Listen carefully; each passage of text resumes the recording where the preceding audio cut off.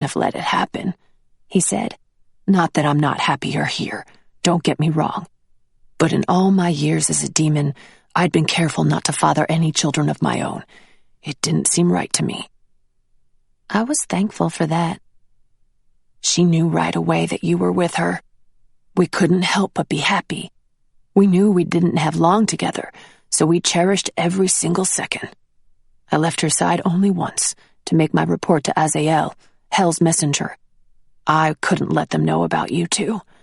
Mariantha heard stories through the other guardian angels about one last angelic Nephilim. We didn't know where else to turn." "Wait, what do you mean, angelic Nephilim?"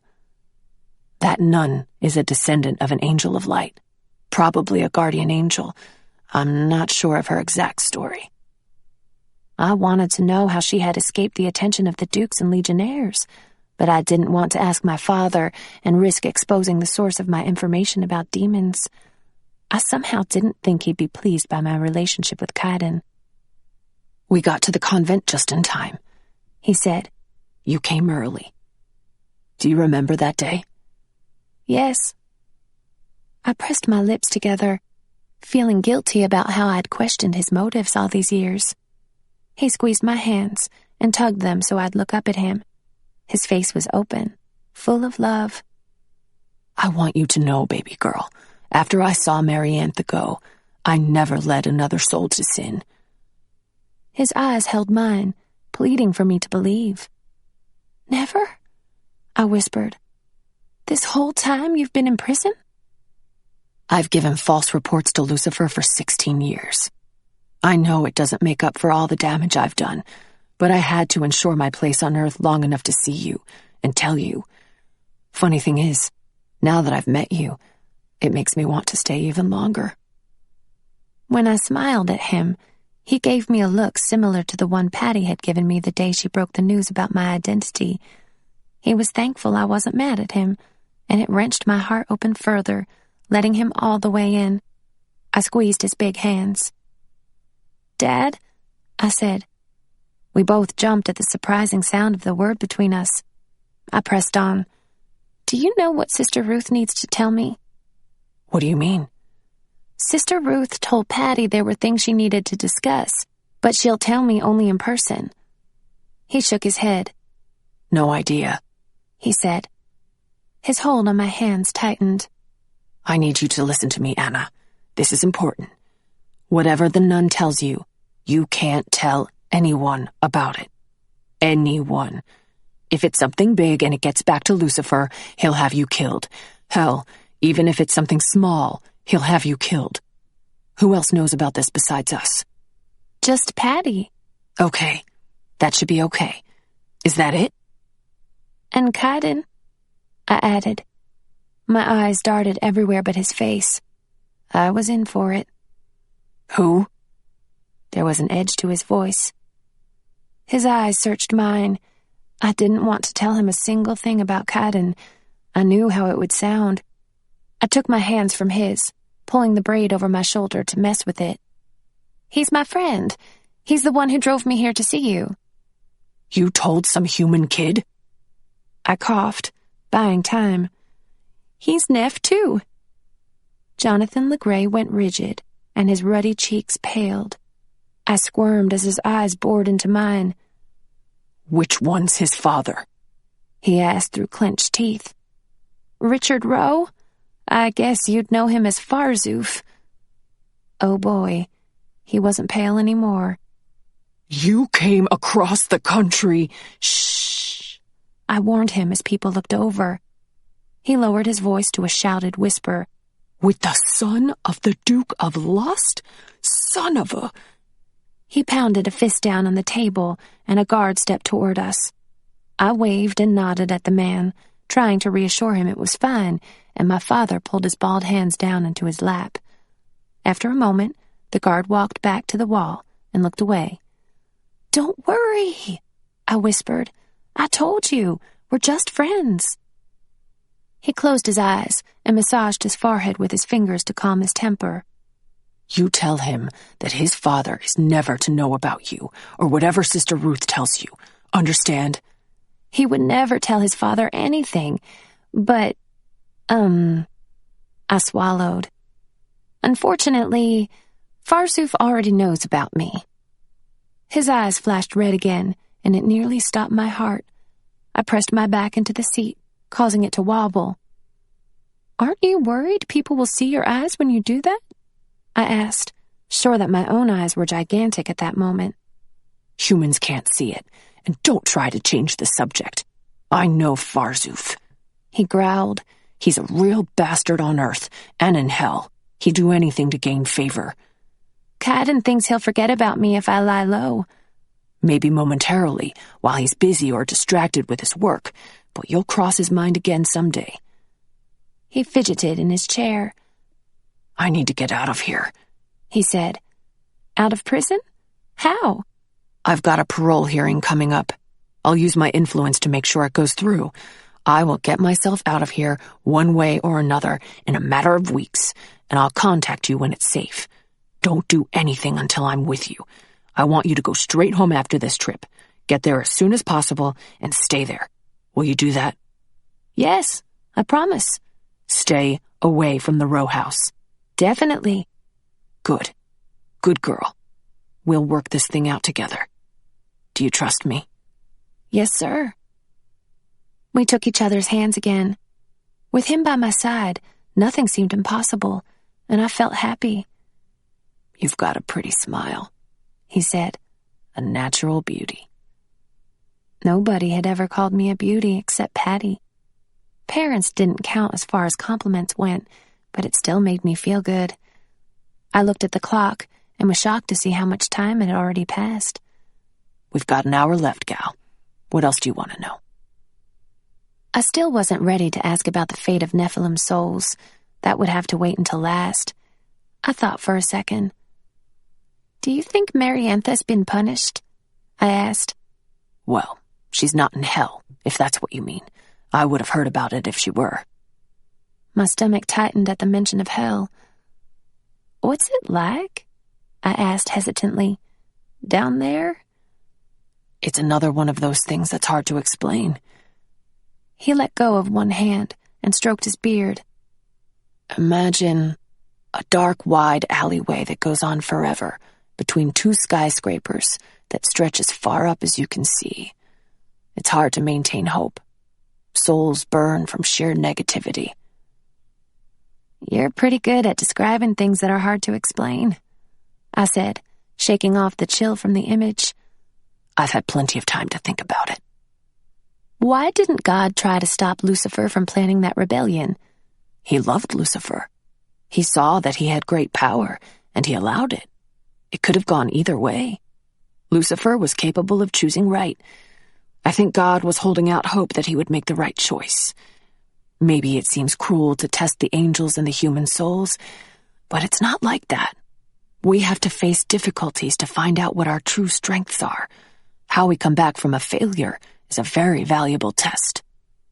"Yes, you could have wanted revenge after the fall," I said. "Easily. And it's all especially hard for humans, who are given the test of faith without ever seeing everything with their own eyes. That's why they're given the ability to sense the Holy Spirit." "How does it work?" He leaned back in his chair, rubbing his hands over his smooth head. "The Holy Spirit is like billions of cell phone signals coming from God and connecting with each soul, a direct link.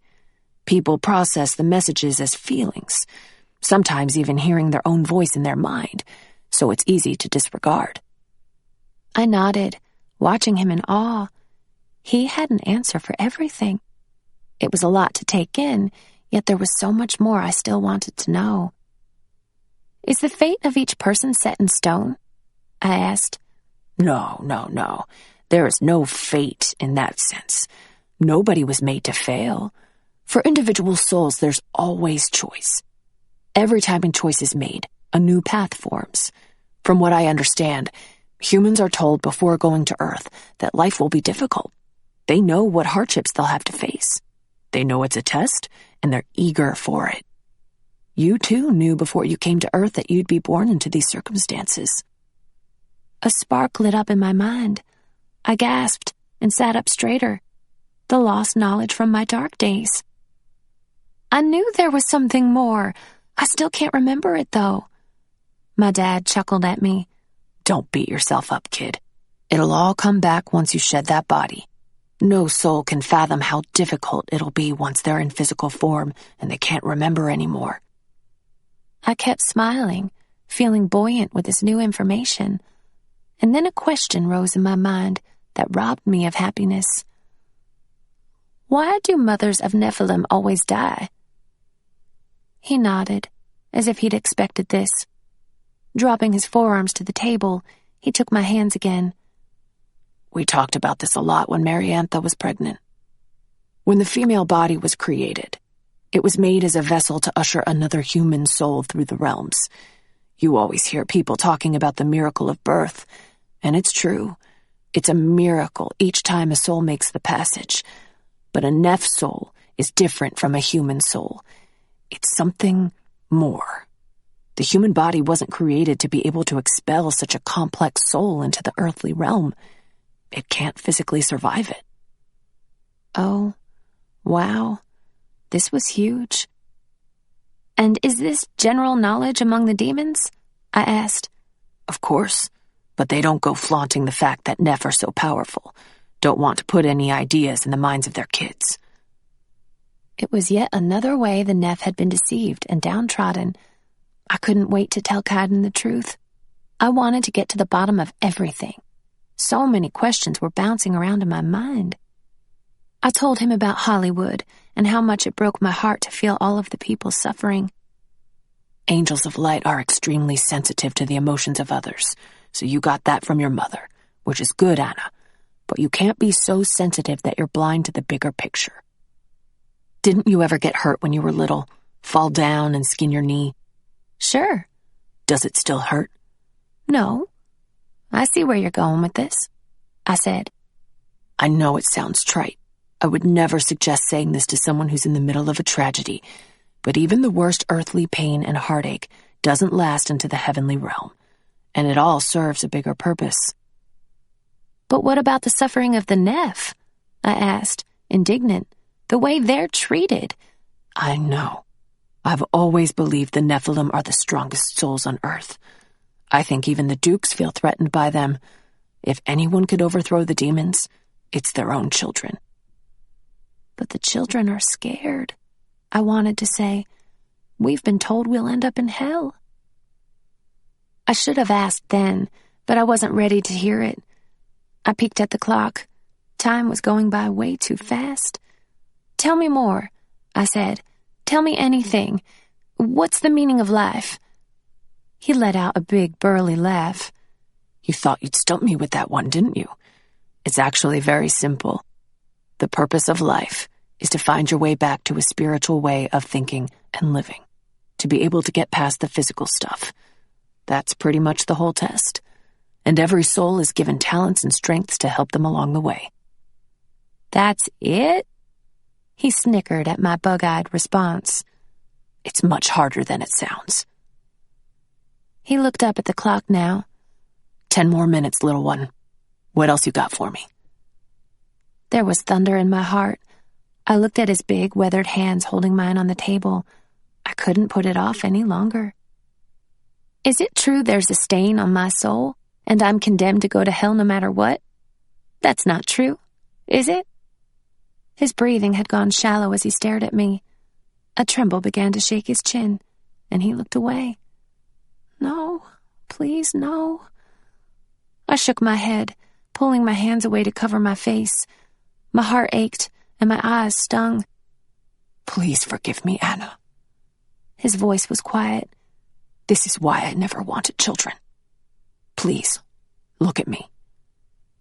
I moved my hands down from my watering eyes, pressing my fingers over my mouth. It might be different for you. Your mother's good might cancel out my bad. We don't know. And if it's true, then I'll be there with you. We'll stick together through the darkness. Why would he do that to us? My voice rose. To all of the Nephilim children. It's not our fault. He leaned across the table, grasping my hands from my face and holding them. His eyes were set on mine. Nothing good comes from anger, he said. Trust me, it'll keep you from thinking clearly. I know you don't want that. Don't lose hope.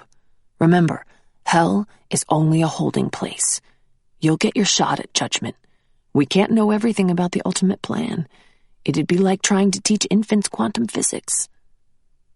I rubbed my face, trying to nod and swallow the sob in my chest. I didn't want to go to hell. There was nothing more petrifying than the idea of a place absent of love. 2 minutes, hollered a guard by the door. Wrap it up and say your goodbyes, folks. We both stood. I came around the table and went into his thick, solid arms. He smelled like soap. It was surreal to be hugged by him, but so right. He kissed the top of my head. I love you, Dad. You don't know how good those words sound to me. I've loved you every day of your life. Thank you for coming to me. I'm proud of you. He pulled away and lifted my chin to make me look at him. Remember everything I told you. Got that? I nodded. And tell the row boy to keep his paws off my little girl, 'cause I'll be out soon to take care of him if he doesn't. Dad? Embarrassing. A whistle blew, and we pulled away from each other. Everyone was standing, hugging, and walking to the doors. My stomach tightened. Please be careful, he urged. I'll see you soon? You bet. He kissed my forehead, and I grudgingly joined the other visitors leaving. At the door, I turned back. He was still watching me, tall and stoic. My whole life, I'd fooled myself into thinking I didn't need his love, but I'd been wrong.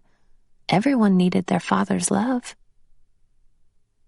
A freshly shaved Kaidan leaned against his shiny black SUV with his arms crossed in the bright California sunshine. He stood up and took off his sunglasses when he saw me. I couldn't look at him. I walked past and opened the door, climbing in. He didn't ask any questions. He just got in and drove, keeping his eyes on the road. When we'd driven 5 miles from the prison, I hid my face in my hands and let loose every tear I had in me. Chapter 17. First Sacrifice. Across from the hotel was a tiny laundromat with 5 washers and 5 dryers run by coin slots. I spent the afternoon doing laundry, while Kaidan went to the hotel's gym. He'd given me his phone in case the convent called. I sat alone in a small chair, thinking while the dryer ran. I'd asked Kaidan if he'd been listening to our conversation while he waited at the prison. He admitted that when he returned that afternoon, he listened for a moment to make sure I was okay, but that was it, and I believed him. I told him every detail of what my father said. He had been a quiet listener, not saying much, not even "I told you so" about the final part. The clothes were finally dry, so I stood there pulling them out one at a time, folding them. I jumped and let out an embarrassing squeak when 2 hands came around my waist. Just me, love, he said, close to my ear. Aren't you the picture of domestication? Do you cook as well? I put both hands on the edge of the dryer to steady myself. The machine was still hot. Kai, I said. I could feel his nose and mouth move over my hair. Why was he doing this to me, telling me not to romanticize him and then nuzzling me from behind? You shouldn't. My knees were shaking. I was so confused. What I really wanted to do was close my eyes and lean back into him, pretending for just a moment that we were together, but I pressed on from a place inside of me that was stronger than my body. I couldn't be one of his momentary girls. Unless you're going to be my boyfriend, you shouldn't touch me like this. He did not pull away, repulsed as I had expected. Instead, he spoke into my hair. The Neff are not permitted to be in relationships, especially not with one another. Nobody has to know, I said into the air, closing my eyes. Just us. It can never happen. His rejection was gentle, but firm. Again, from the place of strength, I found myself taking his hands, untwining them from around my waist and moving them away from me. A second later, he was gone. Hot and then cold, over and over. It can never happen. I had to lean on the dryer now, breathing deeply, feeling the heat. For once, my eyes stayed dry. I had known in my heart there was no chance. Of course there wasn't. He hadn't said he did not want to be with me, only that it wasn't allowed. I tried to cling to that, but I knew I shouldn't. Whatever the reason, there would never be an us, not even in secret, certainly not exclusive, and the sooner I got my head wrapped around that fact, the better. I piled the clothes into my arms and headed to the room. Kaidan was watching TV on his bed. He didn't look at me. I set his clothes on the dresser and packed mine back into my bag. I saw the red t-shirt in the bottom of my bag, the one he'd loaned me at his house. I went and placed it in his pile. I thought about what to do next. My book bag sat on the floor with all my summer reading for AP English that Patty had insisted I bring. I picked it up and lugged it to my bed. "What are you getting into?" he asked. I guessed he was going to act like nothing happened. Well, two could play that. "English," I said, tossing a book of American poetry in my notebook on the bed in front of me. Kaidan turned off the TV and came over, laying his long self across my bed, taking the book and opening it. The nerve. And then it dawned on me painfully. Maybe he wasn't pretending it was no big deal. Maybe it really wasn't a big deal to him at all. And why would it be? Many girls, far more enticing than me, had no doubt asked him to commit, and he'd rejected each one. Why did I think I was any different? Because we shared a secret about our parents and some freaky senses? I've heard the saying that you can't miss what you never had. Only I did. The disappointment hurt. I found an unoccupied corner at the top of my bed and sat with my legs crossed. My head was killing me. I pulled the braid over my shoulder and tugged off the rubber band. I untwined the strands of hair and ran my nails along my sore scalp. I combed my fingers through the deep waves made by the braid to get out any tangles. Kaidan made a strange guttural sound and then coughed. When I looked over, he was staring hard at the book. His eyes moved over me and went back to the book again. What was his problem? I felt pouty, and I was glad I knew how to hide my colors now. I opened my notebook with a dramatic whoosh and yanked out the top worksheet. The first question made me grumble. "What's the matter?" Kaidan asked. I can't stand these kinds of questions. What is the author's opinion of death as seen in lines 18 to 21? It's a poem, for crying out loud. The beauty of poetry is that it can mean different things to different people at different times. But you know they're expecting one specific so-called correct answer, and any other thoughtful response will be counted off. It's wrong to dissect poetry like this. I threw down the paper in heated passion and felt his hand cut my cheek. I hadn't even noticed him sitting up during my tirade. My heart was already pumping hard when I turned my face to him. Kaidan's eyes were on fire, and his sweet, earthy scent slammed my senses. "Seriously?" I whispered, unable to look away. "You're doing that bedroom eyes thing again." We met halfway. His lips were as hot as his eyes, sending a shock wave through me. His tender mouth opened mine, and I could sense the red of passion, like silk, circling us, pulling us closer. I was aware of a half-hearted battle within me, but I clambered nearer, pushing the notebook and papers to the floor. His lips broke away from mine and moved greedily down my neck. A moan escaped me at the feel of his hot breath on my skin, and it was all the encouragement he needed. He was on top of me, and I was gripped by an unfamiliar hunger.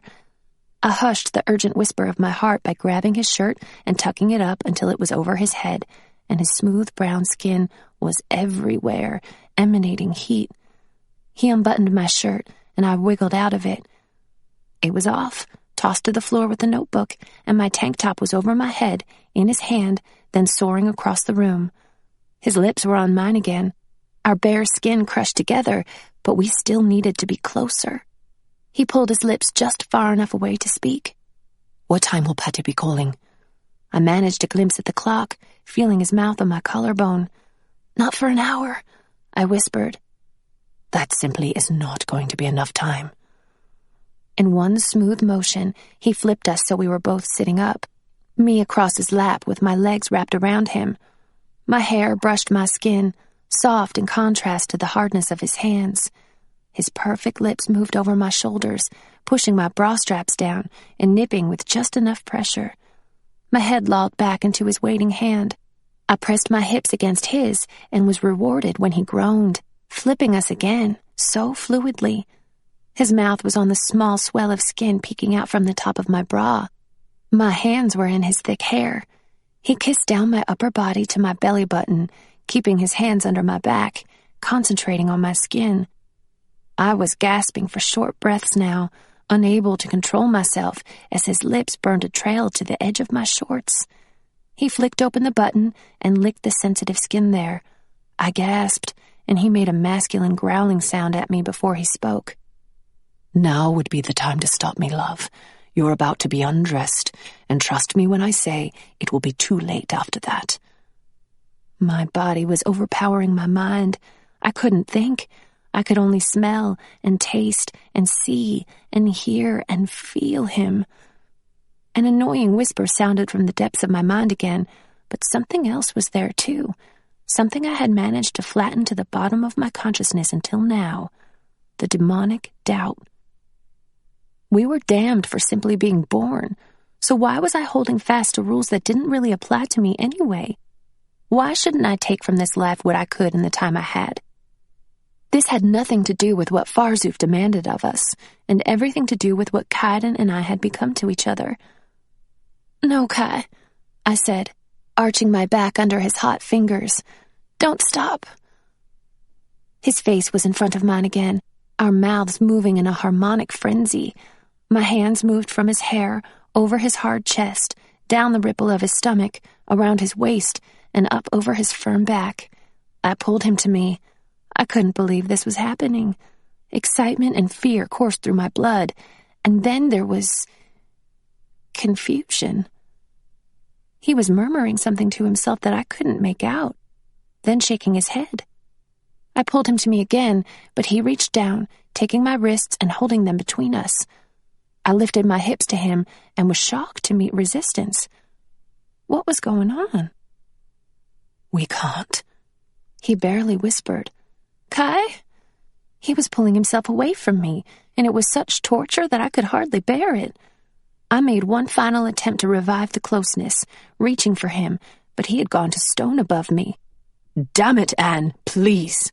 Don't move. I lay still, breathing hard and staring into his deep blue eyes until he ripped his gaze away. He rolled to the side of the bed and got up, moving an agonizing distance away. He groaned and grabbed his hair hard in both of his fists, then began to pace, shaking his head from side to side. His blood-red badge pumped as hard as my heart. I sat up, mindful of my heated, exposed skin in the room's cool air. I grabbed a pillow and pressed it to my chest in a tight hug. Every inch of skin he had kissed felt like it was on fire. Rejection swept over me, turning my heat to ice. Saying he wouldn't be my boyfriend was one thing, but this? You don't want me. Such a pathetic revelation would have been better left unsaid. He groaned again, louder this time, and squatted to the floor, pushing his fists into his eyes. He was in obvious pain. I wanted to reach out to him, but I knew I couldn't. Don't do that. His voice was jagged. That was the single most difficult thing I've done in my entire life. He stood again, the side of his body slamming into me full force. I don't understand then, I whispered. You didn't do anything wrong, okay? His voice edged on frantic, and don't think for a second I don't want you. He had to stop and growl at this, pressing his knuckles to his forehead. It shouldn't be like this, he said. Like what? I asked. Uncommitted, in a hotel room. Then commit, I said.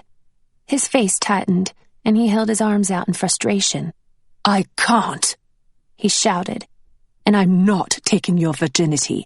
You would regret it." He turned away from me, leaning his forehead against the wall. He was still out of breath as he slid downward, turning and slumping in the corner of the room, elbows on his knees, face in his hands.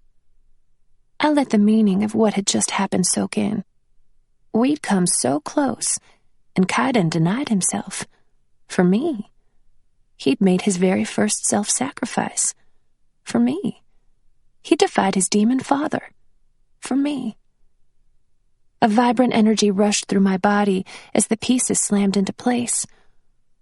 Oh, dear Lord. I was in love with him, and there wasn't a thing on earth, in heaven, or in hell that could have stopped me. In that moment of shocking realization, he turned to me and stared. My emotional guard was down. I snapped my mind back into hiding mode, but it was too late. He'd seen it. I held my breath for his reaction. He closed his eyes and let his head drop to his chest, posture slumping. Not the response of my dreams. I focused, finding it difficult to contain the hugeness of my emotion for him. Now that I saw it for what it was all-encompassing. I closed my eyes and kept it hidden with every scrap of willpower in me. I stood, still hugging the pillow, and walked quickly over to retrieve my shirt from the top of the television. Dropping the pillow, I pulled the tank top over my head and buttoned my shorts. I needed to leave, take a walk to clear my head and give him time to himself. And then the phone rang. Oh, geez. He didn't move, so I walked over to the nightstand where it lay and peeked at the caller ID. My heart leaped, and my fingers fumbled to pick it up and press the green button. "Hello?" I said. "Miss Witt? It's Sister Emily." "Is she awake?" "I'm so sorry, dear. Sister Ruth has gone to be with the Lord." "What?" My stomach plummeted and I sat hard on the bed, a profound sense of loss inundating my soul. "No," I whispered. "I'm afraid so. Several years ago she had a will drawn up, and she left everything to you. I've gone through her personal effects, and there was only one thing besides her clothing and her Bible, a small box. Can you come to the convent?" "Yes, I'll be right there." Chapter 18. Getting Zapped. Nestled within the big city was the small convent, quaint and hidden among a border of evergreens, overshadowed by the larger orphanage next to it. It wasn't the kind of place that would attract interest from tourists. It would go easily unnoticed by most locals, too. Kaidan pulled the car through the open gate. Past the trees and a small lawn was a simple 2-story faded brick building, overrun by the sides of vines. We parked in a gravel area and looked at the building.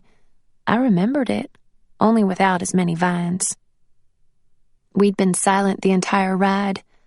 I wished I could somehow ease the tension between us, but it had to run its course. Things had shifted tonight, in a big way. "I'll wait here," Kaidan told me. I got out and made my way to the entrance on a cracked concrete walkway. The early evening air was still hot, but made bearable by the sweetness of honeysuckle in the air. At the door, I read the small placard, "Convent of Our Mother Mary."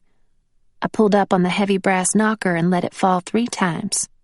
A young nun answered, wearing a long-sleeved flowered dress falling below her knees, with white tights and sandals. Her hair was pulled into a bun, and a crucifix hung around her neck. The sister touched a hand to her heart. A thin stream of navy blue grief ran through the lavender piece in her aura. "You must be Anna. Thank you so much for coming." She invited me into the foyer area and gave me a warm hug, which I needed, even from a stranger. As she left to retrieve the box, I looked around the creamy walls of the foyer and felt comforted. I could remember being here in Patty's arms as she said goodbye to Sister Ruth 16 years ago. There was still a fountain against the wall, trickling a stream of water, like a rush of nostalgia. The young nun came down the wooden steps and handed me a small box. It was over a foot in length and sealed with layers of tape. "Thank you for everything," I told her. "You're welcome, dear." She clasped her hands in front of her. "I'm sorry you didn't get a chance to meet Sister Ruth. She was the most precious soul I've ever known." "I'm sorry, too." She dabbed at her eyes with a handkerchief, and I felt the huge regret of loss as we hugged one last time, and I turned to leave. Sister Ruth was gone, and with her went whatever knowledge she'd held. Kaidan didn't glance at me when I climbed back in with the box on my lap. He made a fast turn and exited the lot, kicking up gravel. His mood hadn't improved. I wanted him to say something. I ran my fingers along the taped edges of the box, sorting through a list of meaningless topics that could fill the space between us. Sister Ruth's death only deepened the void. When we got back to the hotel, we walked to the room together. I climbed on my bed and sat with the box on my lap. I looked up at Kaidan, who was half sitting, half leaning on the table across from me with his arms crossed and his eyes far away in thought. "May I use one of your knives?" I asked. "Here, let me." He sat across from me and pulled out a knife, slicing around the edges. I opened the cardboard flap. Inside was a wooden box so old and smooth that the wood looked petrified. I pulled it out and set the cardboard box on the floor. A small gold clasp held the lid shut. I undid the clasp and lifted the lid.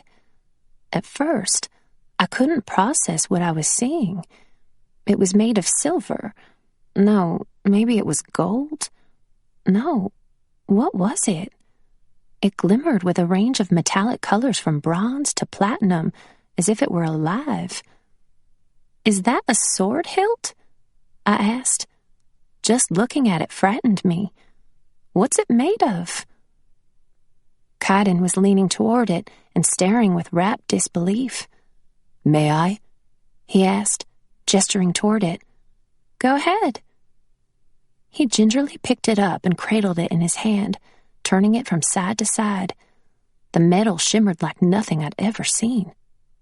"I don't believe it," Kaidan whispered. "What? What is it?" His face seemed to register the object, and he dropped it back into the wooden box, rubbing his hands together and staring down with awe-inspired terror. I reached down to feel it myself, but when my finger touched the warm metal, a bolt of energy zapped through my finger and up my arm. I yelled and yanked my hand away. Kaidan sat up straight and stared at me, hair hanging in his rounded eyes.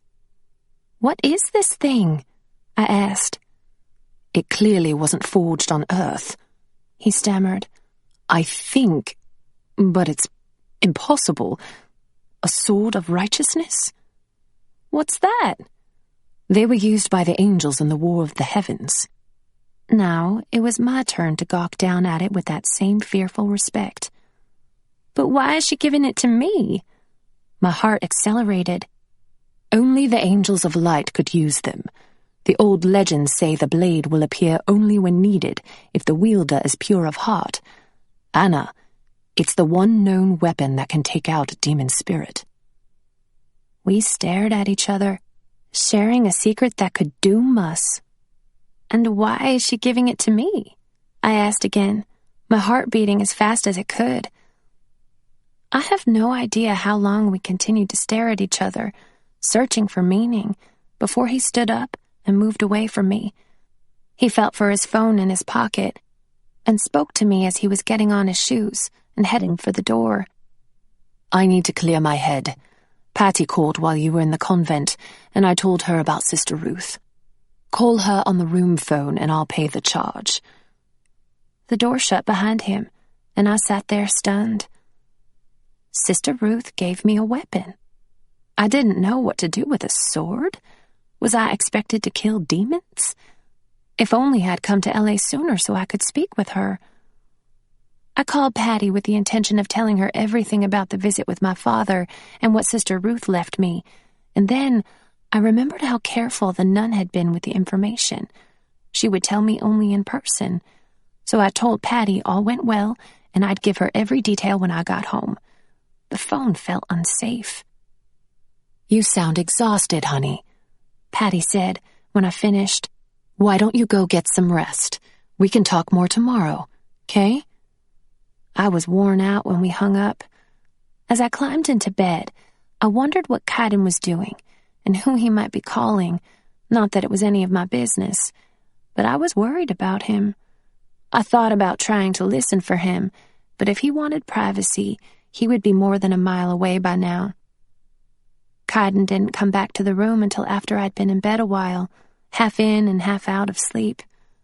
I tossed and turned all night, even crying out and waking myself once with a dream I couldn't recall. Kaidan lay still all night in his own bed.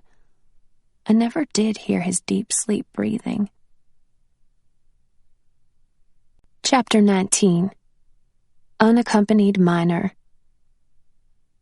I must have finally dozed off, only to be awoken by a screeching buzz.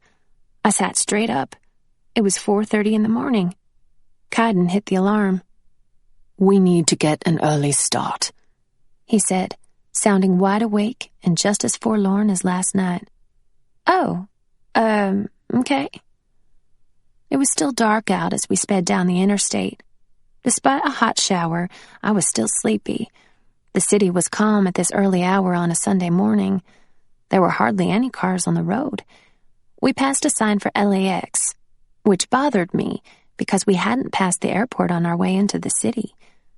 Where are we going? I asked.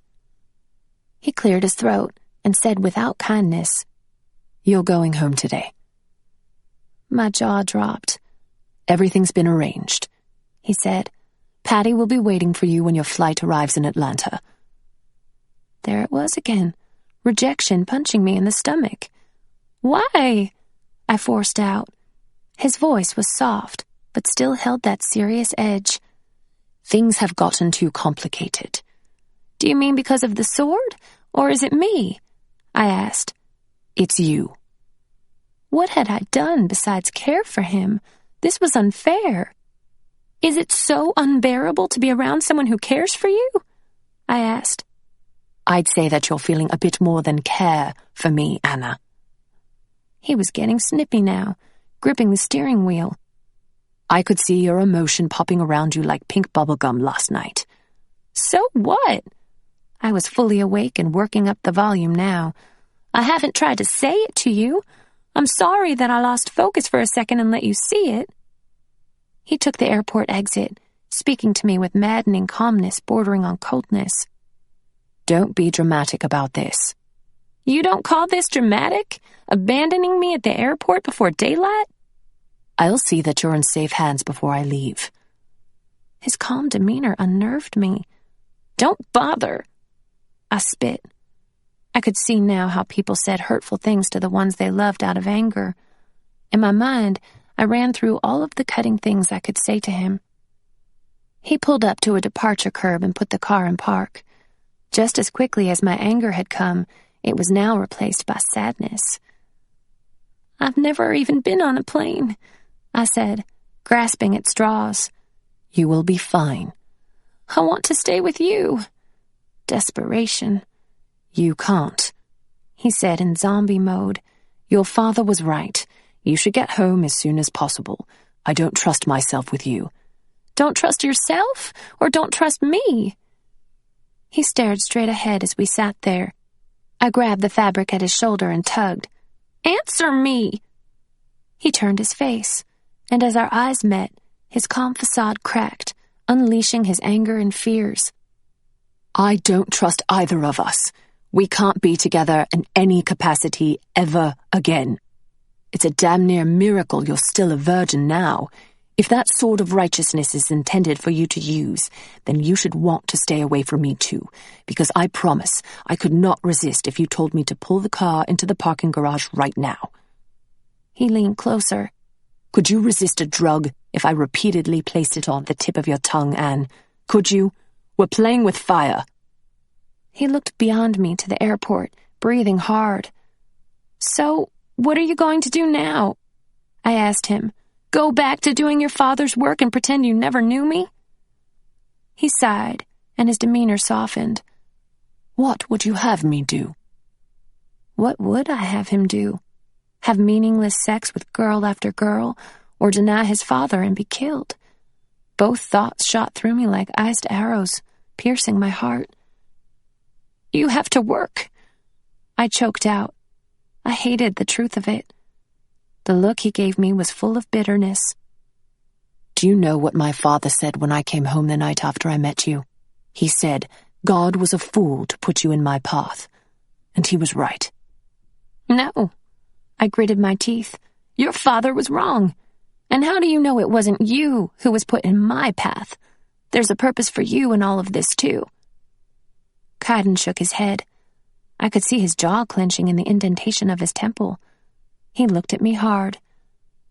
"Do you want to know why my father chose to live in Atlanta, even though his job was in New York? He's got this infatuation going on with that human woman, Marissa.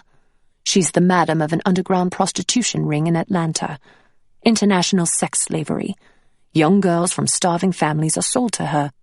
And guess who gets to introduce those girls to their new lives?" I held my breath and froze. There were no words to comfort this kind of pain. My stomach clenched. "Marissa calls the girls her nieces. The girl they brought me the night before our trip was the youngest ever. She couldn't have been 12. Dear God. For the first time ever, I refused him, told him I couldn't. And do you know why?" I shook my head, riveted by his eyes as the words poured out of him fast and powerful. "Because all I could think about was you, Anna, and how good you are, and what you'd think. You put thoughts into my head that Neff shouldn't have." He paused, staring out the window. "My father let it slide for now, but he was furious. He'll be watching me now, testing me. I can't afford to have anything more to do with you." We were quiet a long time. I didn't want to leave him yet, not like this. I had no idea what to say. "Kai, I know you're scared and freaked out. I am too. But maybe this sword is a sign that something's going to happen. Something good for the Neff." His head was lowered. He was staring blankly at the console between us. "You felt power when you touched the hilt, didn't you?" he asked, lifting his blue eyes to me through strands of hair. I nodded. "Well, I didn't. I'm not worthy to help with whatever plan they have for you. So just go back to your sweet and innocent life and stay away from me." "Please," I begged. "Don't push me away. We can be friends and—" He took my chin in his firm hand and looked at me. "We can never just be friends, Anna. Get it through your head now. There can be nothing." He released me and got out of the car. I sat there, hating the stinging in my eyes and throat. I watched in the side mirror as he spoke with an airline worker at the outdoor check-in. With a short extension of my senses, I heard him tell the man my ticket had been purchased over the phone last night, and I was traveling as an unaccompanied minor for the very first time. The employee assured him they'd look after me. Kaidan thanked him and walked back to the car, opening my door. I took my time stepping out. I thought about making a scene, but I couldn't bring myself to do it. He showed me a small wad of money and then pushed it into my pocket.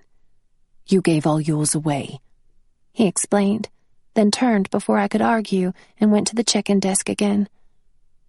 In a foggy dream, I was presenting my ID and receiving a boarding pass. We walked back to the car, out of the way of other passengers who were showing up. We stood facing each other. Did it have to be like this? I took a chance and leaned my forehead against his chest, expecting him to push me away, but he didn't.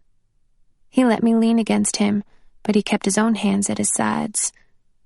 "It's time for you to go," he said. "Wait." I looked up at him. "There's something I need to know." I was scrambling for time, and there had been something nagging at me this whole trip, especially after last night. "Remember at the beginning of the trip, when you said you always know right away what you'd have to do to get a girl into bed? Even me?" He shoved his hands deep into his pockets, and I saw his forearms flex. His eyes went smoky blue in that dangerous way of his, and he gave a single nod. "What would you have to do?" I asked. "For me?" Let's not go there, he said in a low voice. Tell me, please. He stared at my face, paying special attention to my freckle. He wet his lips and clenched his jaw. Fine, he finally said. I'd have to make you believe I loved you. I closed my eyes. That one hurt, mostly because I realized deep down I had thought he loved me. I had a very bad case of good girl syndrome. Had this whole trip been a game for him then? Was I nothing more than another silly girl who'd been foolish enough to fall for him? I shook my head. I couldn't believe that. He stared down, daring me to ask more. I wish, just once, that I could see your colors, I whispered. Well, I'm glad you can't, and I wish I'd never seen yours. He'd been right when he said the truth could hurt far worse than any lie. With a deep breath, I turned from him, picked up my bag, and walked into the airport, not looking back. The mind is its own place, and in itself can make a heaven of hell, a hell of heaven. John Milton, Paradise Lost. Chapter 20. Elephant in the Room. If I didn't know any better, I would swear Patty could see colors and read minds. Maybe it went along with the territory of motherhood. When she picked me up from the airport, she stated halfway home, "You're in love with him." All I could do was nod. "You're hurting. I shouldn't have let you go," she said. "No, I'm glad I went. I had to do it. I wouldn't take it back. Besides, unrequited love is one of those things that all teenagers have to go through, right?" I tried to smile. "Unrequited?"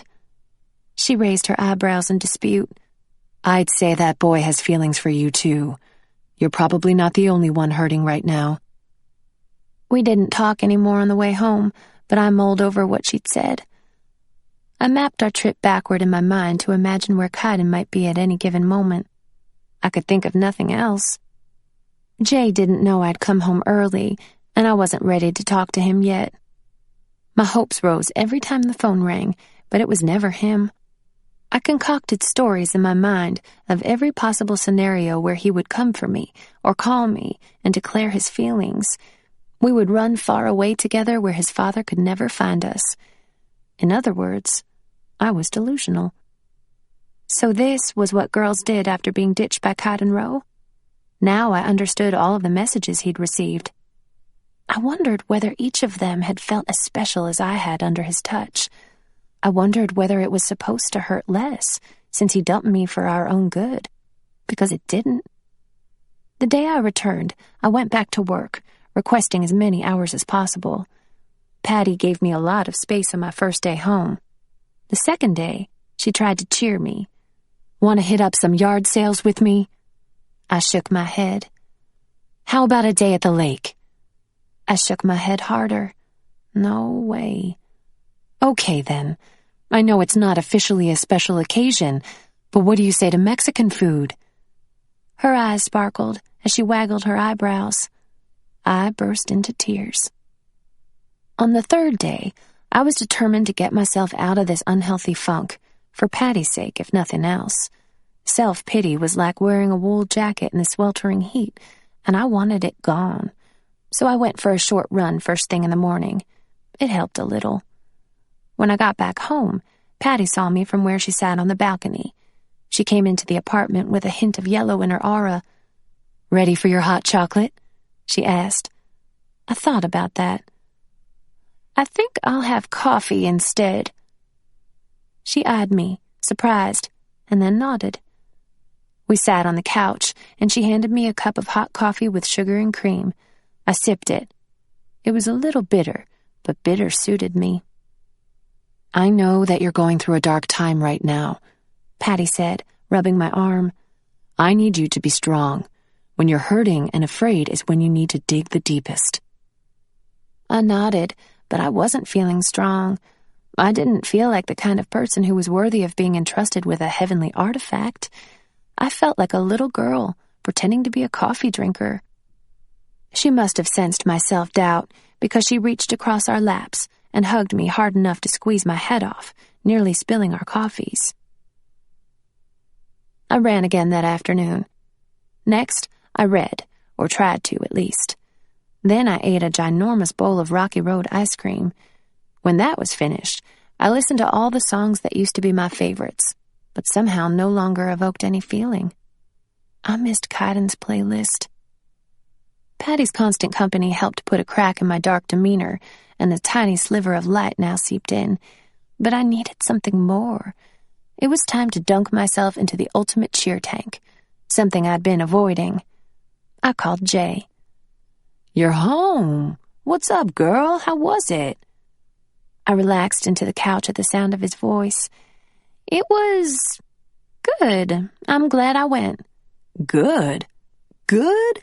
Okay, I can see you're gonna be difficult. I'm coming over. Stay right where you are, shorty." Jay was in my living room in record time, full of life and a yellow-orange energy. He picked me up in a bear hug, and I squealed. In the week since I'd seen him, his hair had grown into a thick fuzz, and his little chin hair was longer too. He sprawled himself on the couch, and I sat cross-legged in the recliner. "First of all," he started, "how long did it take for you to fall for him?" His tone was super light, but I blanched. "Let me guess," he said. 2 days. 4, I said softly. Jay let out a whoop and smacked his knee. "Stronger than the average girl?" He gave me a proud grin. "Wait, you're not, like, in love or whatever, are you?" "I love him." "Geez, don't sound too happy about it." "Think about who we're discussing here," I reminded him. He registered that. "Did he hurt you?" "Not physically." "Did you guys do it? Not that it's any of my business, but did you?" "No, thanks to Kaidan." I concentrated on the unraveling upholstery on the arm of the recliner. "You okay?" he asked. "Not yet." "Damn." He sat back on the couch and looked out the back door. "Well, don't take it too hard. You're way too sweet for him anyway." I swallowed hard. "How'd it go with your dad?" he asked. This was more comfortable ground, although I'd have to filter almost the entire conversation. "It was good. He's got a shaved head like a big scary biker." I got a cozy feeling as I thought of my dad. "I'm glad I met him. I think he'll be a big part of my life now, weird as it sounds." "That's awesome, Anna." "Yeah." I told him all about my dad's redemption found in prison and how he might be getting out soon. I was already looking forward to seeing him again. Patty came home, an aura of soft blue relief blooming around her when she saw me with Jay. He hopped up to greet her with a hug. "Good to see you, Miss Witt." "So good to see you too, Jay." She rubbed his head. "And please, won't you ever just call me Patty?" A feeling of normalcy crept back into my life with the two of them there. For those few precious moments, I was happy, not thinking about anything else, until Jay lifted his chin and looked at my neck.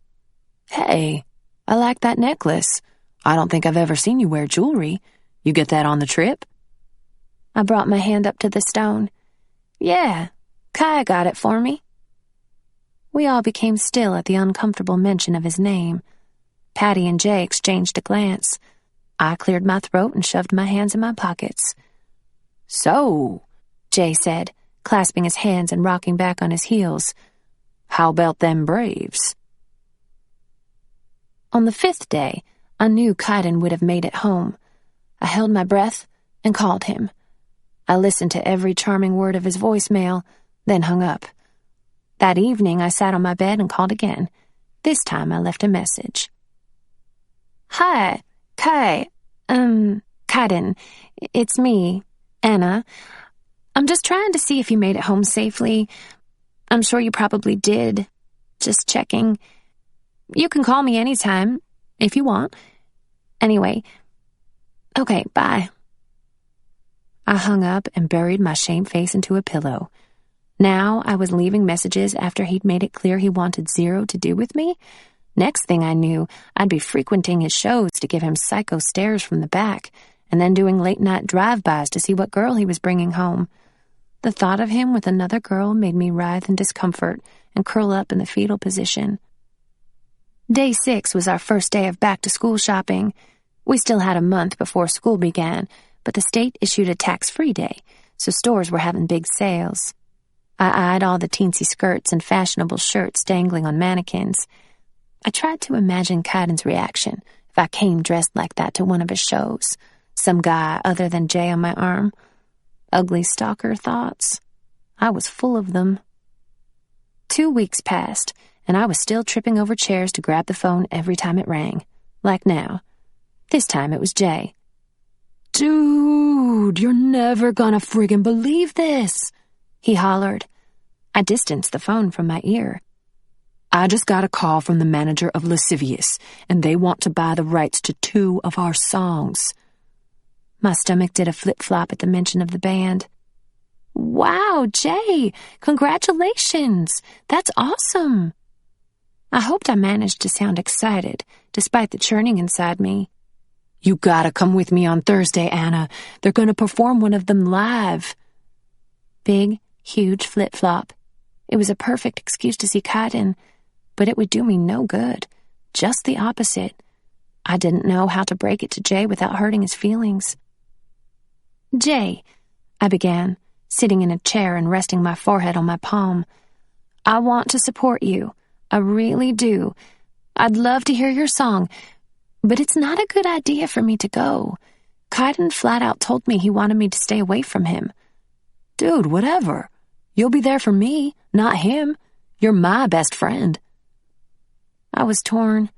It broke my heart to think of not being there for Jay, but Kaidan had made himself clear. Still, I was the worst friend ever. "Look, Jay, I'm going to be honest with you, even though it's embarrassing. I'm one step away from stalking him." My voice shook. "All I do is think of him. If there were no such thing as caller ID, I would call him all day just to listen to him talking on his voicemail. I'm having an extremely difficult time getting over him. If I see him again—" "Sorry, man. I guess I didn't think about it that way. It's cool. I understand." His feelings were hurt. I could tell it in his voice, and it made my eyes sting. "I'm so sorry, Jay. Will you please call me the second you leave the show and tell me everything?" I asked. "I don't care how late it is. Promise me." "All right. Sure." The disappointment in his voice tore me up inside. We hung up, and I got the itchy-fingered urge to call Kaidan again, this time with the excuse of talking about Jay's songs. I threw the phone away from me like a poisonous viper into the chair across the room. I sat on my bed with the phone on my lap at 11:30 on Thursday night. I'd warned Patty that Jay would be calling late. When it rang, I snatched it up. "Hello?" I whispered. "Oh, man, you just missed the best show ever." I smiled. At least he didn't sound upset with me anymore. "How was your song? Did they do it justice?" "Dude, I'm not even kidding. It was 1,000,000 times better than I imagined it." I was feeling giddy for him. "Yeah? That good, huh?" "Definitely. I can't wait for you to hear it. Everyone was rocking out to it, the whole place. I almost cried like a big, well, like you. Haha, but I didn't." He heaved a great big sigh of contentment. "I'm so happy for you, Jay. You deserve it." I felt very bad at that moment, regretful that I didn't go and just hide in a corner at the show or something. "They're talking about going to LA to make a record in the next year." I got quiet. Los Angeles? Would he have to move there? I lay down on my side and pulled my big pillow into a hug, keeping the phone at my ear. "You still there?" Jay asked. "I'm still here. Sorry." "That's great news." "Yeah." "Hey," he said. "There's something else, too. I don't know. Maybe I shouldn't tell you." Uh-oh. Well, you have to tell me now that you brought it up. "All right. Well, afterward, backstage, Kaidan was surrounded by all of these girls. Oh gosh, gag reflex. But as soon as he saw me, he left them all hanging and came straight over. He said he liked the songs, which was cool. Then he asked where you were, and I said you were at home. And he was all, "How is she?" And I was like, "Well, she's been better, man." And I don't know, it was weird. He wasn't acting right. He bolted right after that, didn't even stay to party. He paused, quiet. What really happened between you guys? I was more confused than ever when I whispered, "I don't know." He asked about me. He didn't stay to party. Maybe he's just one of those players who won't let himself get too close to anybody, Jay theorized. Yeah, I said. Or maybe he's got some serious daddy issues. Jay laughed at that. I wished I were joking. Chapter 21. Tea for Twins. It was our last day shopping for back-to-school stuff, and we'd gone to the mall. The sky was overcast, and the cramped parking garage was so dim I had to adjust my sight. I held both the shopping bags, while Patty dug around in her purse for the keys. If I hadn't been using my extended vision, I might not have noticed them standing at the other end of the garage. 4 Neff, 2 male, 2 female, each with a small starburst badge. I almost dropped the bags, tightening my grip just in time. Then I casually looked around, pretending not to notice them watching me. I thought of Kaidan's words the day I'd gone to his house. Neff don't show up unless they're looking for trouble. I kept my face neutral, hoping not to give away my internal panic. I wished Patty weren't with me. She unlocked our doors, and we climbed in. I sneaked a peek and saw the 4 climbing into a shiny black car in the next row. They were going to follow us. I had to think. Using a receipt from one of the bags and a pen from the glove compartment, I scribbled a note as fast as my trembling hand would allow. We are being followed. Act normal. Don't go home. Slow down when we go around the bend of the elementary school, and I'll jump out and run. You keep going, to the church. I'll call your cell when it's safe. Patty's eyes looked up and down from the road to the note that I held low between us. Her knuckles whitened, and she gave a tiny, frantic shake of her head. Great. She was going to be difficult. I'll run to the ball fields. There should be weekend games today, all sports, and lots of people. I could try to blend in and lose them. Oh, but what if they went after Patty instead of me? One way or another, this was not good. I shoved the paper in my pocket. Patty's face was pale and shiny from sweat. She gave a small nod of agreement. Now, we needed to act normal. I hoped Patty would play along. Thanks for taking me today, I said. I think I'm finally ready for school. No problem, honey. You sure you don't need another bra, though?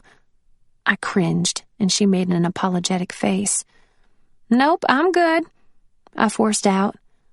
I glanced at the side mirror. They were 4 cars behind us. I pushed out my hearing to them, but found only silence in their car. We were coming up on the blind curve by the elementary school. They wouldn't be able to see us for about 10 seconds while we rounded the slow bend. Next to the school was a patch of forest, and on the other side of those woods were soccer, baseball, and general playing fields. If I could just get there, I would have a chance. My heart pounded as we started the turn. Patty gave my arm a squeeze. I opened the door and jumped out, closing it as quietly as I could. I took off at a dead sprint, running faster than I ever had. I wasn't stupid enough to think they wouldn't hear the car door close or my footfalls as I ran. I just hoped I'd be fast enough to get somewhere I could hide. I could see the forest at the edge of the school now. I zipped past the side of the building and ran into the mesh of trees. Branches stung my face, but I never slowed. Voices came from the nearby fields now. Almost there. Exhilaration flooded my senses as I flew through the woods. I suddenly heard something coming up behind me, even louder than the voices ahead of me from the fields. It was the slamming of feet in the brush. Someone else was running. Fast.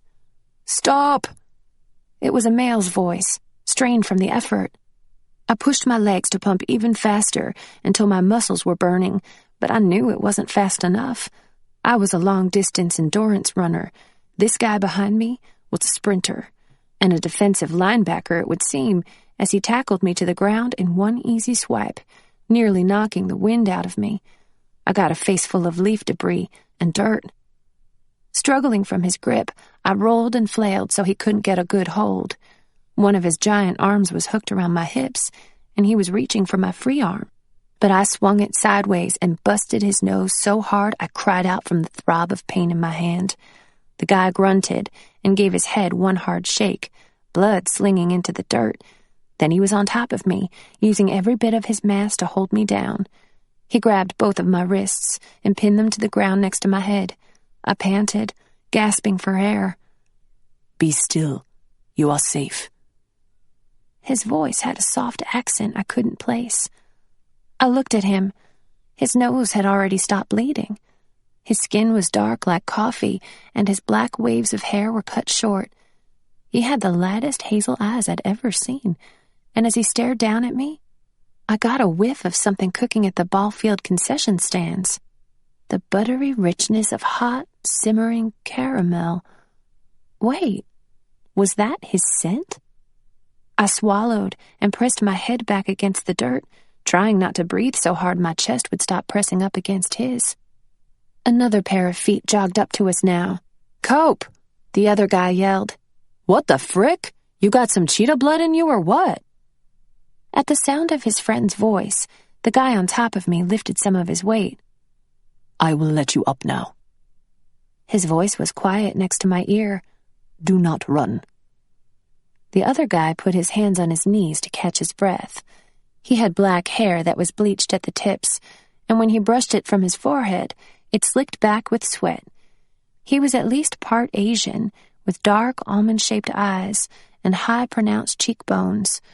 I exhaled and closed my eyes, realizing who they were.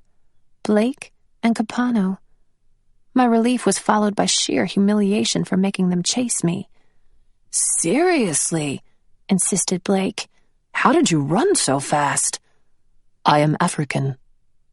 Without taking his eyes from mine, Capano eased himself off me, and I sat up.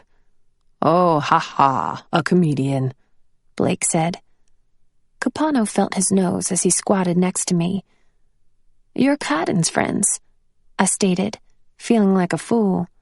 "Something like that," Blake said. "He's not exactly Mr. Friendly." He pulled a cell phone from his pocket and dialed, putting it to his ear. "Hey, come back to the school.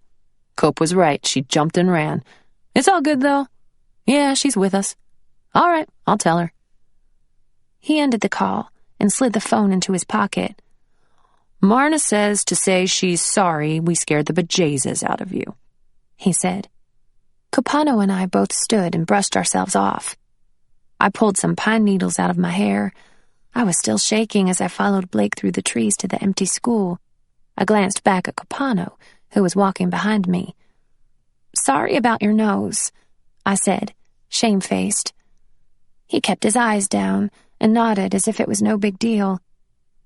I studied his smooth features and full lips for a moment before turning my head forward again. I wasn't sure what to think about the look he'd given me on the ground, or the way he'd smelled. It felt like forever before we found the edge of the woods and made our way to the school's parking lot, empty except for the black car and two of the most beautiful girls I'd ever seen standing in front of it. I could hear their conversation. "She's 16? One asked in surprise.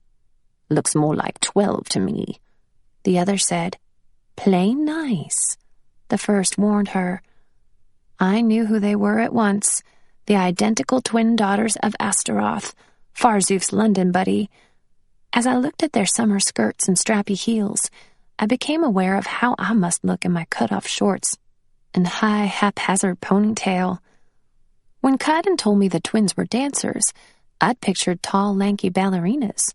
But no, their bodies screamed salsa and tango. Tiny waists nestled between amply rounded chests and hips. Any dancing they did was the booty-shaking kind. They were not much taller than me, with shiny brown hair styled into layers, and an array of perfectly fashionable accessories. Like Kaidan, they oozed sex appeal. The other two guys weren't hard on the eyes either. Apparently, Farzuf was not the only demon to choose an attractive body to inhabit, and an attractive mate to give him a child, which was smart. Charming, good-looking people could get away with a lot. We were all together now, standing in a circle, surveying one another. "Scared ya, didn't we?" Blake said, lifting an eyebrow that I just noticed was pierced. He wore a tight hemp necklace with a shell in the middle, and his badge was the poisonous green of envy. "What are you guys doing here?" I asked, keeping my voice steady and strong. "We heard a rumor of a Nephilim sister in these parts," said Capano. His light eyes were striking against his dark skin. "Rumor from who?" I asked. Blake shrugged. "Word gets around." "But how did you find me?" "Marna showed her boobs to one of the spirits and he led the way." "Blake, shut up." She gave him a shove. "That's not true. We got your name from Kai, and then we did a little research because he wouldn't tell us anything else about you." "Almost like he was hiding something," the other sister said, crossing her arms and eyeing me. The dirty look I sent her in return was ineffective. I couldn't remember the sisters' names from Kaidan's descriptions, but this girl was the snarky one. We looked toward the entrance of the school as a car drove in, probably a staff worker or janitor. We couldn't just stand there loitering. I made a quick decision to trust them and hoped it wouldn't turn out to be one of my naive moments. "We can talk at my house, if you want," I offered. They looked around at one another before agreeing. I climbed in the back with the girls while Blake took the passenger seat. Capano drove, so I assumed it was his car. Besides my giving the occasional direction, nobody talked. I still had the house key in my pocket, and I was surprised it hadn't fallen out during the wrestling match with Capano. I flushed at the memory as we parked and got out. Capano seemed relaxed, but the other three looked uncomfortable in the small living space of my home. The girls flipped their hair, peering around at the old furniture. I crossed my arms over my chest and tried to appear as tough as my supposedly 12-year-old demeanor would allow. "I need to make a call," I told them. "To whom?" the snarky twin asked. "The woman I was with, Patty." I didn't feel like explaining. I ignored their stares, walked to the counter, and dialed Patty's cell. She answered on the first ring. "It's me." I talked fast, eager to put her out of her misery of worry. "I'm fine. They're just Kaidan's friends. We're at the apartment now." She breathed a sigh of relief. "You can come home whenever you want," I told her. "All right. I'll be there in about 15 minutes. You're sure you're okay?" "I'm sure. I'll see you soon." I hung up. "Doesn't your father have any money?" the mean twin asked, noting our tiny television. "This isn't his place. I live here with my adopted mother." "Is he still in jail?" asked the nice sister. "Yes. That's what we figured. We don't like showing up places where a duke might be." She said the word duke with a shudder. We all stood there in a semicircle, sharing the awkward lull. "What's up with your badge?" asked Blake, sounding like a valley boy. "I'm not sure, to tell you the truth," I told him. I looked at the girls, wishing I could tell them apart. "So you're Ginger and Marna?" "How do you know our names?" they asked simultaneously. "Same way you know mine?" The mean sister narrowed her eyes at me again. What was with her? "Word is you and Kai are work partners." Blake winked at me. I felt my face warm and shrugged noncommittally.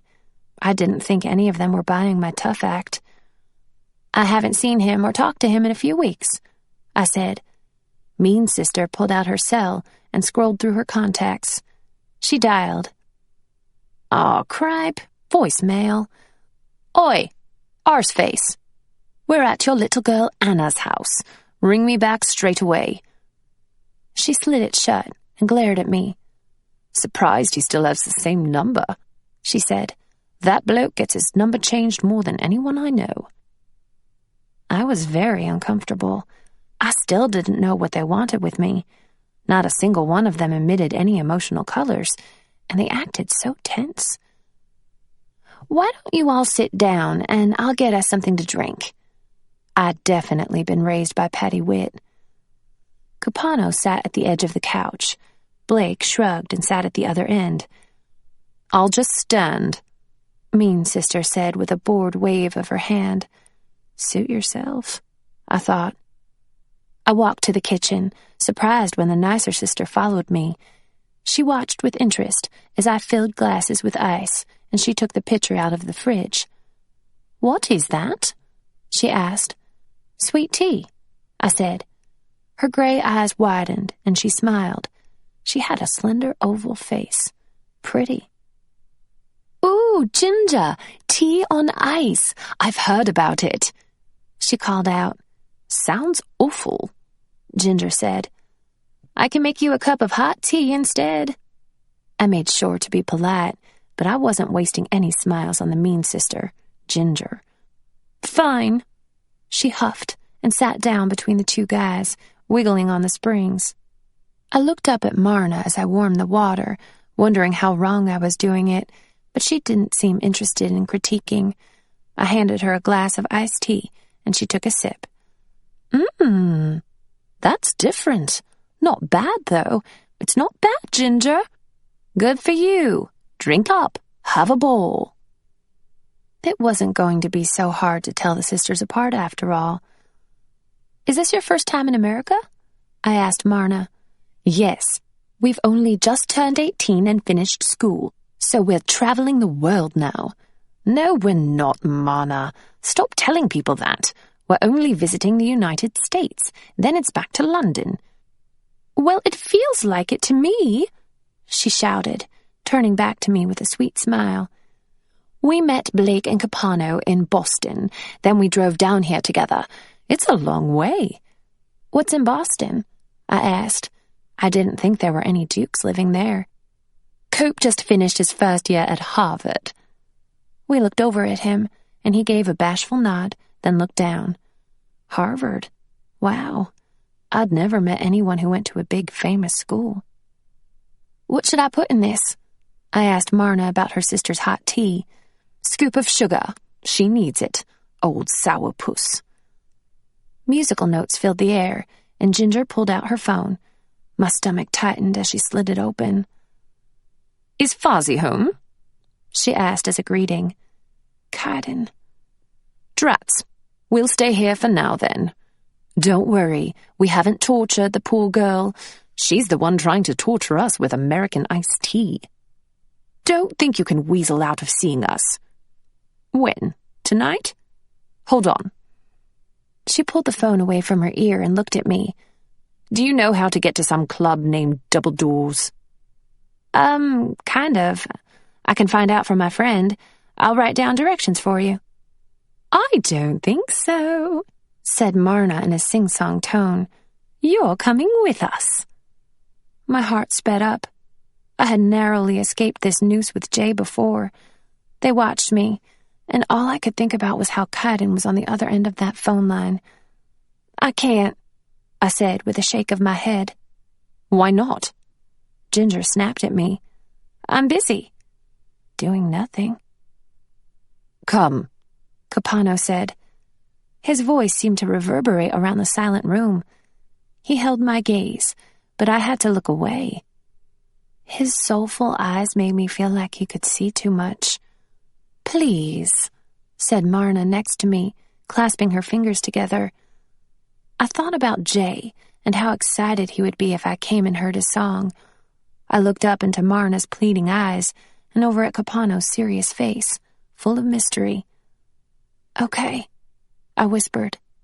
We'll be there at 7, Ginger said, then snapped the sleek phone shut. Oh my goodness, I was going to see Kaidan. My whole body buzzed with excitement and dread. I took my drink and sat down on the floor in front of the others, with my legs crossed. hoping none of them were observant enough to see the slight shake of my hand. Ginger began. "The first thing you need to know is that we can see through any and all bull, so be straight with us about everything. Understand?" Since BSing wasn't really my thing anyway, I nodded, realizing now that sitting on the floor was a bad idea. It gave me the inferior position of having to look up at her, and I didn't like the way she was talking to me. "First off, what's up with you and Kaidan?" she asked. My first instinct was to say it was none of her business. Kaidan obviously hadn't told her anything, or she wouldn't be hounding me for info, but there was no point being rude, and I didn't want to seem evasive. I hoped to earn their trust. "I met him after one of his shows 2 months ago. I didn't know there was anybody else like me out there. I didn't even know what I was. My father's been in prison my whole life, so I was raised by a human woman. Kaidan explained things and taught me what he thought I should know. He drove me to California to meet my dad and talk to him, and that's pretty much it." "Belial, right?" asked Blake. "Yes." "Why did Kaidan take you?" Marna asked, tilting her head in interest, as though the thought of Kaidan doing something kind were peculiar. "I don't know. Curiosity, maybe? He said at one point he wanted to figure me out, I guess to make sure I wasn't a threat. Plus, Farzuf told him to teach me the ropes." Blake laughed and said, "Yeah, boy." We ignored him. "And why haven't you spoken in a while, then?" Ginger asked. I swallowed and tried to be matter-of-fact, as if it weren't really about me. As if there weren't still an open wound. "Because we're not friends or anything. We both found out what we needed to know." "Love 'em and leave 'em is more like it," Blake said. "I didn't think Ro wasted his time on Sister Neffs." "It wasn't like that." It came out sounding a little too defensive. "Wasn't it?" Ginger asked, an unkind grin on her face. "You took a holiday, just the two of you, and you're saying you didn't have a bunk-up?" And then I remembered Kaidan's offhand remark about the one girl he'd ever turned down being a Nephilim. Ginger's accusatory tone and bitter attitude made me pause. Could he have turned her down? No way. "We didn't—" I almost said, "we didn't do anything," but that would have been a lie, so I left the thought dangling out there unsupervised. "Right," Ginger snorted. Marna changed the subject. "So, you've been working for Belial even though he's not been around?" I opened my mouth, indecisive, and then told them, "No." They all stared at me. "Dabbling in Daddy's goodies? Passing it out to the other kiddies?" Blake prompted me. "I know what you mean," I said, "but I don't do drugs. They make me crazy or something." "I bet they do." Blake smiled. "Ah, shut your cake hole." Ginger backhanded his chest and he laughed. "Don't worry, Gin. You're the only one for me." Ginger rolled her eyes severely high and crossed her arms and legs. "You do not take drugs?" Capano asked, sitting forward now. His accent was mellow, yet clipped. "No," I said. A hint of a smile passed Capano's careful features, and he sat back, with a different look in his eyes for me now. He was definitely the watchful, quiet type. "How have you gotten away with that?" Marna asked. "I guess because I wasn't raised by a duke." "Yes, but I can't believe he didn't leave you with someone who would teach you to do his work in his absence." Marna sounded almost in awe. I was very nervous all of a sudden, not for me, but for my father. If this group had heard about me, then surely others had too, namely the dukes. Were they all questioning the judgment of Belial, thinking he'd neglected his duties? "This conversation can't get back to anybody." My voice shook. Blake gave a snort of derision. "Don't worry, we don't tell our fathers jack." I believed him. "Belial has been in prison your whole life, and you only just met?" asked Capano. "Yes, Perhaps he did not know about her, he said to the others. I should have corrected him, but I sat silently digesting how rebellious my father was. Maybe that's why there's a bit of white in your badge, Marna said, because you've not had to work. But there was no white in any of ours before we worked, Ginger pointed out. Maybe it has something to do with the fact that I can't see Legionnaires, I said. Or maybe it's because my mother was an angel of light. You can't see 'em? Marna asked. Lucky. Some of 'em are downright fugly. It took me a while to see them too, until... A silence trailed, and the four Neff shared an unpleasant memory with one another through their gazes. Marna shifted and looked down, sullen. Ginger gave her a quick and gentle pat on the shoulder. I wondered what had happened, but I dared not ask. Anyway, it still doesn't make sense, Ginger said. Even if you didn't know before, you know now. You've met your father, so why aren't you working? This was dangerous ground. I didn't know if I could fully trust them, friends of Kaidan or not. Oh, let's leave her alone, Marna said. I kept my eyes averted, and the room stayed quiet. You'll get yourself killed if the Dukes find out you know, Ginger stated with too much enthusiasm for my liking. Let her be, Kopano told her. She does not know us. She will tell us when she is ready. Ginger sat back. I gave Kopano a look that I hope reflected my thankfulness. Where are you guys staying tonight? I asked. We were going to stay at Kaidan's if Farzuf was gone, but we'll just get a hotel, said Blake. I know there's not a ton of room here, but... Oh, we can have a slumber party with Anna, Jin. Marna cut me off. Oh, yes, goody, Ginger said in a deadpan tone. The two of you can tell stories while I gag and puke. I looked at Marna. You can stay here if you... No. Ginger cut me off. Marna and I stay together. Marna gave me a consoling smile. I liked her, and while Ginger's personality left much to be desired, I had to admit her loyalty to Marna was admirable. That was the only good thing I could say about her. How long will it take to get to this club from here? Blake asked me. Maybe 45 minutes to an hour? All right. We'll be back here to pick you up at 6. Make sure you're ready. I felt edgy about tonight. The thought of seeing Kaidan again, the thought of hanging out with these unpredictable Neff, the thought of Jay meeting them, and the awkwardness of my two worlds colliding. Tonight, I'm going to ride down with my best friend Jay, and you guys can follow us. Who's Jay? Ginger narrowed her eyes with suspicion. He's just a human boy. He doesn't know anything about us. He wrote some songs, and Kaidan's band is playing one of them tonight. Best friends with a human, Blake stated. It keeps getting better and better, Ginger mumbled, standing up and holding out her cup of tea, not one sip gone. I stood and took it from her. They walked out, Kopano giving a polite nod, and Marna giving a wave with her fingers, before I closed the door behind them. In 4 hours, I would see Kaidan again.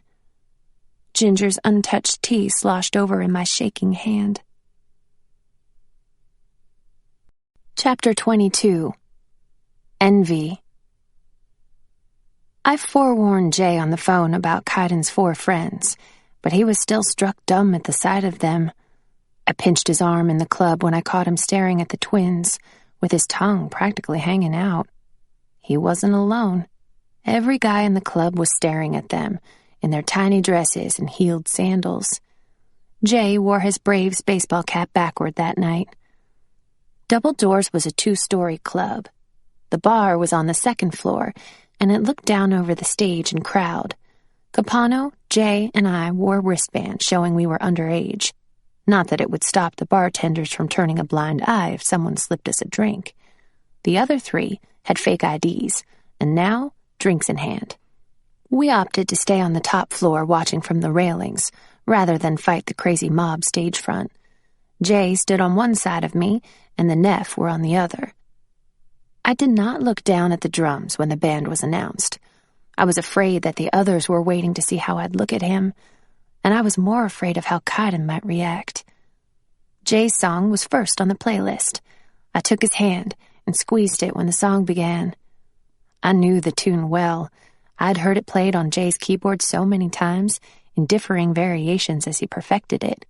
But to hear it in its full glory, with all of the instruments and a talented singer, was a different experience. It wasn't just stage-worthy. It was album-worthy. I had yet to look straight at Kaidan, choosing to focus on the music, looking at Michael, or the bouncing crowd, or peeking at Jay's exalted face. At the end, we broke into wild cheers, and I raised my arms to Jay for one of his giant bear hugs. "I'm glad I came," I shouted to him. "That was too amazing! You rock!" Marna sidled up next to us and looked at Jay. "You wrote that? That was amazing!" Jay released me and faced Marna. "Thanks," he said, and she twirled her hair. Their interaction made me uneasy. Marna seemed nice, but I didn't want anyone messing with Jay. "Don't go making Jay fall in love with you now." I said it to Marna in a teasing tone, catching her eye and holding it. "I don't want him left behind with a broken heart when you go back to London." Jay laughed, and Marna noted my warning, giving me a small nod. I turned back to the railing, and without meaning to, looked right down at Kaidan.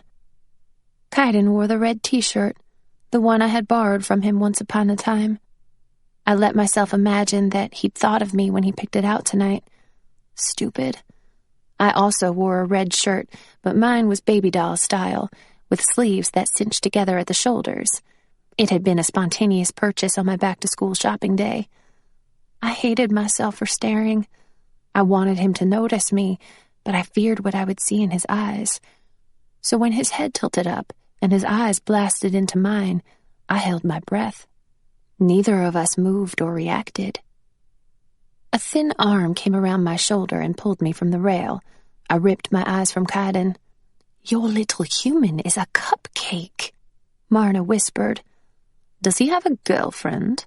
Jinder asked, stepping over to us. "No," I said. "Then don't bother," Jinder said. "Find someone useful to work on." "Nobody's working on Jay," I stated. "I wasn't planning on it, honest," Marna promised me before turning to her sister. "Can't I take one flippin' night off? We're on holiday." Ginger's iron resolve seemed to waver as she looked at her sister's bottom lip puckered out. "Oh, fine. Whatever. I swear one day, Marna." Ginger leaned back against the rail with her elbows up and viewed the band over her shoulder. I watched Kaidan acknowledge her with a curt nod, and she signaled back with an unladylike hand gesture. He lifted a corner of his mouth in amusement. There had to be a story between those two. That kind of animosity didn't stem from nothing. "Uh-oh," Marna whispered. "Cupcake might not be in such a good mood tonight after all." Ginger and I turned to see Jay standing alone at the rail, while his guardian angel went ballistic around him. "No." He took off his baseball hat and turned it around, pulling the bill low on his forehead.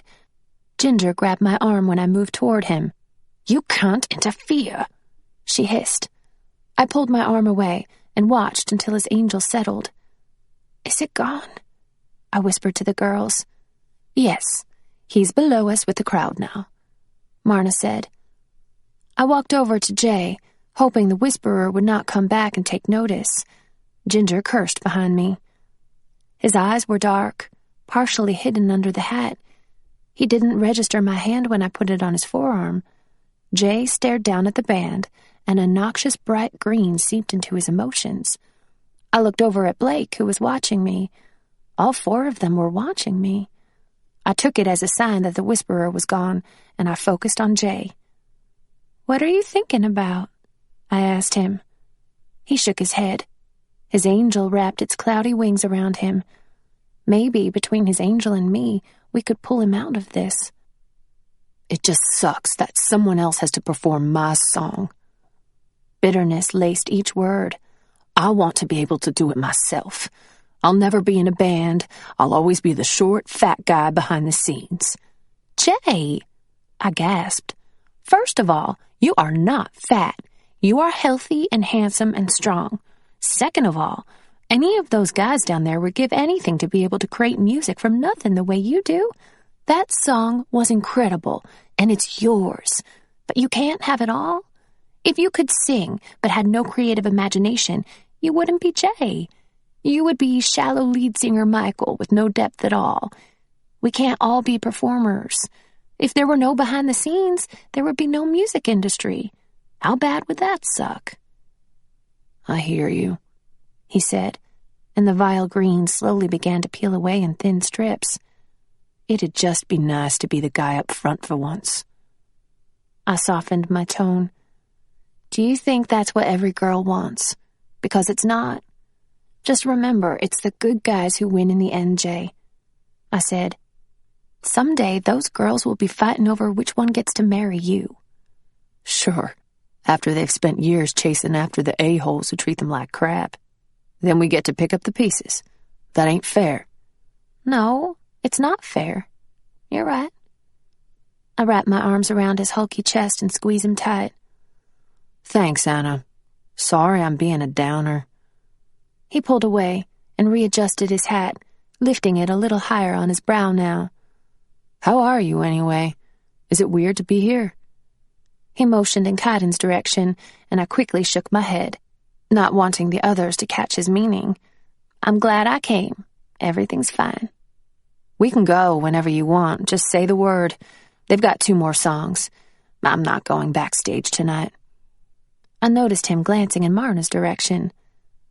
What's up with you and Kayla these days? I asked. Nah, nothing. It's out of sight, out of mind for her.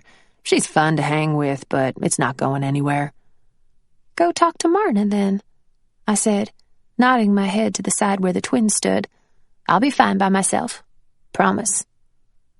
He pressed his lips together, as if unsure, but I squeezed his hand and walked away.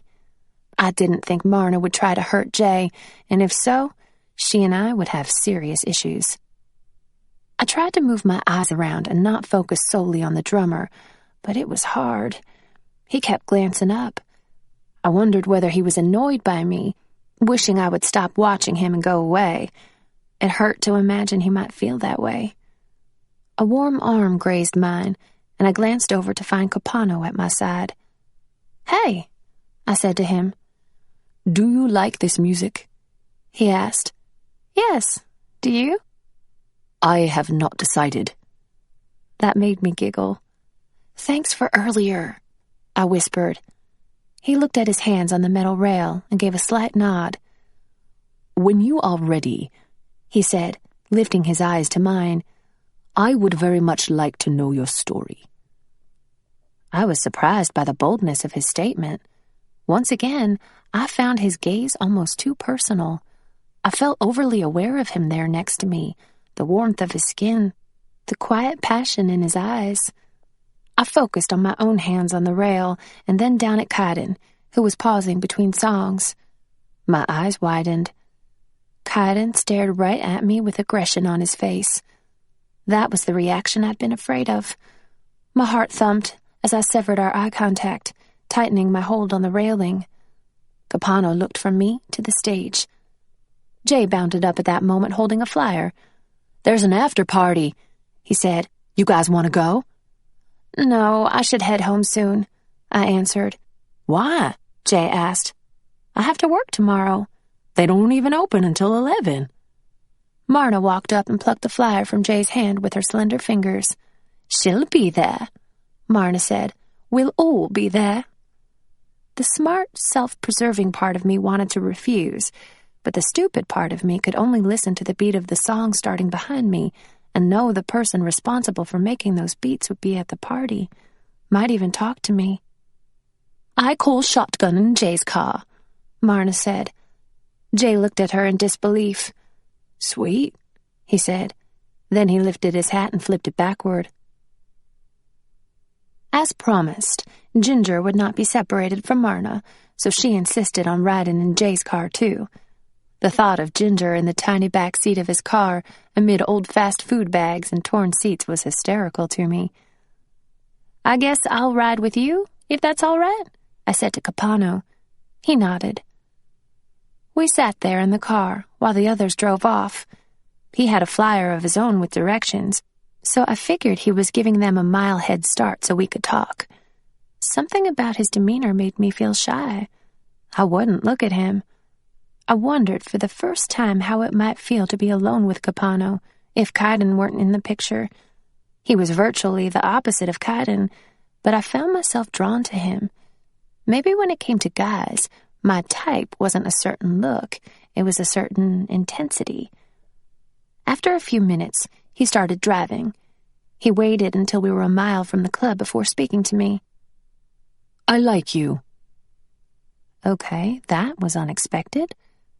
I sat still, unsure how to respond. "What I meant is," he explained, "I like you as a person. I have never witnessed one of our kind befriend a human in such a way. Even I have not allowed myself to care for them the way I should, on a personal level." We were quiet again, and I caught myself chewing my lip, then stopped.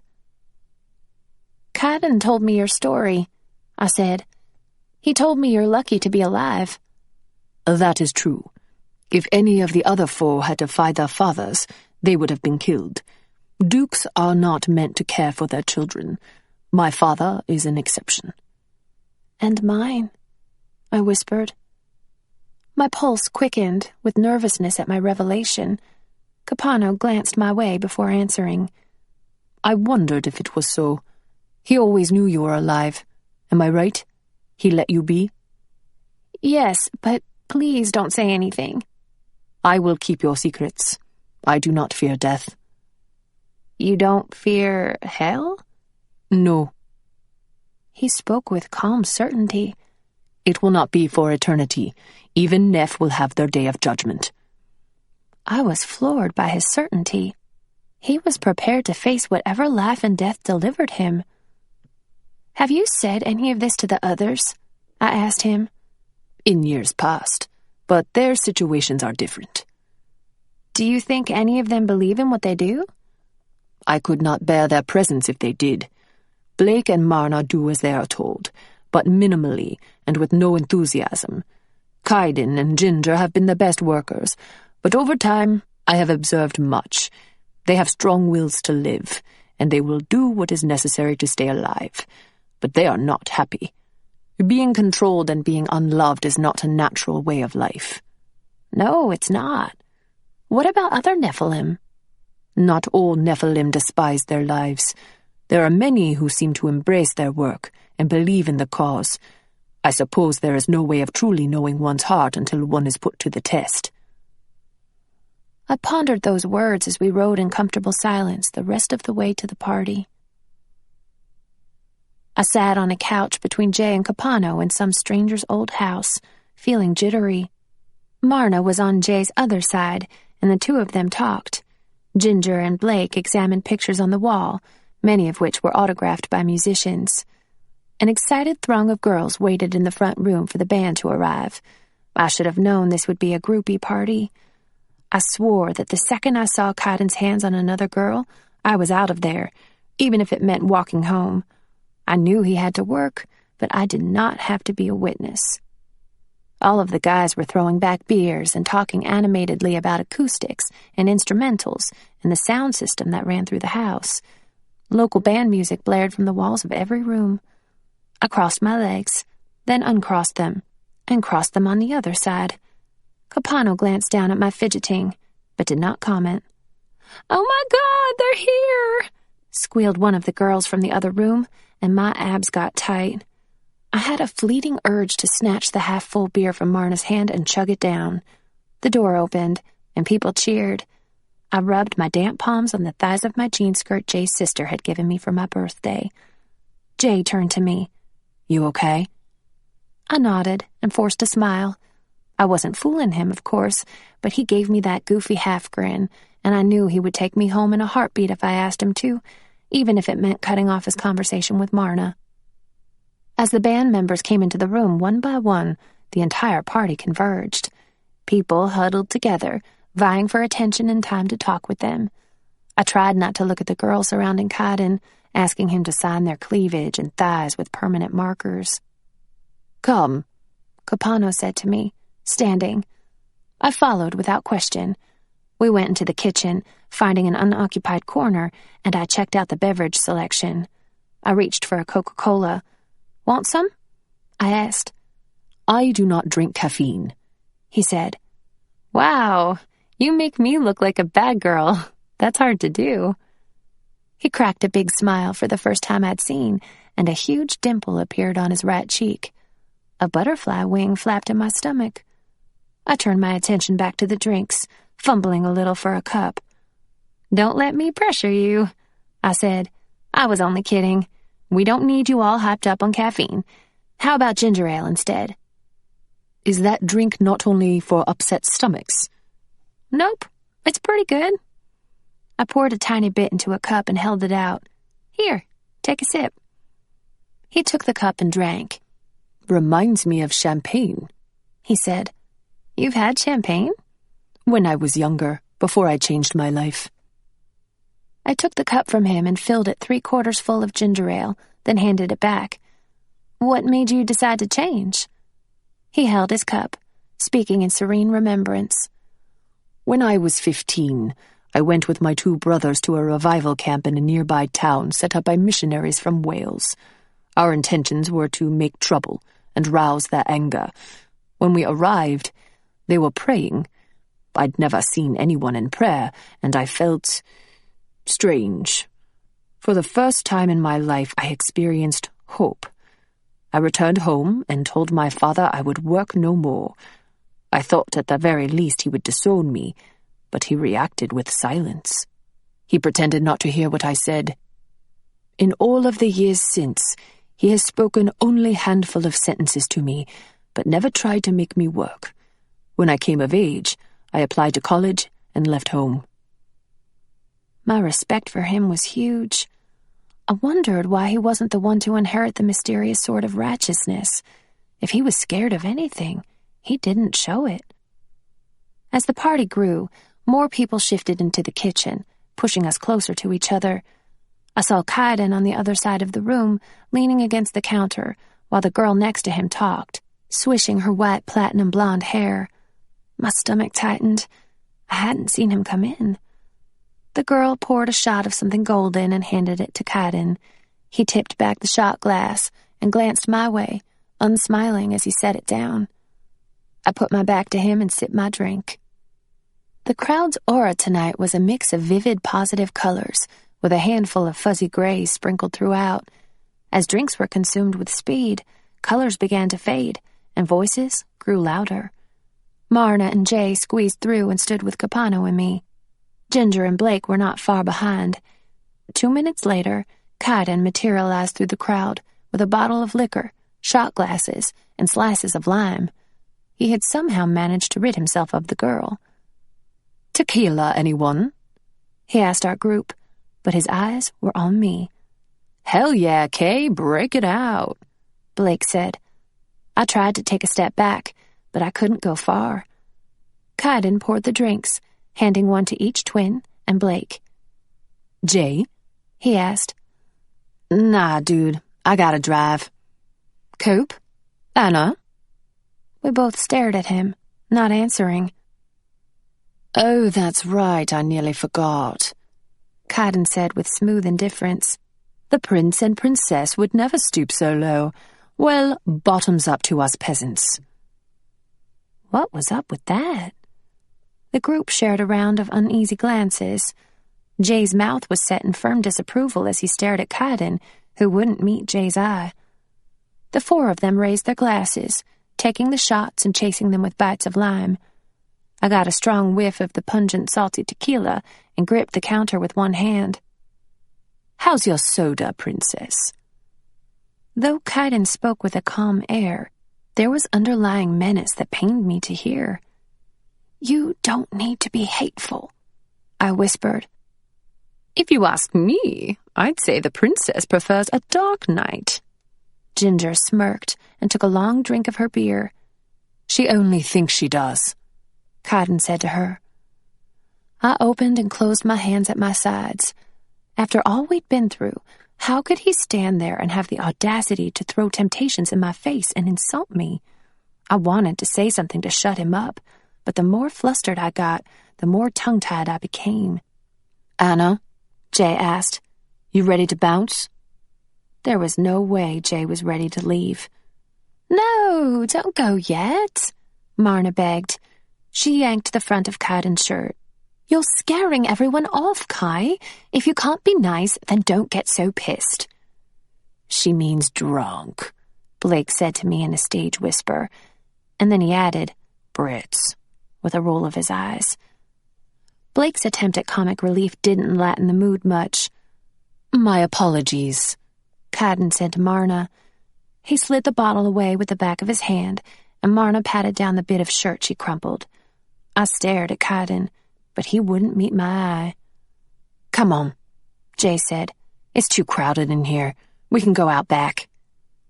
The 7 of us slipped onto the porch and down the deck stairs, finding lawn chairs to sit in under a giant oak tree. Kaidan leaned back in his chair, balancing it on the back 2 legs. How about a game of truth or dare? Marna offered. I was immediately apprehensive. Just as I was about to suggest something else, Kaidan spoke, and my heart faltered. I'll go first, he said. I dare Cope to kiss Anna. Everything inside me flooded with fury and embarrassment. Kaidan leaned far back with his arms crossed, cocky. I stood up without thinking and hooked my foot under his chair, swiftly kicking upward and causing him to topple backward. He looked up at me from the ground with a stunned expression that morphed into a grin. The twins and Blake were in hysterics. Blake laughed so hard he fell sideways out of his own chair, which made Jay join in the laughter. I couldn't sit there with them anymore. This whole night was a disaster. I turned and walked through the yard, toward the side of the house. I heard Ginger talk between gasps of mirth. Maybe she's not so bad after all. I didn't know where I was going. I made my way between the 2 houses, toward the street, and I heard steps running through the grass behind me. Wait up! It was Jay. You okay? I stopped and let him catch up. I knew I shouldn't have come. Yeah, you called it. But maybe it's not such a bad thing. He saw you flirting with that other guy, and it's got him thinking. Shh, I said, my eyes rounding. I peered over his shoulder, but we couldn't see the others. What? He asked, confused. They can't hear us. I wasn't flirting, I whisper-hissed. Well, you were standing real close and talking all serious. Okay. Maybe it looked bad, but we were just talking. It was crowded. Hey! Marna came around the corner toward us. Don't worry about Kai. He's a nasty drunk. Come on back. I don't think I should, I said. I wished I could just shake it off and be cool, but he'd hurt me. Do I need to send him over to apologize? She asked. No. Kaidan, she hollered. Get over here. My pulse quickened, and I crossed my arms over my chest, staring down at my feet. I heard him approach through the long blades of grass. Marna and Jay must have walked away, because when I looked up, it was only the 2 of us. He stared down and nudged an old tree stump with his foot. Sorry, he said, concentrating on giving the stump another good thump. Wow, an apology. I felt myself soften. I'm sorry, too, about the whole chair-flipping thing. No, I deserved it. When we looked at each other, standing all those painful feet away, my heart constricted, and it was hard to take in air. He was already sobering, but I knew the taste of tequila would still be on his lips. I had to pull my eyes down again to breathe. Will you come back over if I promise not to say anything else? He asked.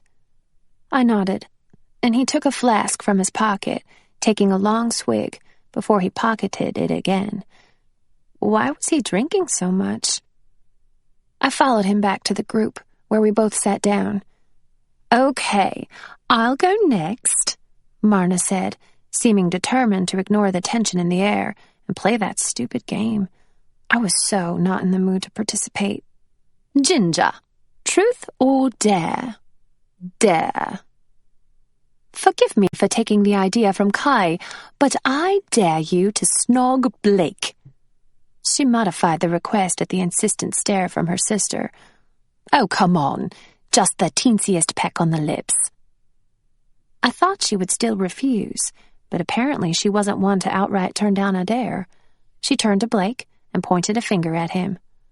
"Try to cop a feel, and I'll make Anna's chair flip look angelic," she warned. He grinned, and she leaned in, both closing their eyes as she pressed her lips against his for 1, 2, 3 seconds. It appeared innocent, but they were shy when they pulled away and sat back. "Right," Ginger said, clearing her throat. "My turn. Jay, truth or dare?" "Truth." "Do you fancy Marna?" "I'm not sure what that means, but if you're asking me if I like her and think she's the most beautiful girl I've ever met and I wish she would move here, then yes." Marna and I giggled at his brazen, smitten openness. Our attention was diverted when Kaidan threw a quick glance over his shoulder and then stood up, moving to the hidden side of the giant oak tree and leaning against it. Right at that moment, the back door creaked open, and the blonde girl stepped out, peering all around and staring at our group. "Hey, is Kaidan Rowe down there?" she asked.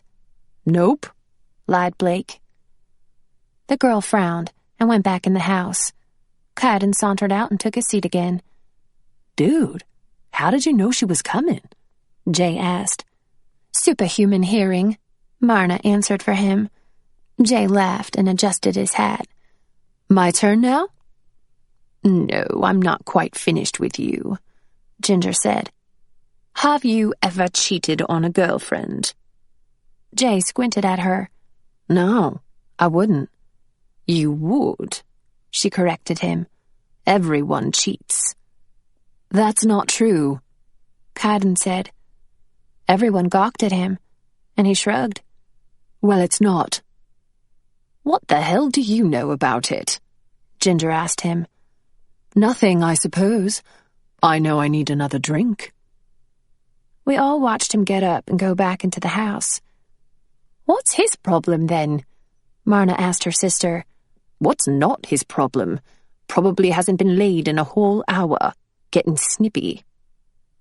Jay was pinching his chin hair in thought. All at once, our group became quiet, and I heard a door slam. Kaidan stood on the deck watching me. When I looked around, the other Neff were staring at me too, or above me, around me. And then I heard a whispered voice say, "Do not be afraid." Who said that? I somehow knew it was spoken in my mind, not something anyone had said out loud. What was going on? "Jay," Marna said carefully, "would you be a love and get me another drink? A little mixed-up number?" "Sure, be right back." Kaidan passed him, coming down. The other stood, so I did too. "Whose was it?" Ginger asked. "I couldn't tell for certain," Kaidan said. "He looked familiar. I would swear it was Azael, but what was he doing?" Marna asked. "Azael?" Ginger spit. "What bloody purpose would he have with her?" "Is Azael a demon?" I asked, getting a shiver and peeking around the darkened yard behind me. The name sounded familiar. "Don't you guys see them all the time? Why are you so freaked out?" "Not just any demon," Blake whispered. "Satan's messenger. And they don't acknowledge Neff or pay any attention to us, but he was circling you." "Shiza!" Ginger hissed a foreign curse at me. "What are you not telling us?" My stomach knotted. I locked eyes with Kaidan, who froze, listening to something. In a slow movement, he turned his head. We all followed his gaze to the darkened corner of the house, where a man stepped out.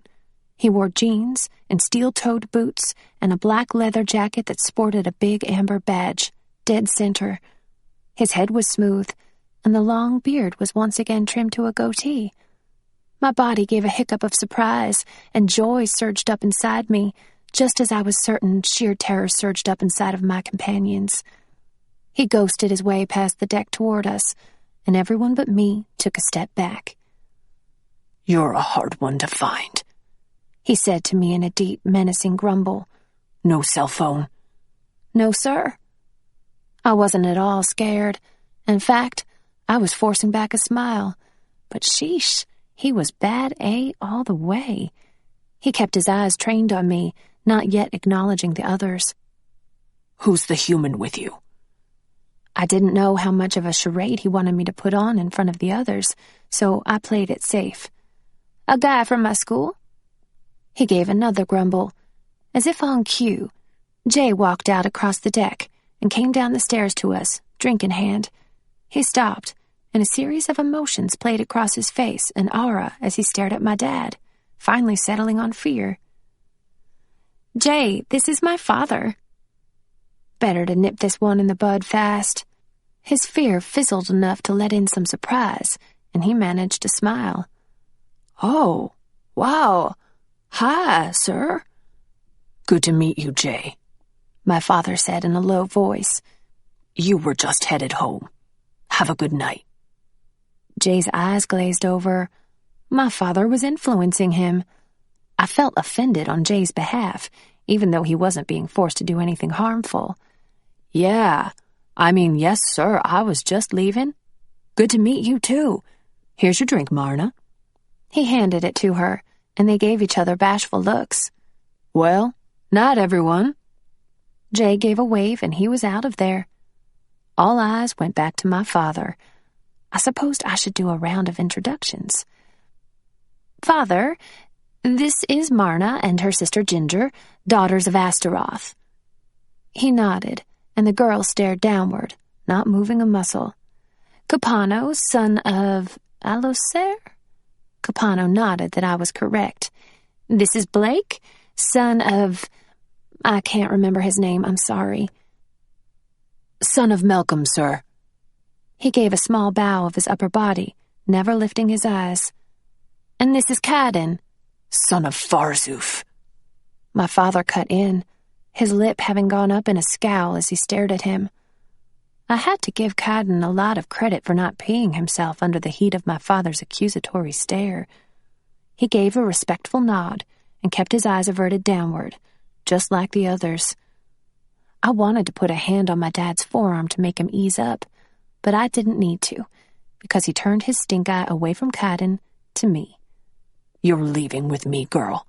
Time to start your training." Chapter 23. Seeing Demons. The ball was in my father's court, so I waited with impatience for him to talk. Seeing my dad behind the wheel of the basic rental car was strange. Too normal or something. I was dying to tell him what Sister Ruth had left me. After 10 minutes of silence, I began to worry. When my legs started bouncing, he reached over and laid his big hand on mine. "Know that I love you, Anna." "I do." But there was something ominous in his voice. "Just don't forget." He put both hands back on the wheel, and fear crept over me. He watched the road, wearing a grave expression. "I wanted to call you when I got out, but it's not always safe. I'd rather scout out an area and talk in person. Tell me how it went with that nun at the convent." My stomach dropped at the thought of the information we'd never know. "We didn't make it in time. She died the night I met you. But she left me something. A sword hilt without a blade." The car swerved a little. I kept talking. "Kaidan thinks it's a sword of righteousness." My father jerked the wheel hard to the side of the road and slammed on the brakes. I grabbed the door handle and braced myself against whiplash. When we stopped, I looked around, but there were no cars behind us. He turned in his seat with a wild look on his face. "Describe it to me," he demanded.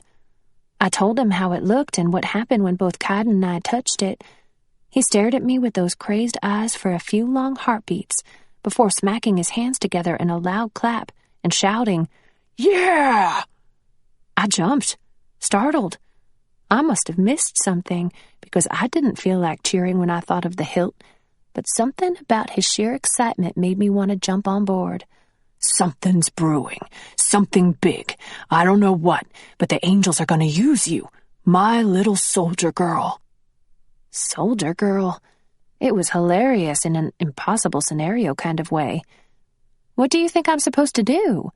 Nothing yet, baby girl. There's a lot you need to learn first. I want you to be able to protect yourself when I'm not around.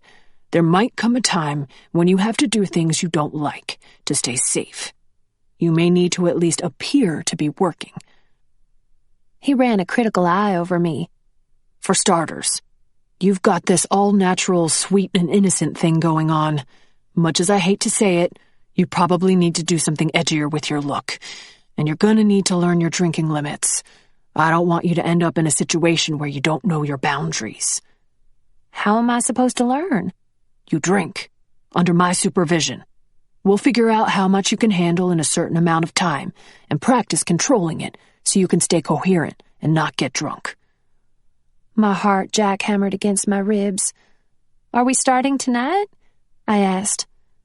An eerie pause passed before he cleared his throat and said, No, we'll start tomorrow. He pulled the car onto the road and accelerated. I noticed for the first time that we were headed toward Cartersville. He was taking me home. I had an overwhelming urge to hug him. I shot my vision along the line of trees and the road surrounding us. Nobody was in sight, so I flung my arms around his thick neck and squeezed, resting my head on his shoulder. His body shook with gruff chuckles. He kept one hand on the wheel and used the other to reach up and pat my shoulder. Just remember I love you, he said again, and I wondered what he thought he could ever do to make me doubt it. That night, I peered out of my bedroom window and noticed the absence of moonlight and stars. Massive gray clouds filled the winter night sky. A spooky chill was in the air, making me lock my bedroom door. I got ready for bed, hoping not to disturb Patty, who'd had a rough day. She was having a hard time dealing with the slight shift in authority ever since I'd met my father.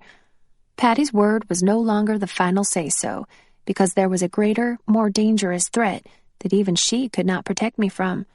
Now, all she could do was just hope that she'd raised me right.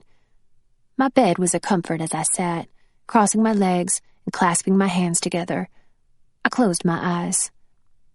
I don't know what you'll have me do, or where you'll have me go, but I trust you. Please show me when it's time to act. Help me to recognize the signs. Speak to my heart and let me hear. I awoke with a start at 3 a.m. Rain battered the window pane. I closed my eyes and tried to relax, pushing away the strange foreboding.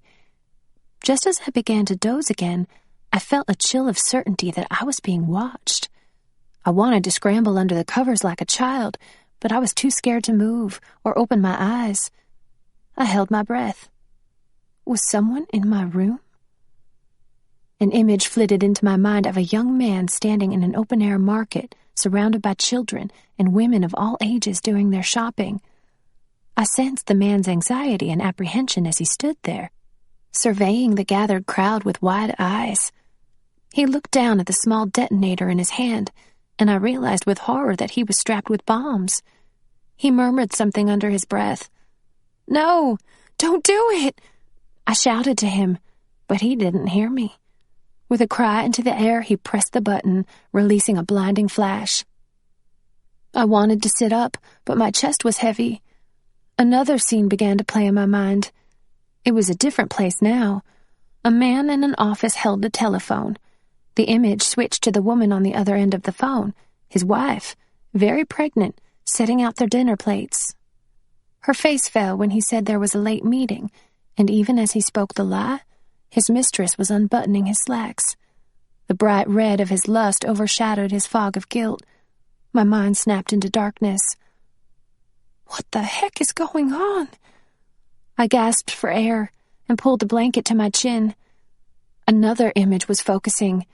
Terrified dogs poked to agitation with sticks and then thrown together to rip at one another's flesh while the surrounding crowd of people jeered, clapped, pointed, and laughed. "Stop! It's not funny!"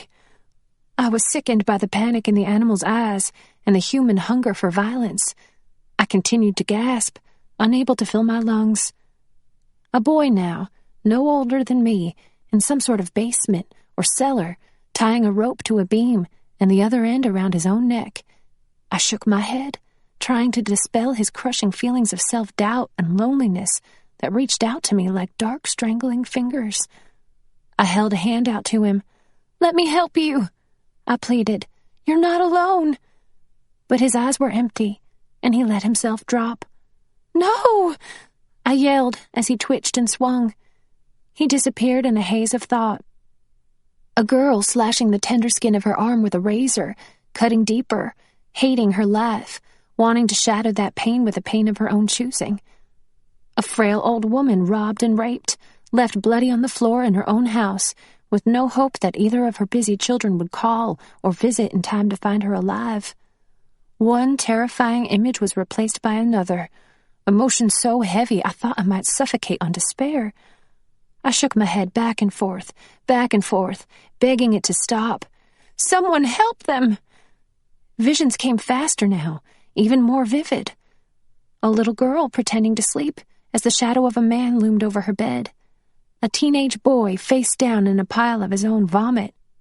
An unarmed tribe, families with young children hacked by dull machetes as they begged on their knees for mercy. A mother with glazed eyes staring down at her red-faced crying infant, plunging him under the water, holding him down in the tub until his flailing stopped, her dead eyes never looking away. "No! No!" I clawed at my hair, which was wet with tears.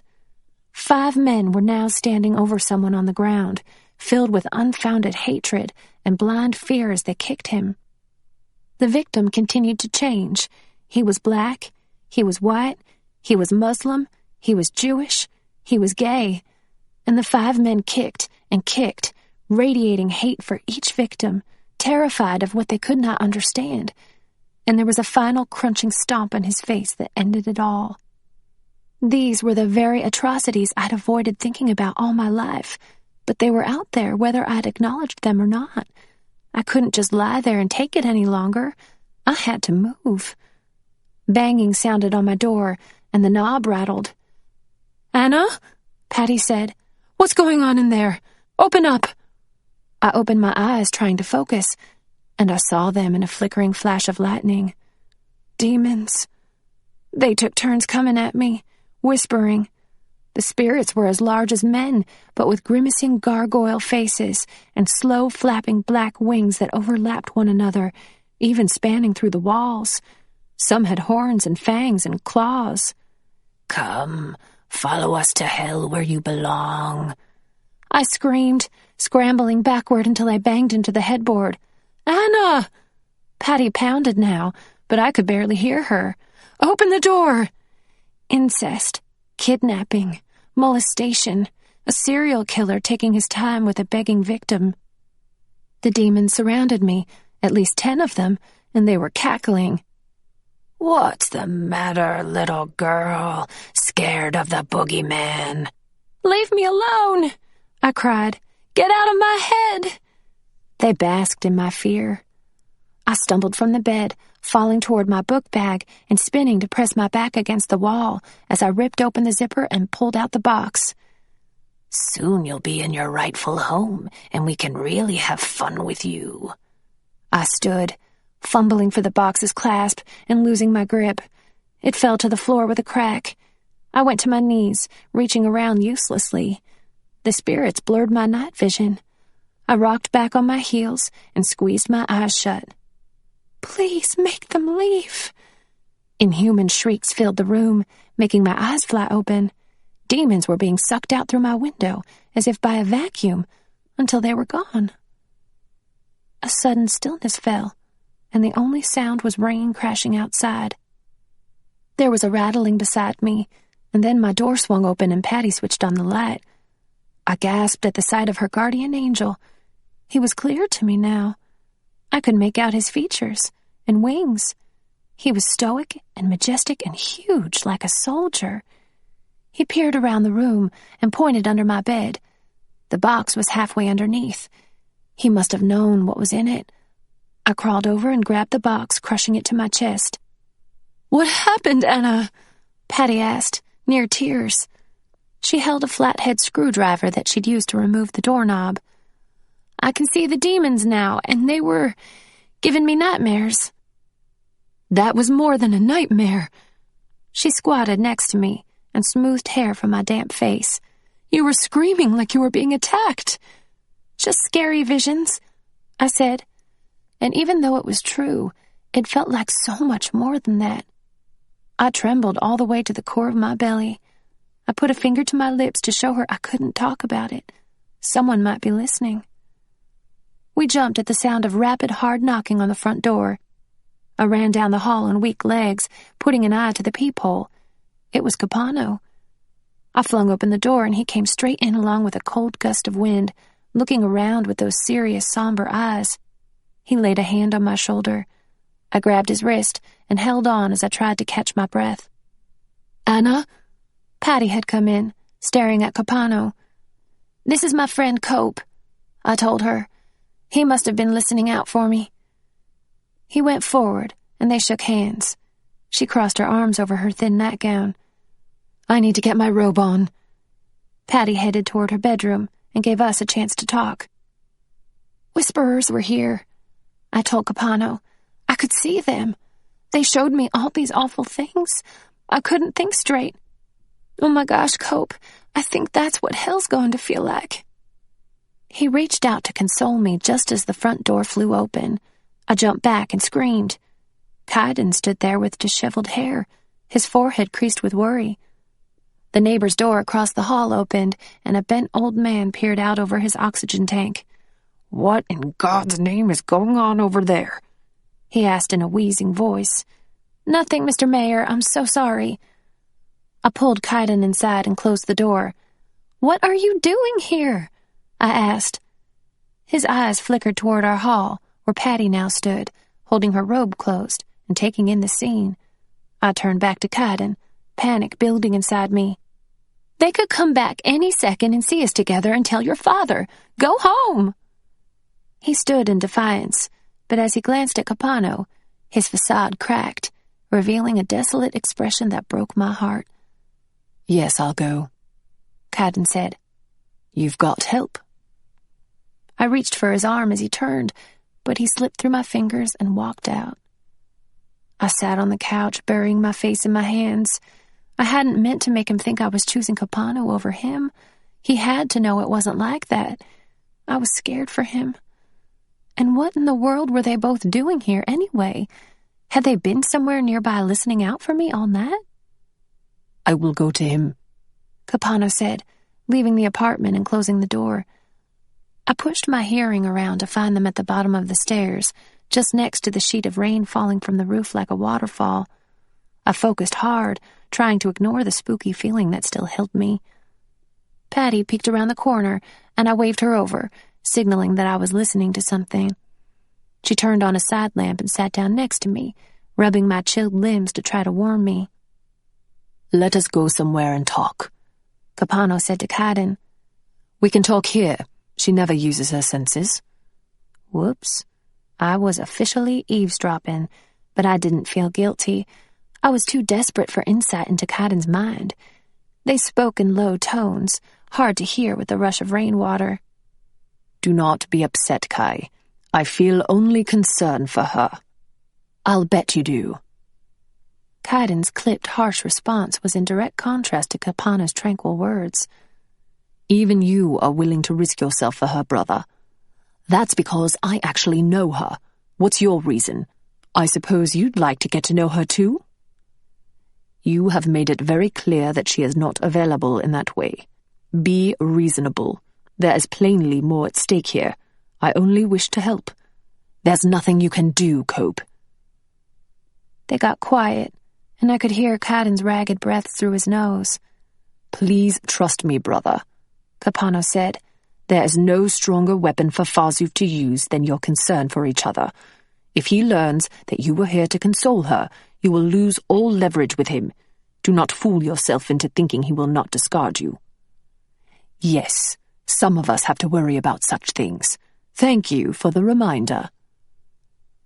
The sounds that came next iced my blood. Heavy footfalls crashing into puddles, and the metallic zing of a switchblade. I stood up with a hand to my heart.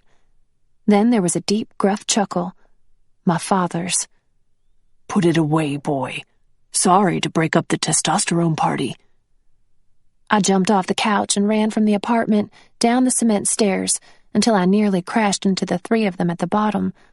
My father was absolutely soaked, beads of water covering his skull as he glowered at Kaidan. "Dad!" I slapped a hand over my mouth. As he dragged his eyes from Kaidan to me, I experienced a punch of knowledge. "It was you," I said, heart pounding. "You sent them." He made no attempt to deny it. I sagged back on my heels. The demons weren't sent by someone who wanted to hurt me. It had been my father, showing some serious, tough love. A light sound of shuffling came from the landing. Patty surveyed us from the top of the steps in her robe and slippers. "It's okay," I assured her. "I'll be in soon." She nodded, staring hard at my dad for a second before she went back up. He turned his attention back to Capano and Kaidan, who kept their eyes trained at his feet. "This little thing," he made a triangle in the air, pointing between Capano, Kaidan, and me, "isn't gonna fly. Don't worry yourselves about Anna anymore. You hear?" They both gave single nods. "Then get on out of here, and keep your heads in the game." There was only the sound of rain now, then their car starting and tires sloshing away too fast. Before my father could apologize or give me another sad look, I wrapped my arms around him. He let out a deep breath. "Will you come in?" I asked, against his chest. "I'd better not, after that look from Patty." He ran a hand down my hair. "Does she know about those two boys fighting over you?" "They weren't fighting over me, and she cares about Kaidan." Well, I'll be here at 3 o'clock this afternoon. Warn Patty, 'cause I'll need to come in and talk to you both first. Now, go get some shut-eye. You're gonna need it. And don't worry, no more spirits will bother you tonight." A giant bolt of lightning lit up the night sky. My father kissed the top of my head and disappeared into the rain as a roar of thunder shook the foundation under my feet. Chapter 24. Give a Little Whistle. My dad was going to be here any minute, and Patty was a nervous wreck. Disobedient red curls had popped out of her hair clip and now framed her sleep-deprived face. She'd spent the morning deep cleaning the apartment with a frown, shooing me away when I tried to help. I hadn't been able to go back to sleep right away the night before. Patty sat with me in our living room, and I realized that after I found out what I was, I had become the one withholding information to protect her. Now, I finally broke down and told her everything I'd been holding back. She'd understood that the Neff were seen as property, but she hadn't known about us being forced to work, or the fact that we had specialties. She stared heavenward and shook her head after finding out she'd sent me on a long-distance trip with the son of lust. But the detail that sent her over the edge was the fact that my father had me haunted by those demons. No matter how much I tried to explain that it was necessary for me to be able to see the spirits, she was livid. When 3 o'clock approached and her mood hadn't lightened, I started to worry. When my dad arrived, Patty stood by the counter with her arms crossed. He appeared as large and frightening as ever, the kind of man nobody would dare to mess with. Patty walked right up and smacked him across the face. I jolted. He blinked. She stayed right in front of him and stabbed a finger at his chest, her other hand on her hip. "How dare you do that to her? I don't care what your reasons were. Did you hear her screaming? She was terrified. Don't you ever sick those monsters on her again. Ever." He watched her with an even expression, allowing her to get it all out of her system. Her pointing hand went to her other hip, and she stared up at him, breathing hard. She wore the steel gray of fury. "I swear to you," my father said with care, "I will spend the rest of Anna's life trying to keep those spirits away from her." "Then why does she have to train with you today? And if you're going to protect her, then why is it necessary? Why can't you keep her out of danger?" Patty's voice cracked, and she brought a hand up to clutch her mouth as fury turned to rolling fear. My father watched her, and when he spoke, he shocked us both with what he said. "You remind me so much of Mariantha. Not the way you look, but the way your soul feels to me. Loving, but full of that same righteous stubbornness. Yeah, Mariantha would approve, and so do I. You've done a good job, more than good, and I want to thank you." A sob escaped through Patty's hand. He'd hit her soft spot. Not only did he compliment her mothering, but he'd compared her to an angel. "But I failed her," Patty said, her freckled face streaked with tears. "I didn't get her to Sister Ruth in time." "Let go of that guilt. It's all part of the plan." "What if I messed up the plan?" He broke into a knowing grin. "The plan's always changing and rearranging. You can't mess it up." She wiped her face, and the darkness of fear faded. I still hadn't moved. I was trying to wrap my mind around the fact that Patty had gone from wanting to kill him to being comforted by him. "Would you like some sweet tea?" she asked. Ladies and gentlemen, I give you Patty Witt. "Yes, ma'am, I'd appreciate it." And my father, the fear-provoking gentleman. As she went to the kitchen, he gave my shoulder a hard pat. I shook my head in wonder. We went over and sat down at the small table. "So, where do you want to do this thing, kiddo?" he asked. Patty was busy with the drinks, but I knew she'd heard by the way her colors went haywire. I shrugged. I didn't want to do this thing in front of Patty. She brought the glasses of tea over and set them on the table. "You know," she said, "I'm real tired, and I got a new book from the library yesterday, so I'll just be in my room this afternoon. Why don't y'all stay here, and I'll be nearby if you need me. I can come out and make dinner later when you're ready to take a break." I nodded my agreement. As long as she stayed back there, I could do it. Patty leaned down to kiss my cheek, and then headed back to her room. "Stuff's in the car." He hitched a thumb toward the door. I went out with him to help, even though he insisted he could get it himself. My eyeballs popped when I saw the layout in the back seat. All sorts of snack foods, along with bags and bags of bottles. Beer, wine, liquor, juices, sodas, condiments, like cherries and limes and olives. We hefted everything up the stairs. I can't believe I'm about to drink with my father. This was wrong on so many levels. The drinks and ingredients that needed to be chilled were put in the fridge, and the rest were set out on the counters. I rubbed my arms, feeling jumpy inside. At least it wasn't a buffet of drugs, because I would be a harried, frantic mess by now. "Nothing wrong with having a drink, Anna." He set out 2 shot glasses, and I sat down in front of one while he poured something clear. I looked at the bottle. Rum. "We're never told not to drink, just warned against drunkenness. There's a fine line between the two, and all we're doing is trying to find yours. You'll be drinking a lot of water and eating as we go. Should help you some." He pushed my shot glass forward. Mine was not as full as his. "I'll need to see your colors to help me gauge your intoxication." I assumed it would be a relief to let down my mental guard, but I felt exposed and didn't like the way my dad's eyes squinched up when he saw my colors. I'd been trying not to think about Kaidan, but that only made me think of him more. My dad pinched the bridge of his nose. I was guessing he didn't think dark pink passionate love had any business being in his little girl's wardrobe of emotions, but he didn't say anything about it, only let out a jagged sigh and began. "Note the time. You'll need to pay close attention to the time when you drink. You got a watch?" I shook my head, and he took his off, tossing it at me. "Use this one tonight, but get yourself one right away. It's 3:25. Pick it up. We both lifted our tiny glasses. Drink the whole thing at once. Don't try to sip it or take multiple swallows, and don't you dare spit it out. Got it. No problem. I could do this. The liquid was clear, like water. A bubble of giddiness rose up inside me as I followed his lead, bringing it to my lips and tilting back my head. Gah! My entire face, mouth, and throat lit on fire as the gulp made its way down.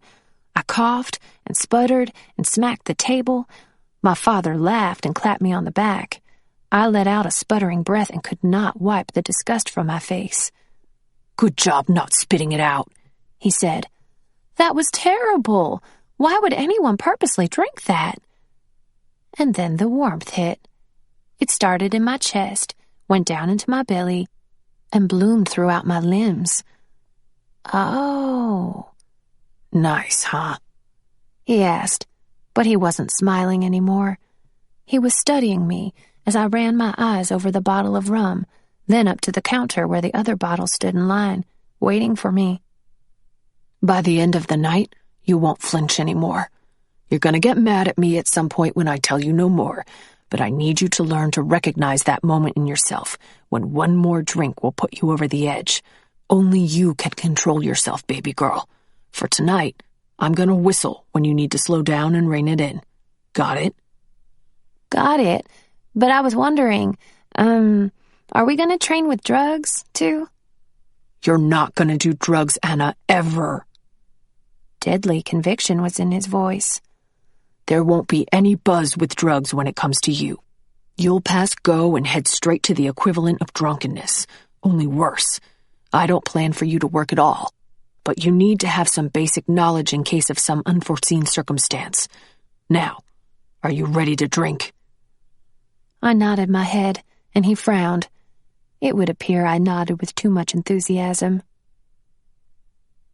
9 hours, 2 pizzas, 1 fight, 3 instances of vomiting, a million whistles, tons of snacks, and countless drinks later, we learned that I could have 1 drink every 18 minutes, or 3 in 1 hour. Absolutely no more. Even with my body's ability to burn the alcohol, I was what my father deemed a lightweight, or cheap date. If I were to drink on a regular basis, my tolerance would increase. But for now, we'd be conservative with our estimates. I'd learned the recipes for the most popular cocktails. I knew I hated straight shots of anything except tequila. I was definitely a tequila girl. Wine soured my stomach. Beer was my safest bet. There'd been another little scuffle between Patty and John Gray when she came out to make dinner. She'd been upset when he insisted we order pizza rather than making her cook. The kitchen was a disaster, but pizza was a luxury we never splurged on. When he pointed out that she was being proud, she crossed her arms and pouted, telling him to go ahead and order the stinking pizza then. I had a good buzz going at that point, but when I started giggling at their silly spat, Patty's narrow glare cleared my head pretty fast. Throughout the night, my dad asked a lot of questions about my life. He wanted to know every detail about Jay and the 4 Neff I'd met. He was especially interested in Capano's story. I never would have guessed Alucer had a soft spot. Makes you wonder. Kind of funny, huh? I said in a slur. Most people try to hide bad stuff they do, but the Dukes have to try to hide good stuff. During my last bathroom break of the night, he brought in a purple and black book bag from the trunk of the rental car. It still had the tags on it.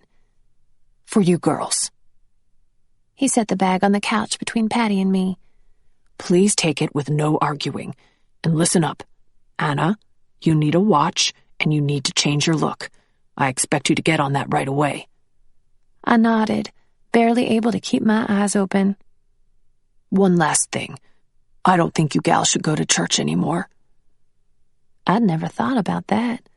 There was so much about my normal daily life that reeked of non-demon. We can just do our own little thing here together, Patty assured me, rubbing my back. The whole night had been an eye-opener for the two of us. We needed to make changes in order to keep up my facade and fly under the demon's radar. Open it. He crossed his arms and assumed the bouncer pose, nodding down to the book bag. I unzipped it, and Patty and I bonked heads trying to see what was inside. Then we stared up at each other, our faces inches apart.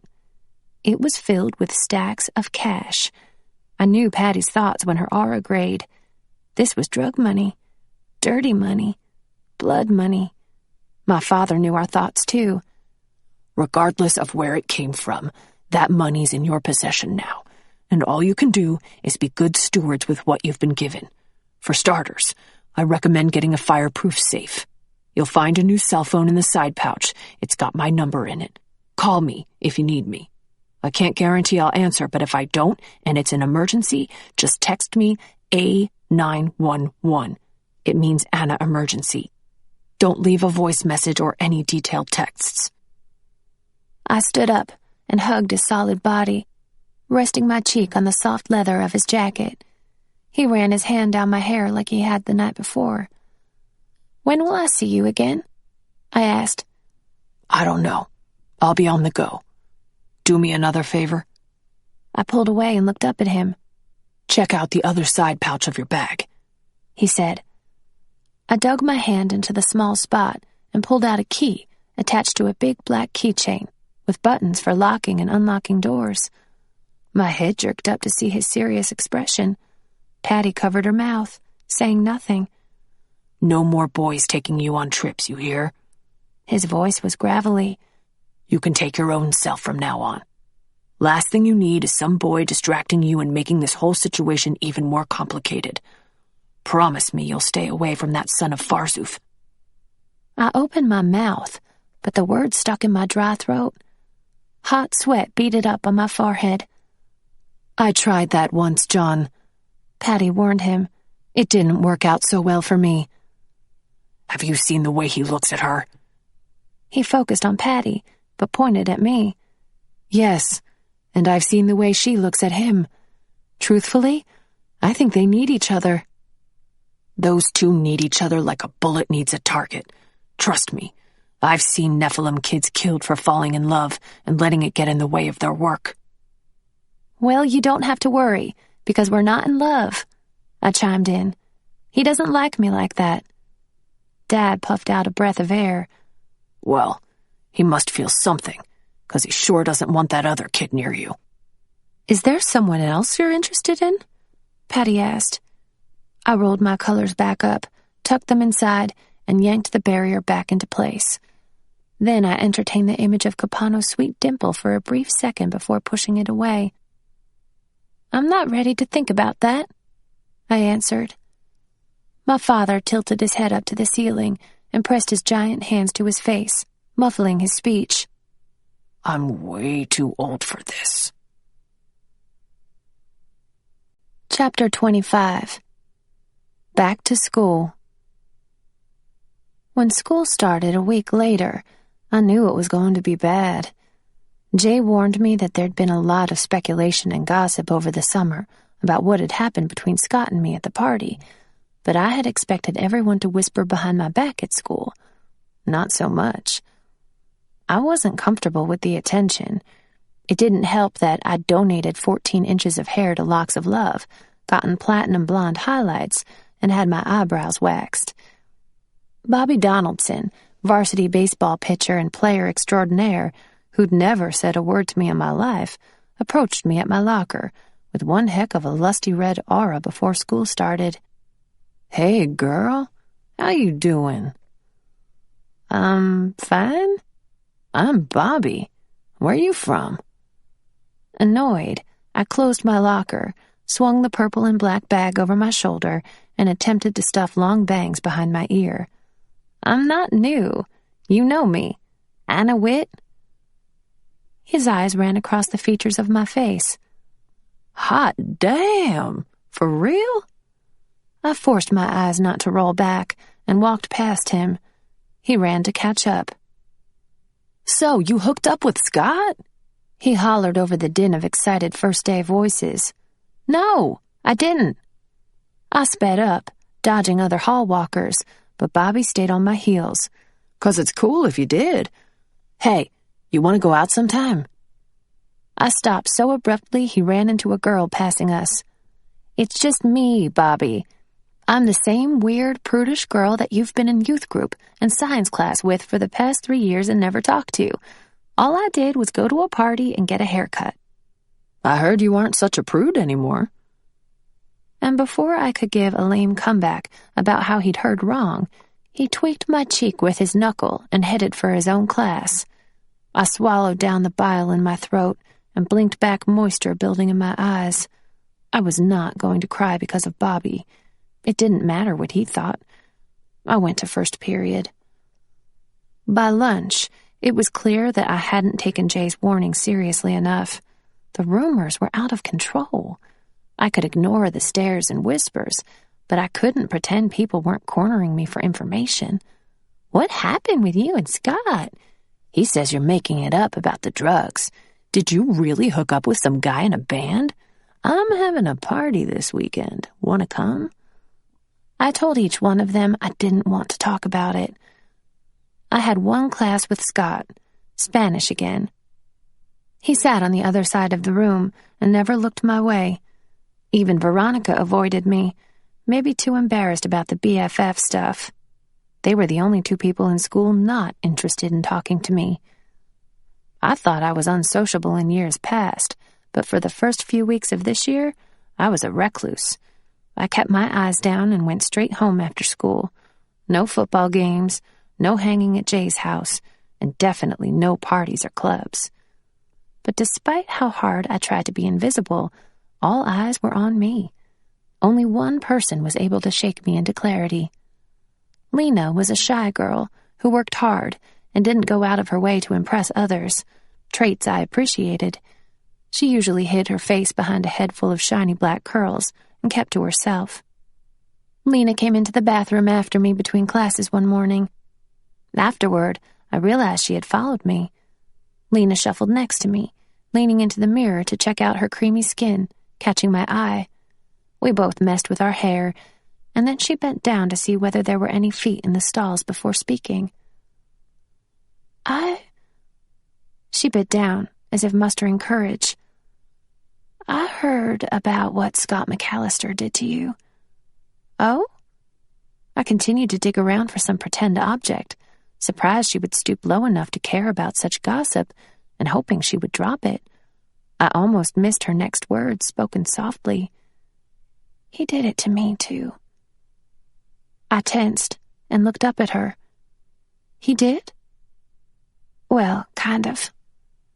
She shuffled her stance, eyeing the cracked wall tiles. Last year at a party over Christmas break. So Kaidan was right. It hadn't been a solitary incident. Lena's light gray nervousness darkened with apprehension when I didn't respond right away. I believe you, Lena. With that reassurance, her gray worries cleared into the sky blue of relief. Did he?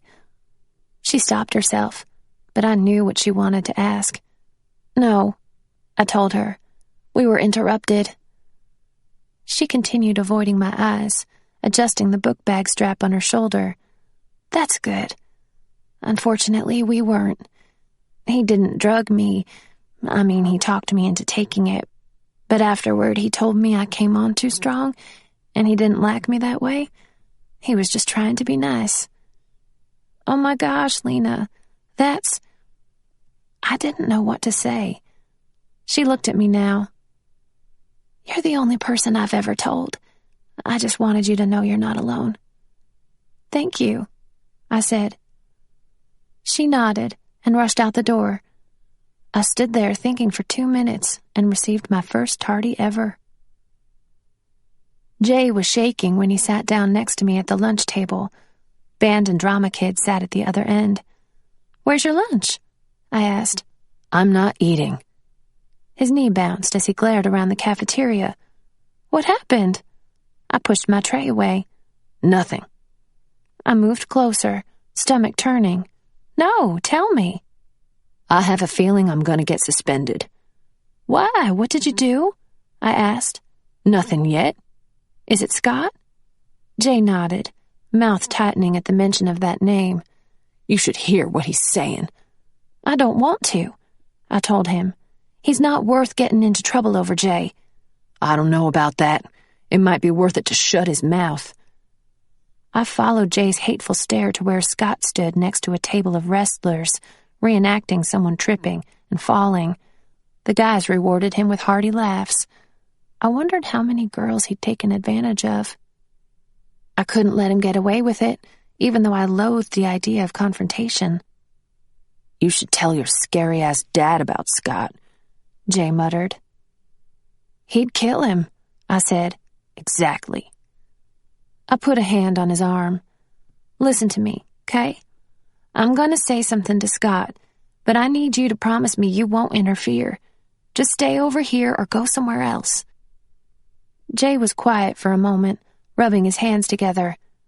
Jay? Fine. I'll stay here, but I'm watching.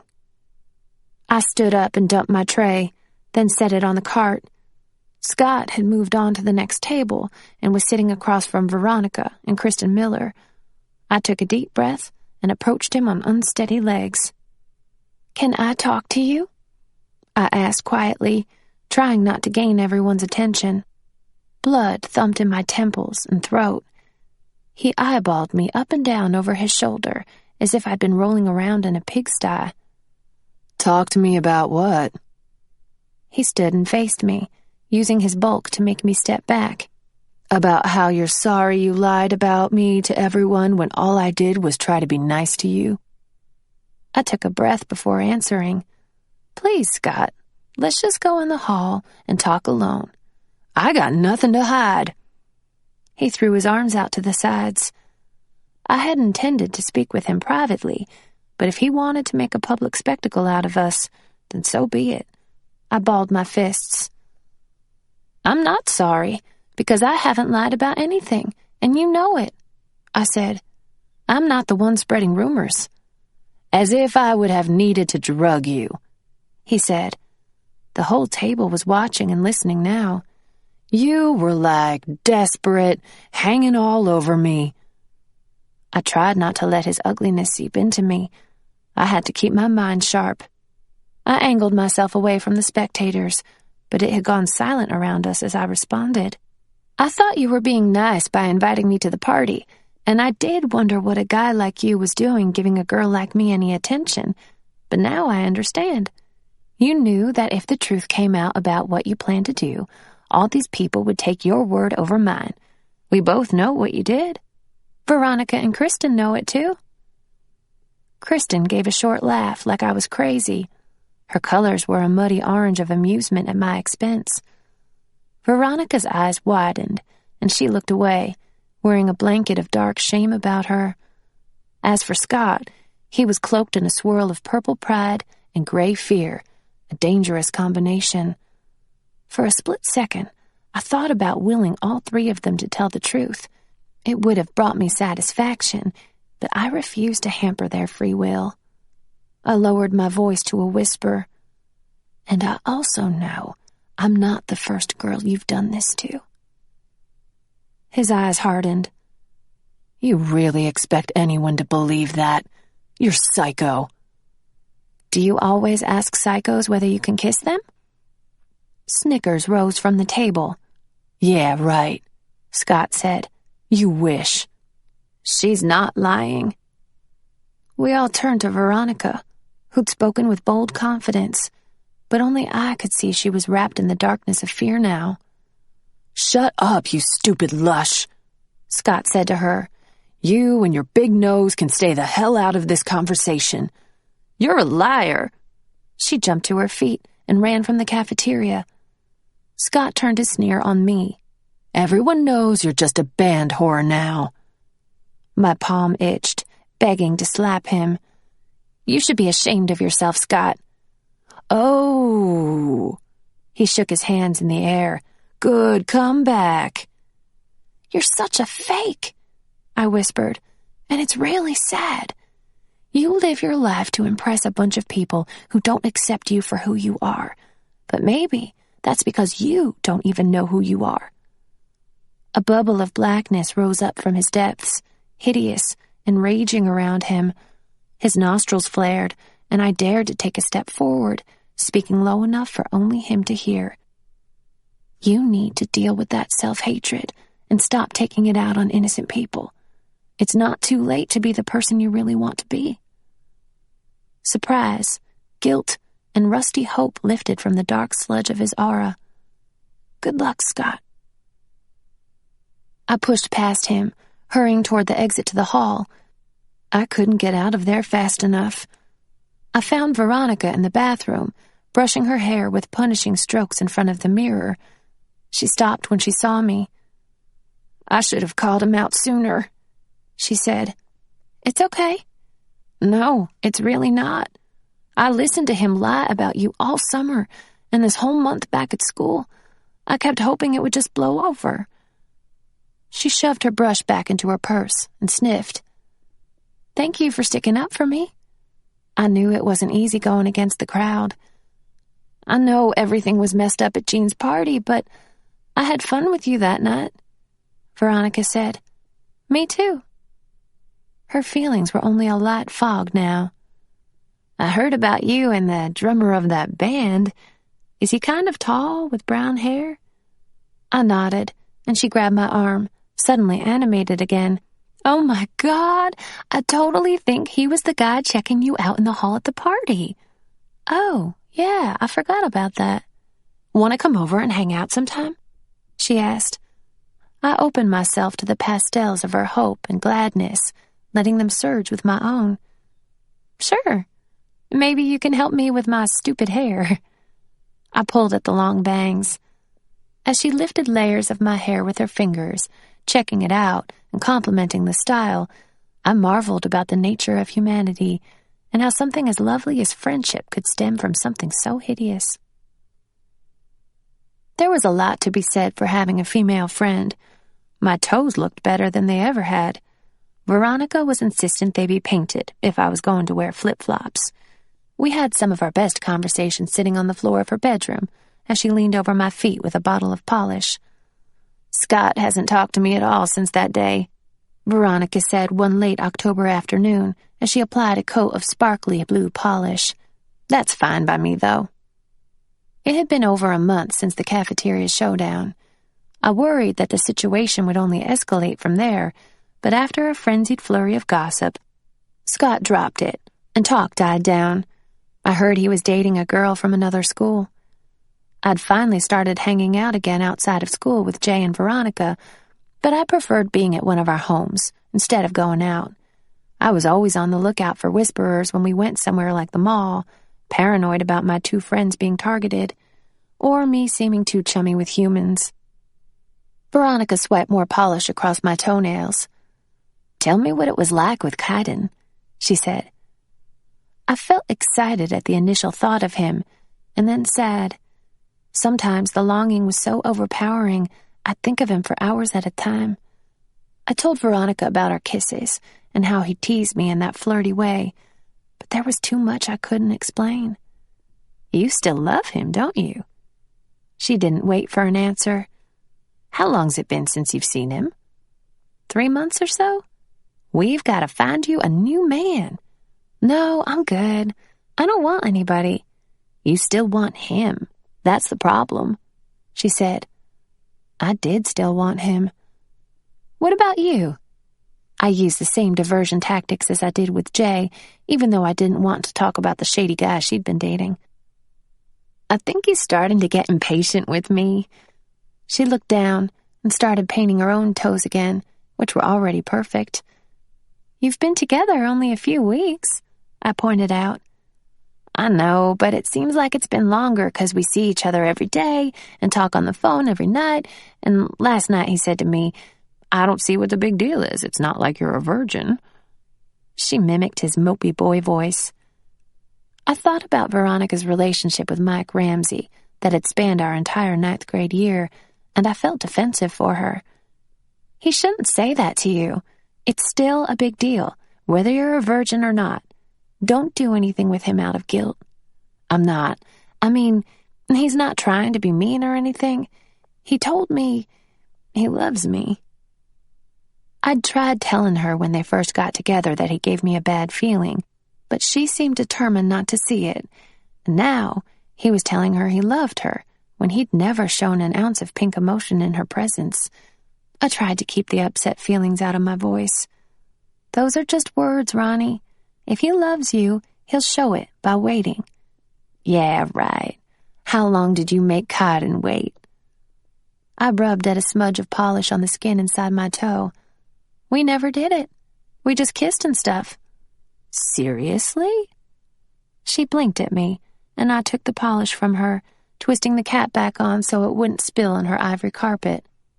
So you're still a virgin then?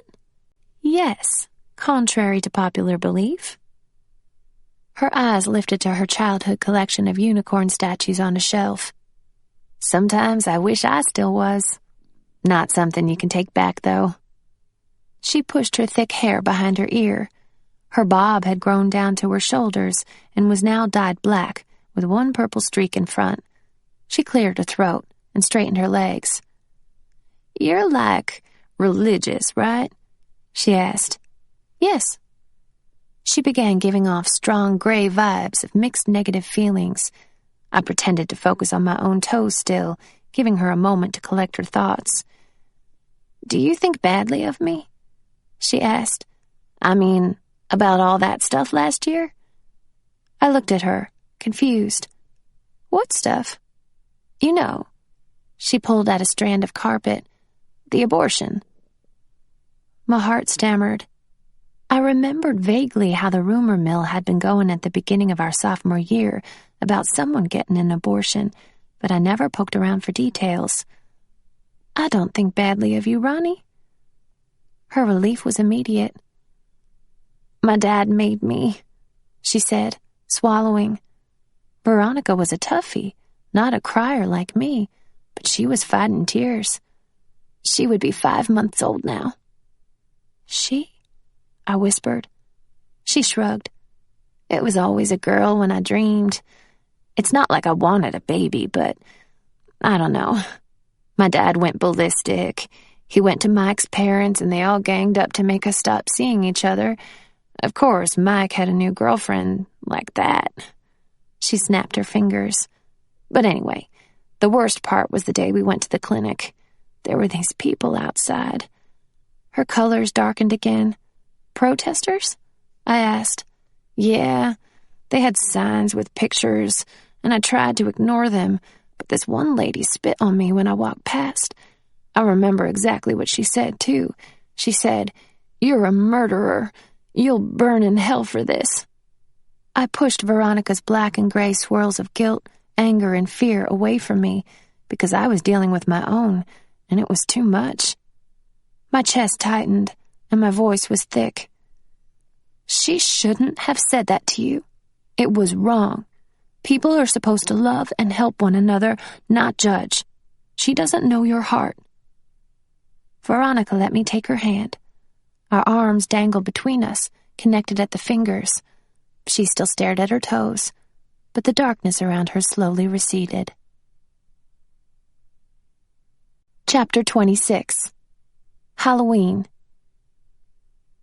I could not believe I'd let the tag team duo of Jay and Veronica guilt-trip me into going to this Halloween party.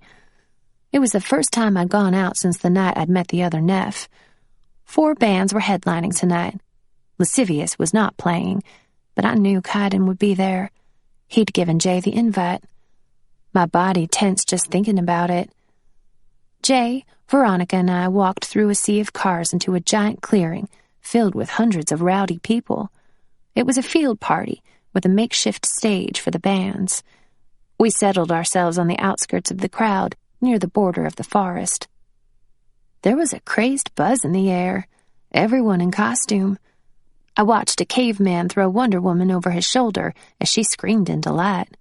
A robot was helping an alien do a beer bong on one side of us, while some Pokemon characters did a keg stand on the other side. A huge crowd was jumping and moshing in front of the stage. I wondered what kind of sexy get-up Kaidan would be wearing. Maybe Adam in a loincloth? And who would be his Eve tonight? Blah. This was a terrible idea. I smoothed down the snug black lycra dress I wore. At least it was long-sleeved and flowed down to my ankles. I think it was a costume of Veronica's from when she was in middle school. She swore it wasn't too tight on me. She had no qualms about lying. My face, neck, and hands were painted green. I doctored up a fake wart with some bubble gum and put it on my nose, much to Veronica's dismay. I wore a ratty black wig and a pointy black hat. Veronica was a seductive Minnie Mouse in red and white polka dots. Jay was a pirate with an eye patch and a freaky fake parrot sitting crookedly on his shoulder. I stood with my arms crossed, scanning the crowd. My eyes halted on a very tall gorilla looking in our direction. He wore a red badge on his furry chest. I had no idea how long we stared at each other, unmoving, before I lifted one hand in a wave. "Who are you waving at?" Veronica asked me. That big monkey? I think he's staring at us." And at that moment, the gorilla lifted an arm and scratched his armpit. The silly gesture filled me with a rush of joy, but I wasn't going to him. I faced my friends, chewing my thumbnail. "Please come over." When I glanced again, he was walking our way. Yes! My pulse went erratic. Veronica giggled when he approached, but she shut up when he took off the gorilla head and shook out his sweat-dampened hair. From the corner of my eye, I saw her white polka dots cover over in bright red. I wasn't going to lie. It annoyed me, though I could hardly blame her. I was thankful when he turned to Jay. "Arr, matey," Kaidan said. "What's up, man?" Jay reached out and they slapped palms, then grasped hands for a second. "I've got a joke for you," Kaidan told him. Jay nodded his head, ready. "What's the difference between a drummer and a savings bond?" "I don't know." "What?" Jay beamed bright yellow. "A savings bond matures and eventually makes money." They did some big-barreled boy laughing, slapping hands again. While they were distracted, Veronica cocked her head toward Kaidan and raised an eyebrow at me. I shook my head and she eyed me, unbelieving. Her colors had settled down now. Kaidan looked back over at us girls. "This is my friend Veronica," I told him, "and this is Kaidan." "Oh, I've heard all about you." Veronica gave him a big smile. His brow elevated, but he didn't take the bait. Instead, he stared at me funny. "Nice wart." Leaning forward without touching me, he flicked the wart from the tip of my nose. Veronica let out a loud cackle, proving she could be the one in my costume. "I told you it was stupid," she gloated. With my pointer finger, I moved the paint around my nose to fill in the blank spot. When I finished, he was still watching me. "Your hair's grown a lot," I said to him. "So has your bottom." My eyes rounded and blood rushed to my face. Veronica hooted with hilarity, bending at the waist. Even Jay let out a loud snicker, the traitor. I wished Kaidan weren't so perceptive, but it was true. The feminine curves that had always eluded me were finally making an appearance. Stupid tight dress. "Dude, you can get away with anything," said the pirate to the straight-faced ape. "I meant it as a compliment." "That was awesome." Veronica grabbed Jay by the hand. "Come on, let's go find me a drink." She winked at me as they ambled away. I gave my attention to the dry, trampled grass and scattered cans for a moment, before working up the nerve to say something. "My dad gave me a cell phone, and a car, and a ton of money." Kaidan set the ape head on the ground and pulled his phone from a fuzzy pocket, blowing off brown lint. Then he held his furry thumbs above the buttons and nodded at me. I started to give him my number, but his brow creased in frustration with the big costumed hands. "Here," I said, taking his phone. Saving my number for him gave me a thrill. He pocketed the cell again and looked at me with curiosity. "How did things go with your father and the training?" "It went fine, I guess." I crossed my arms. "I know my drinking limits now and all that." He nodded, examining me. I thought I'd feel inconspicuous and hidden in the safety of a costume, but instead, I wished I weren't green. My eyes scouted the crowd. I expected to see the dark shadows of whisperers at any moment, which hastened my need to be frank with Kaidan. I understand what you meant now about the dangers of being together. I stepped closer.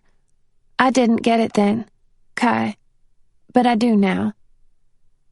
Music started playing, and he shifted toward the stage so he wasn't quite facing me. His head moved with the beat of the song, and I wondered whether he realized he was doing it.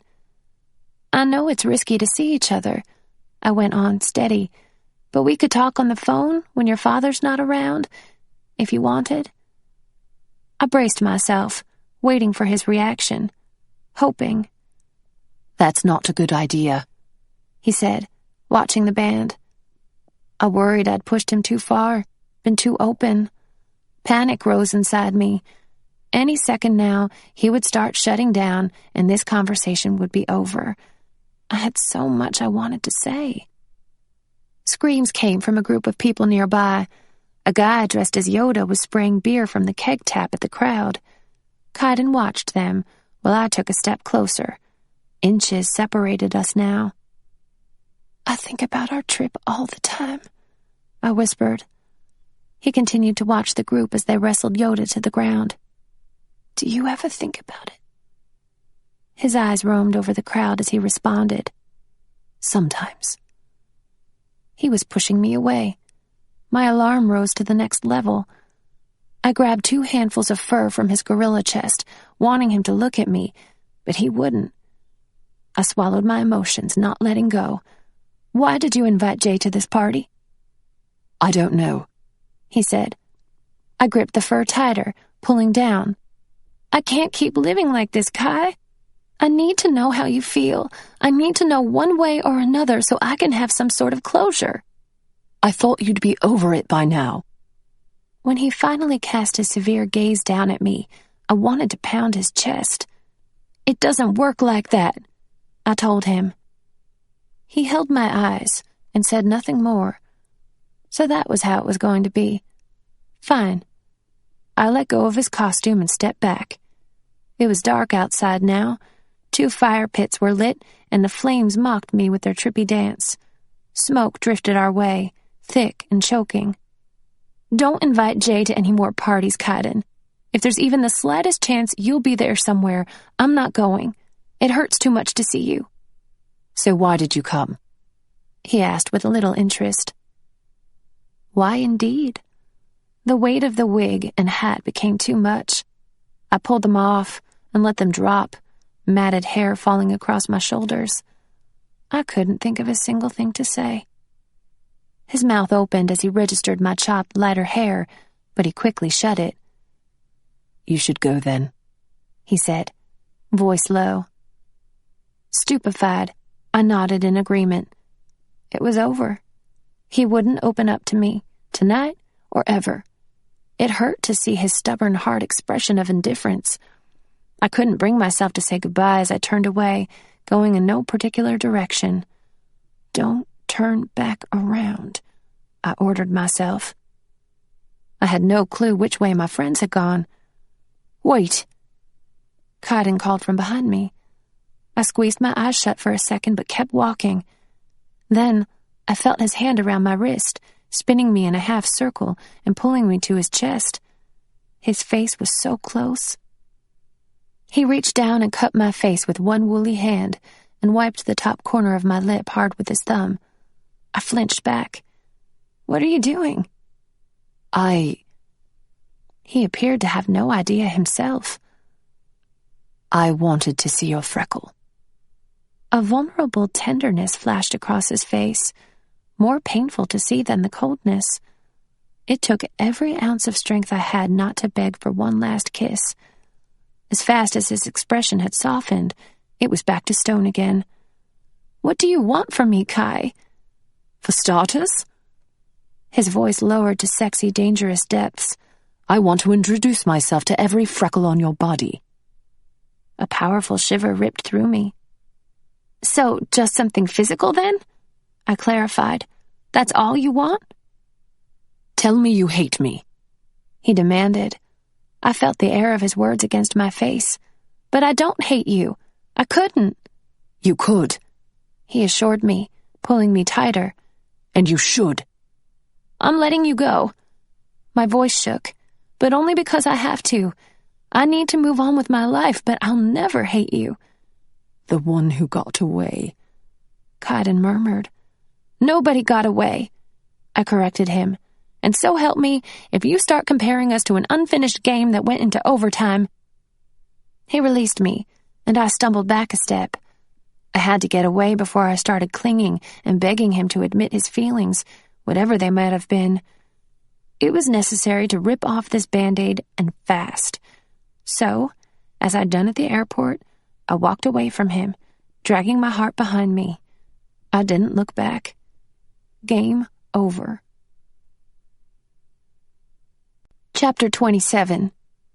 Holiday Cheerlessness. I'd seen people with depression. I'd been bowled over by the hopelessness that sank the air around them, murky storm clouds as heavy as sandbags. I carried around a gloomy cloud of my own after Halloween. It was far worse than when I'd returned from California. Each day, I tried to rein it in, reminding myself there was always hope. Hope for the earth, hope for humanity, just not hope for Kaidan and me. I dealt with the pain by shutting down. The more time asleep, the better. I missed school a few times just to lie in bed, failed a major test, lost weight, but I knew time would heal the ache, and everything would be okay. I could move on. I would come back to life. Eventually. But not yet. Patty made my favorite things on Thanksgiving: sweet potatoes with marshmallows, corn pudding, key lime pie. I knew the spectacular spread was meant to lure me out of my hole. It was just the two of us. On past Thanksgiving mornings, we'd worked the food bank and then celebrated dinner with Patty's church friends, but we couldn't be caught doing those things now. Patty chattered away about nothing, placing a heaping plate in front of me. She tried to fake it, but she wasn't happy these days either. I watched her cut a slice of turkey and take a bite. Anna, please eat. I'm not very hungry. That's because your stomach's wilted away to nothing. I busied my mouth by taking a sip of water. That's it. Patty threw her napkin on the table. I'm calling Kaidan. I know this has something to do with him. Her words poked me to life. No! Then I need you to pull yourself out of this, she said. It's gone on long enough. For goodness sake, Anna, if I thought medication would work for you, I'd have taken you to the doctor already. You can't give up. You have to continue putting effort into everything, especially school. School is... I couldn't even form a coherent sentence. School is still important, Patty insisted. And so are you.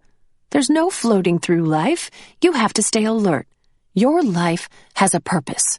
Whether you're called on to fulfill that purpose today or when you're 100, you've got to be a productive part of society between now and then. Do you think I'm going to let you lie in bed for the next however many years? I shook my head. She was right. I had needed the past month to mourn, but it was time to try to get back to my life. I eyed my plate and took a small, tentative bite of sweet potatoes. Flavors and scents brought back strong memories. The rich sweetness filled me with a longing for the love and comfort of my childhood. When I looked up at Patty, tears were leaving warm trails down my face. I'm sorry, Patty. Sweet girl. She choked up and came to me. As we hugged and cried together, I let myself feel all of the things I'd been avoiding. It was more than the insecurity of never knowing how Kaidan felt.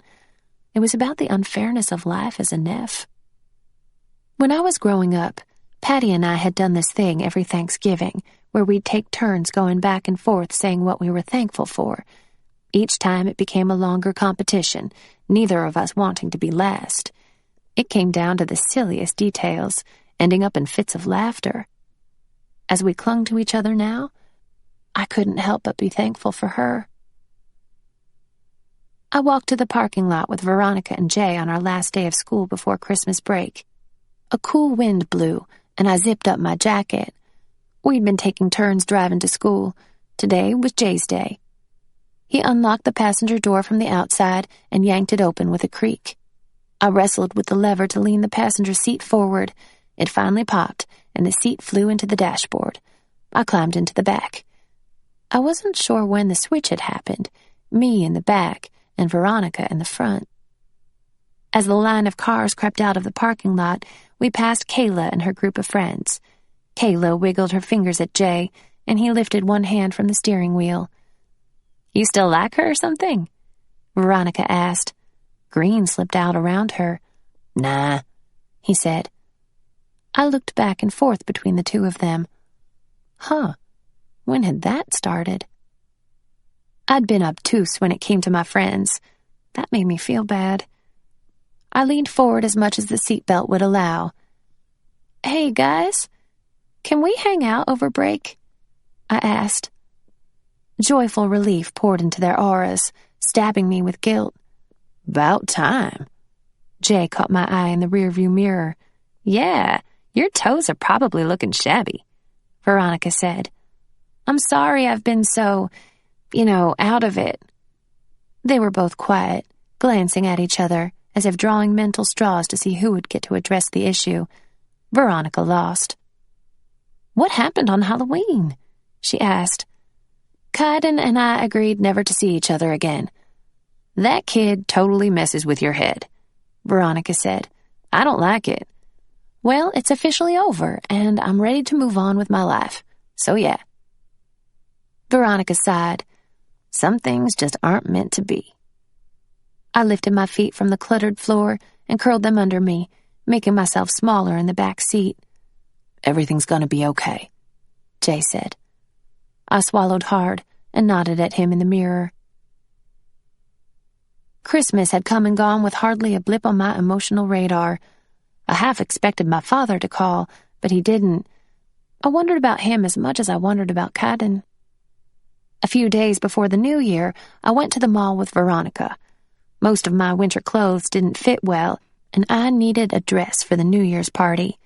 Veronica loved shopping with me because I let her pick out all my clothes, only now and then nixing something. But she figured out what I would and would not wear. I had cool clothes for the first time, and I liked how it made her feel good to see me dressed in outfits she'd chosen. We went straight to her favorite store, with the dim lighting and pop music blaring from speakers overhead. She sorted with expert speed through racks of shirts, clanging hangers as she went. "Do you think Jay's cute?" she asked. Her eyes concentrated on the clothes, as if nothing were amiss, but her colors were going haywire. I had to proceed with caution. "Yeah, I've always thought he was a cute guy, but I've never had feelings for him or anything like that. Why? Do you think he's cute?" "No." She stopped sliding hangers and looked at me. "I think he's hot." We stared at each other for a second, and then we both started laughing, relieved to have it out in the open. Jay and Gregory met us in the food court. I nibbled on a soft pretzel while the others had pizza. Jay and Veronica were flirting so much that Gregory rolled his eyes at me. We were throwing away our trash when Jay lifted the bill of his ball cap to peer across the food court. "I've seen that dude before," he said. "Where do I know him from?" "Who? Where?" Veronica asked. Jay pointed him out. Through all of the moving people, there was a lone man next to the ice cream stand, watching me. His skin was a smooth, dark brown. His hair had grown into a poofy short afro. "It's Capano," I whispered, heart in my throat. "You know him?" Veronica asked. "He's like a man." She was right. Cope couldn't be mistaken for a boy. He must have been 19 or 20, just a few years older than us, but he was so serious, manly. What was he doing here? "I'm gonna go talk to him," I told them. "I'll meet you guys back here in half an hour." I stopped a few feet from Capano, hands clasped behind my back. My pulse remained at a steady high as his eyes held me. "Is everything okay?" I asked. "Everything is well. I hope I have not frightened you." His gentle tone never faltered, and I wondered whether he'd ever raised his voice. How deep was his hidden wrath, And what would it take to unleash it? The thought prickled the back of my neck. I tilted my head toward the corridor of shops. "Want to walk with me?" I asked. Capano came to my side, and we moved together into the stream of shoppers, who became like background noise as I concentrated on him. I was patient, hoping he would explain why he'd come. "How have you been?" he asked. "It was a rough semester, to be honest, but I'm doing better." He nodded down at the polished floor in front of us. "How about you?" I asked. Keeping his eyes straight down, he answered, "I have thought of you often since the summer." Heat tore through me at his blunt openness. My hands tingled. I had no idea how to respond. We came to an open area where Santa's shop had resided a few days prior. It was now naked in its emptiness, except for a fountain with a thick marble ledge around it, where we sat together. Capano stared down at the water, full of copper and silver coins on the bottom from years' worth of wishes. "The twins arrive tomorrow for a visit," he explained. "They fly into Atlanta, and Mana requested me to come." "Oh," I said, realizing he hadn't come to Atlanta for the sole reason of seeing me. My initial reaction was relief that I wouldn't have to deal with a complicated situation, but disappointment followed on its heels. It wasn't fair to feel let down, since Kaidan still ruled my heart, but I did nonetheless. Maybe because I knew I could never be with Kai. "I arrived early, hoping to see you," he continued. "I went to your home, but your mother told me you were here." "I'm surprised you didn't call me." I pulled out my phone and rolled my eyes with embarrassment. I guess it helps when I turn it on. He flashed me that dimpled smile, which set my inner butterflies aflutter, as always. I peered down at my phone. "Do you have a cell?" I asked. He took out his phone, and we exchanged numbers. A loud group of boys were passing through the court, jeering at one another and roughhousing. When I spotted Scott among them, I moved fast, angling my body away from their group and tilting my head so my hair would shield my face. "You know them?" he stated. "Some of them are from my school." I said no more, but tension filled the space between us. "One of them has hurt you." Was it that obvious, even with my colors hidden? I raised my head now that the boys' backs were to us. "There was an incident this summer," I said. He watched me with expectancy, so I told him a brief version of the story, keeping my head down. When I finished and looked up, my heart faltered. Cope was a display of barely contained rage as he stared in the direction Scott and his friends had gone. His nostrils flared, and his mouth was taut.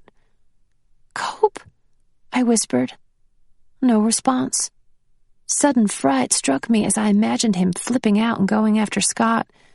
I spoke in the calm, gentle voice he always used with me.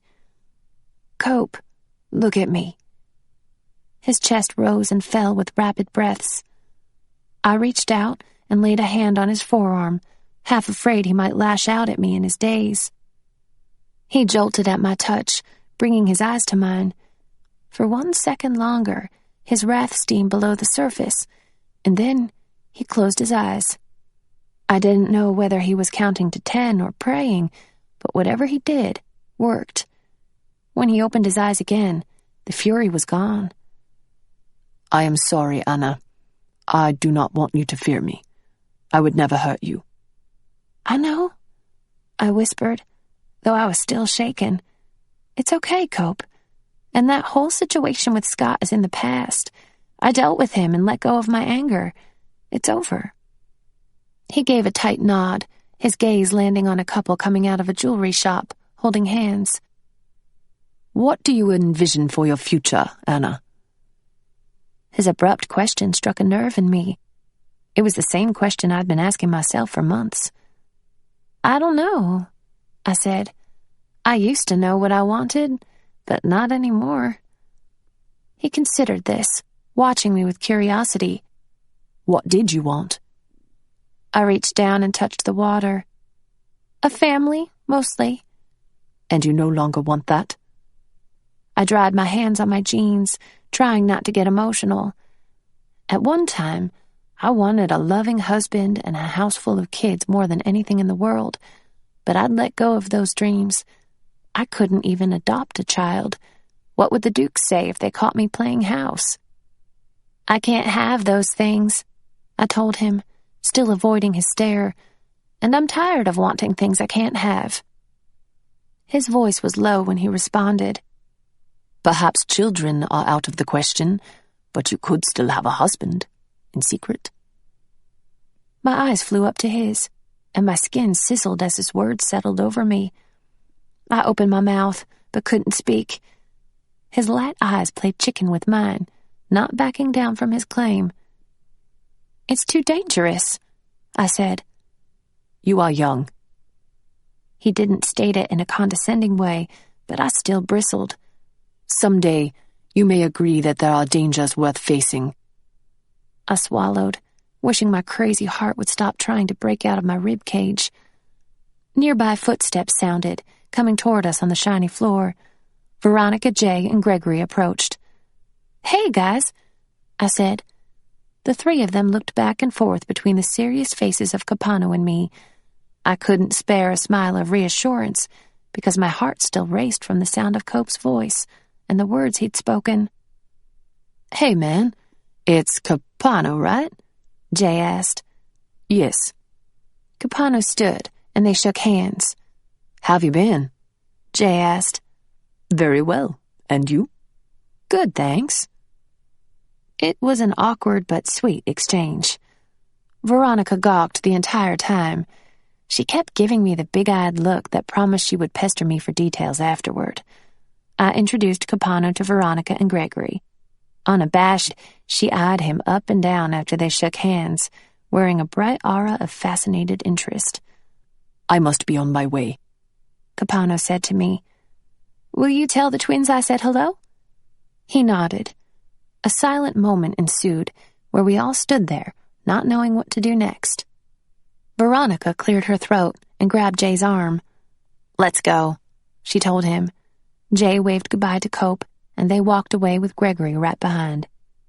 "Call me if you all want to hang out or anything," I told Cope. With a hesitant movement, I stepped forward and wrapped my arms around his waist for a quick hug. Capano held me close, like a man who'd been starved of affection. I blinked back tears and ran my palms over his back. He was big and strong and had no interest in letting me go, so I let him hold me. I rested my face against his chest and breathed in a mild tropical smell. When I started imagining the caramel pheromones he was capable of emitting, I had to pull myself away, feeling too shy to meet his eye. "Take care of yourself, Anna," he said. "You too," I whispered. I spent the next day lost in thought, mulling over Capano's comment about a husband, and also trying to figure out why the twins would fly into Atlanta instead of a city closer to Cope, unless they wanted to see Kaidan, assuming Farzuf was in New York. It made me jealous that the twins were allowed to call and see Kai, but I wasn't. And then there was Capano. His words had jarred me. For all I knew, he could have been speaking in hypotheticals, but I didn't think so. I believed he was talking about us. He was everything I wanted in a guy. Gorgeous, humble, no games. If I'd met him first, there's no telling what might have happened. And as much as I knew I should let Kaidan go, I wasn't ready. The next day, just as the sun was setting, I sat on the edge of Patty's bed while she packed her suitcase. "I wish you would change your mind and come with me," she said. "I already made plans with Jay and Veronica for New Year's." One of the papers was sending Patty to cover the ball dropping in Times Square.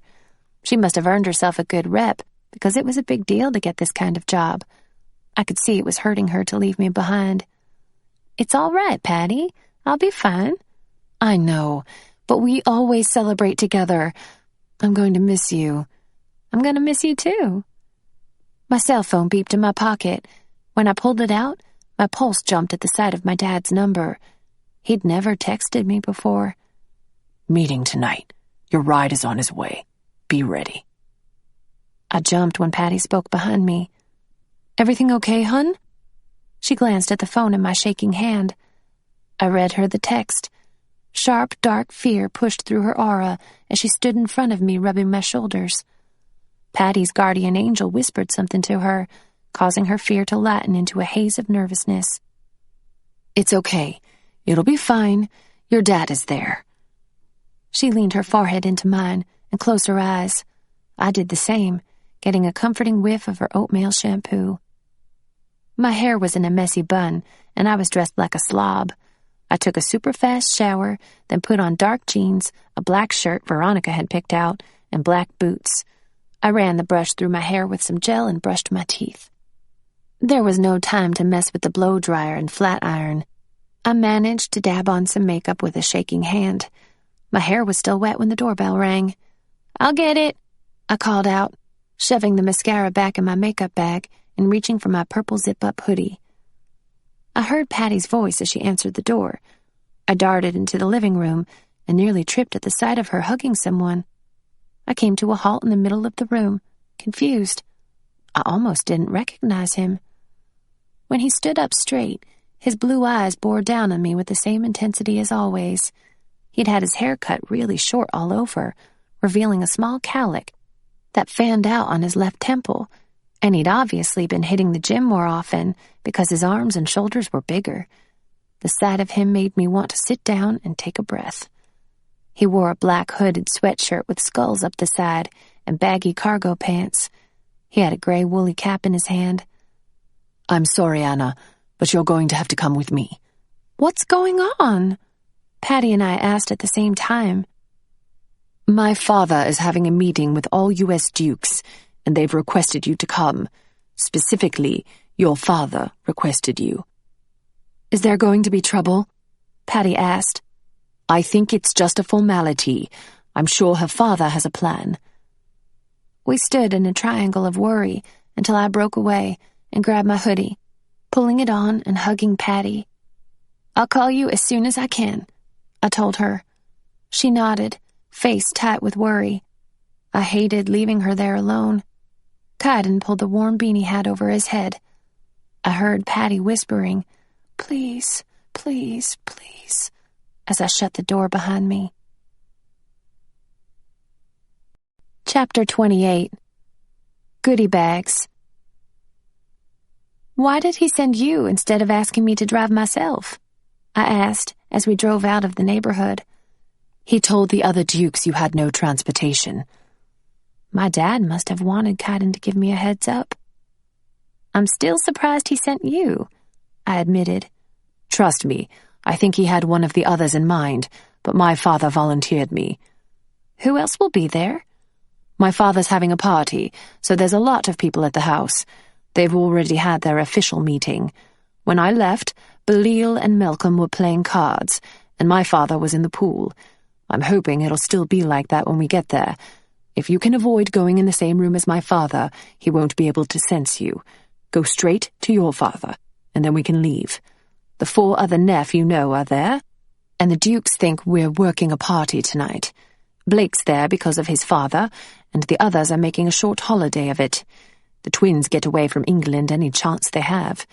Oh, and Ginger's been a ray of sunshine today." He rolled his eyes, peeved. There it was again, that mysterious thing between Kai and Ginger. She brought out emotions in him, even if they were negative ones. "Okay," I said, needing a refresher course. "Remind me again, Malcolm is Blake's father?" "Yes." I wished there were some way to hide my attention-grabbing badge. I didn't want the dukes noticing the white swirl and wondering why I was different. Kaidan glanced at me as I bit my lip, then shook his head and looked back at the road, driving with one hand while rubbing the back of his neck. "What?" I asked. "Here we are, possibly in danger, and all I can think about is—" "What?"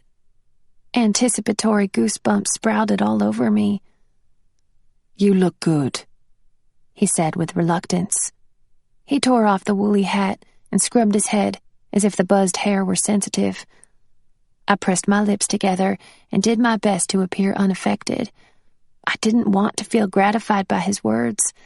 I'd worked hard to try to push him out of my heart, and now he was slicing me wide open all over again. "How does my dad seem tonight?" I asked, changing the subject. I wouldn't want to get on his bad side. "He's intimidating, isn't he?" Just a bit. I tried to imagine Kaidan's house with dukes, Neff, and humans all together. I hoped there would be enough distractions to get us in and out fast. I was glad I'd be seeing the other Neff again. Well, mostly. Thinking of Capano sent a fluttery jolt of nervousness through my system, and questions about the history between Ginger and Kaidan still bothered me. "Kaidan, can I ask you something? I understand if you don't want to talk about it." He shot me an inquisitive glance, and I barreled on. "What happened between you and Ginger?" He made an unpleasant ugh noise and rubbed the back of his neck as he thought. I don't know. We spent a lot of time together during childhood. We were close until I turned 13. Close? My mouth was suddenly dry. I always imagined you being alone. He shook his head, face tight. It was always Ginger and me. Oh.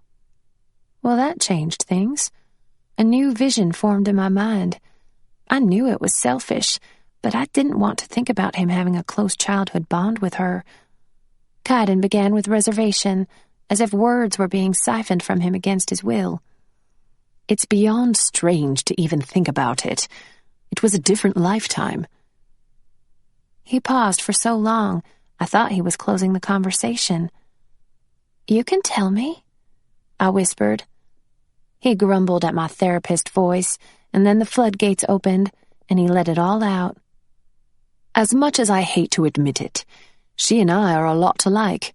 We both understood very early what would be expected of us, before the others did, and it made us curious.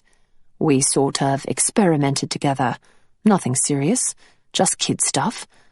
Her nanny caught us when I was 8, and Ginger was 9. The woman told our fathers, and naturally they thought it was bloody amusing. My father was sent to Italy for 1 year while I was 12. The twins were turning 13, so that was the year they started working. When I came back to England, Ginger was changed, like a completely different person. She was hardened and critical, and viciously protective of Marna. It was a sign of things to come for me. It was never the same after that. I found it easier not to talk to her or anyone else. He'd cut her off. He was good at that. But to have it happen as a child would have been even more traumatic. "Maybe she thought of herself as your girlfriend," I said. I couldn't worry about that. Things were changing for me at that time. I couldn't think about Ginger or being a child anymore. There was no looking back. Blake started hanging out with us the following year, and he was all about Ginger from the start. She's always enjoyed the attention. One night, when we were all working a party outside of London, Blake hooked up with this girl, and he was snogging her, right there. Out of nowhere, Ginger started coming on to me. She was trying to make him jealous? That's what I think. At that point, I was 16, and I mostly hooked up with strangers who I could avoid seeing again, but it's not like I'd be able to avoid Ginger the rest of my life. Our history made things uncomfortable enough as it was. I guess she figured I hooked up casually all the time, so it wouldn't be a big deal for me. It was quite the ugly scene when I told her to go find some other bloke if she was feeling randy. It's been brutal ever since. And then there's the issue of Blake's freak-out. I leaned toward him, over the armrest, captivated. "Was that the one time you said he got jealous over a girl?" Kaidan nodded. He'd witnessed our whole conversation, dropped the girl he was snogging, and threw a wobbler, yelling and breaking things. I couldn't imagine Blake on an envy rampage, yelling and breaking things. There had to be so many hidden emotions under the surface of these stories. "I think she still has feelings for you," I said. "No. I think she's pissed off about her life, and she misses being close to someone she considers her equal. Marna is more like her bear cub." Emotions rolled through me, and I pushed them down. "You're upset I didn't tell you, aren't you?" he asked. Kind of. There was no use denying it. It was forever ago. But we're shaped by the things that happened to us as children. She's still hurting from it. Don't you miss her too? As a friend, at least? This is the first time I've thought about her in ages, and it's only because you asked me. Do you remember what I told you about the twins and their father, Astaroth? He asked, about how they can sense romantic bonds between people. Yeah. That's why I hit the booze that night when we were all together this summer. I didn't want them to know there was anything there. I didn't want to have to explain anything or listen to their rubbish. My pulse quickened. He was admitting there was something between us, something mutual. And tonight? I asked, playing with the zipper on my jacket. He pulled a flask out from under the seat as an answer, and my heart rate turned to a solid gallop in my chest. Don't worry, I'm sober right now. I'll start drinking when we pull up. Do I need to drink too? No, just one of us will do the trick. I wound a lock of hair around my finger and kept my eyes on the console in front of me, trying not to stutter when I asked, "If you didn't drink, what would they see?" He stared at the road, clutching the wheel. It took a long time for him to answer. Too long. I don't know. Maybe attraction, maybe nothing. A lot of time has passed. 5 miles is coming up now. What did that mean? Maybe nothing. On whose side was it possibly gone? His or mine? I shouldn't have gotten my hopes up. Of course he wouldn't want them to know he was attracted to me, but it didn't mean he felt more than that. I scrunched down in my seat. Seeing him again was going to set me back, but there was no way I'd let myself fall into that dark place again. I closed my eyes, meditating. An image of Capano swam into my head. He would never string me along and confuse me like this. I wished I could make myself want him the way I wanted Kai. The heart was a confusing thing. At his house, Kaidan punched a code into the security box and pulled into the driveway, which was packed with cars. I pushed my hearing into the house and moved it around until I found a gruff voice using poker lingo. I didn't recognize the other voices at the table, which meant Farzuf wasn't there. Kaidan opened the flask and tipped it up.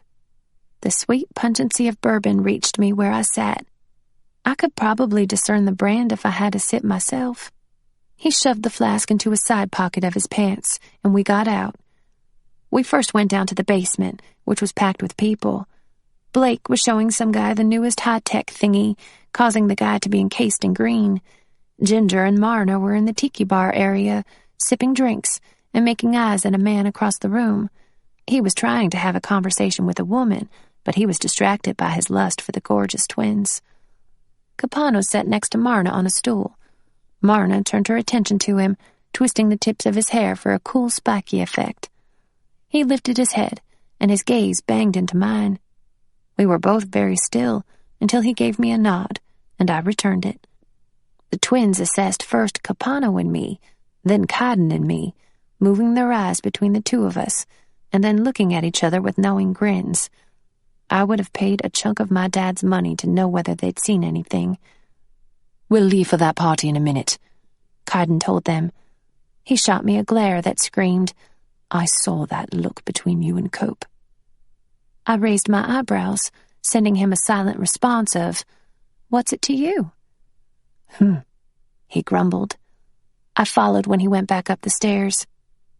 My stomach twisted as we made our way through the house full of people to the heated veranda, where men were sitting around a table, swigging top-shelf whiskey straight from the bottles and talking over one another. I saw my father and had to fight emotions from bursting out around me. I kept my head down. His eyes were hard when he saw me. "Come here, kid," he said with unfamiliar menace. I took small steps to stand at his side. "You got plans for New Year's?" "Yes, sir." I cleared my throat. "A big hotel party in Atlanta." That was the truth. "Goodie bags for the party." He handed me baggies of dried green stuff and white powder, marijuana and cocaine. Steady, girl, I told myself, gripping the bags to my abdomen. "Thanks," I whispered, eyes down. A voice next to him spoke. "Might want to consider having all these Neff working that gig together on New Year's." I lifted my eyes to take in the sight of a handsome Japanese man, who I assumed was Malcolm, the Duke of Envy. He took a fine cigar from his lips and played his hand of cards, which made the entire table groan and break into frustrated conversation about their losing hands. He smiled, putting the cigar between his lips as he gathered his winnings and spoke from the side of his mouth. "Just saying. Could do a lot of damage if the whole group worked a big party together. I have no plans for Blake. I doubt Astaroth or Alisair will disapprove." "All right, then." My father grumbled in my direction. "You all work New Year's together." To my relief, he made a shooing motion with his hand, dismissing me. I started to turn, then saw movement from my other side, where Farzuf, in a robe, walked toward us from the indoor pool area. "You still standing here?" My father snapped at me. I swiveled on my heels and headed for the door, where Kaidan stood waiting for me. From the corner of my eye, I saw Farzuf entering the veranda through the sliding doors, just as we were rushing out. "Let's go," Kaidan said out loud to the air. By the time we made it to the front door, the 4 Neff had come up from the basement and were joining us, shrugging into their jackets. Kaidan tossed his keys to Blake. Their eyes were all distant, listening. I joined them, pressing my hearing toward the veranda as we left the house. "That girl of yours leaves a stink of virtue behind her." Farzuf spoke with quiet disdain to my father, not wanting the human men in the room to hear. Shoot, I hadn't made it out of the room in time. We picked up our pace, walking faster and cramming into Kaidan's car, Kai taking shotgun. "Well, that won't last long," my dad said, sounding so believable it hurt. "She's just getting good at her job, and the rest will follow. She can drink any man here under the table, that's for damn sure." It was all poker talk after that, but I continued to listen until we were out of range. I chewed my thumbnail until Marna took my hand and held it in hers. As soon as Blake signaled we were out of the 5-mile range of Duke hearing, Blake turned and glanced at me. "You're a virgin?" I nodded, and he looked me over like some sort of anomaly, which I guess I was. He laughed and slapped the steering wheel. "Man, things are definitely more interesting with you around." I wanted to crawl under the seat and hide my face. Kaidan took a drink from his flask. "Are we really partying together on New Year's?" Marna asked. "As if we have a choice now," Ginger stated. We'd been ordered to go, but how would they know if we were working or not? What if one of them decided to check on us? And then it hit me. Capano would be expected to be there working too. I angled myself toward him. "Maybe you can come up with an excuse or something," I offered, feeling horrible. He shook his head.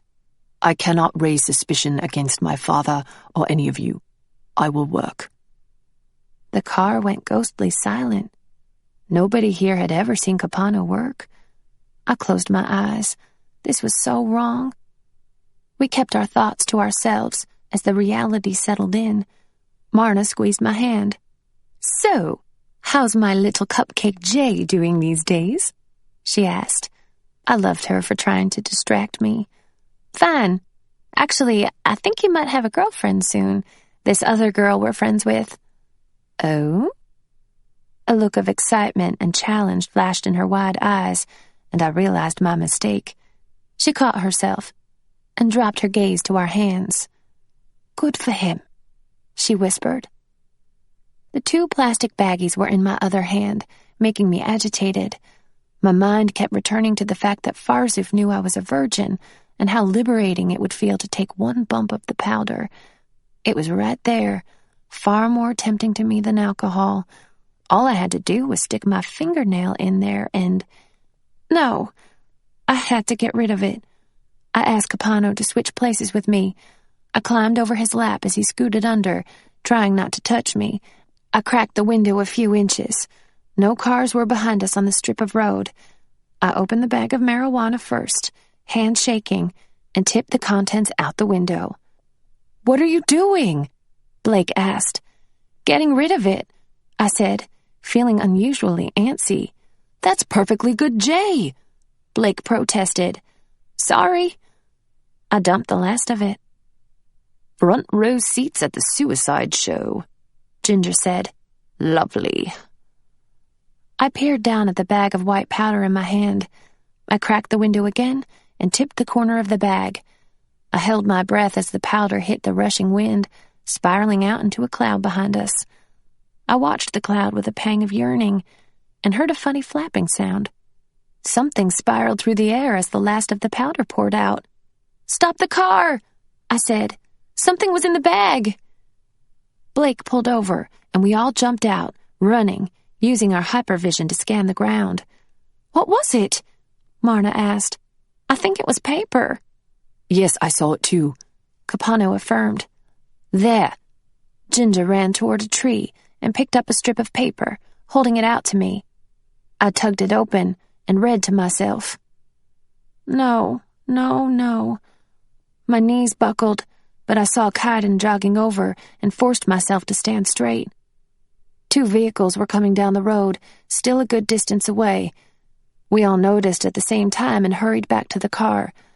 I handed the note over the passenger seat to Kaidan as Blake drove off, remembering the words in my mind. "They're getting suspicious of us. A lot of rumors. Legionnaire spies will be watching you on New Year's. You'll have to work. Remember your training.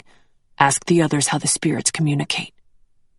Kaidan slammed his hand against the dashboard after he read it. "Care to clue us in?" Ginger asked with impatience. Kaidan turned, his anxious eyes holding mine. It was time to tell them everything. Chapter 29. New Year's. It took more than 2 hours of talking before Patty accepted my claims that I'd be okay and decided to continue on her trip to New York. She knew the Neff and I would be expected to work on New Year's, but I'd left out the detail about demon whisperers spying on me. Spirits were a touchy subject. The New Year's party would take place at a fancy hotel in downtown Atlanta. We talked about finding a different party where people we knew wouldn't be there, but this was supposed to be the biggest party in the area. The more people, the more distractions for the spirits. According to the Neff, demon whisperers were easily distracted. I hoped they were right, because I suffered extreme discomfort about unleashing spirits on a party where my 2 best friends were going to be. Jay had recently landed a job as an assistant to the disc jockey who was doing the music for the party. That was how we got tickets to the biggest bash in town. A local radio station would be there, too. Since Jay was working part of the night, he had to get there early. I drove Veronica. The 5 Neff would meet us there. It wasn't until we pulled into Atlanta that Veronica noticed my nerves. I hunched over the steering wheel with a stomach ache. The crowded city streets hurled emotions both rainbow-colored and dark, all of which I heaved away. "Hey, are you okay?" Veronica asked, holding her lip gloss wand in midair. "Just nervous about the party, I guess." The inside of the hotel was exquisite, not a detail missed. There was a waterfall fountain in the atrium, gorgeous flower arrangements on every table, and plush carpets of vivid design stretching in all directions. Most people were in the lobby, checking into their rooms. Veronica's curfew was 1:30, so we weren't staying the night. If something came up and I needed to stay, Jake could take her home. It was likely that the spies expected me to party all night. The hotel was buzzing with excitement. Veronica clutched my arm, sporting a bright orange aura of exhilaration as she looked around. I peered around, too. I was not excited about meeting any dark spirits again. Not at all. I hadn't learned anything new about the demon whisperers during my one night of crash course training from my father. I guess he didn't think they'd be a problem for me at the time, and it was still a sensitive subject for me after being haunted. Fortunately, my Neff friends taught me the basics. Spirits were limited in their communications because of their lack of physical mass. While their sight was keen, their hearing was dim. They could hear only up close, where the voice vibrations were strongest, and they could dip into the person's mind. Parties with loud music were chaos on their hearing, which was good for us, because they wouldn't be able to listen to our conversations from a distance. They would be able to hear us only if they swooped down close, and that was also the only way we could hear them. In close proximity, we could open up our minds and speak telepathically with them, like mutual whispering.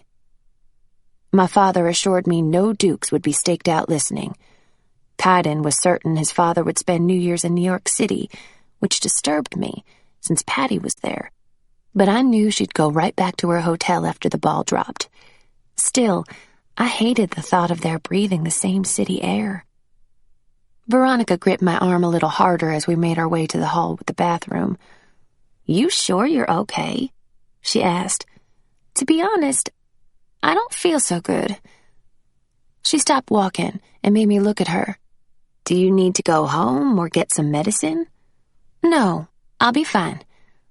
I tugged us forward again until we were in the line with the other well-dressed kids, mostly college age.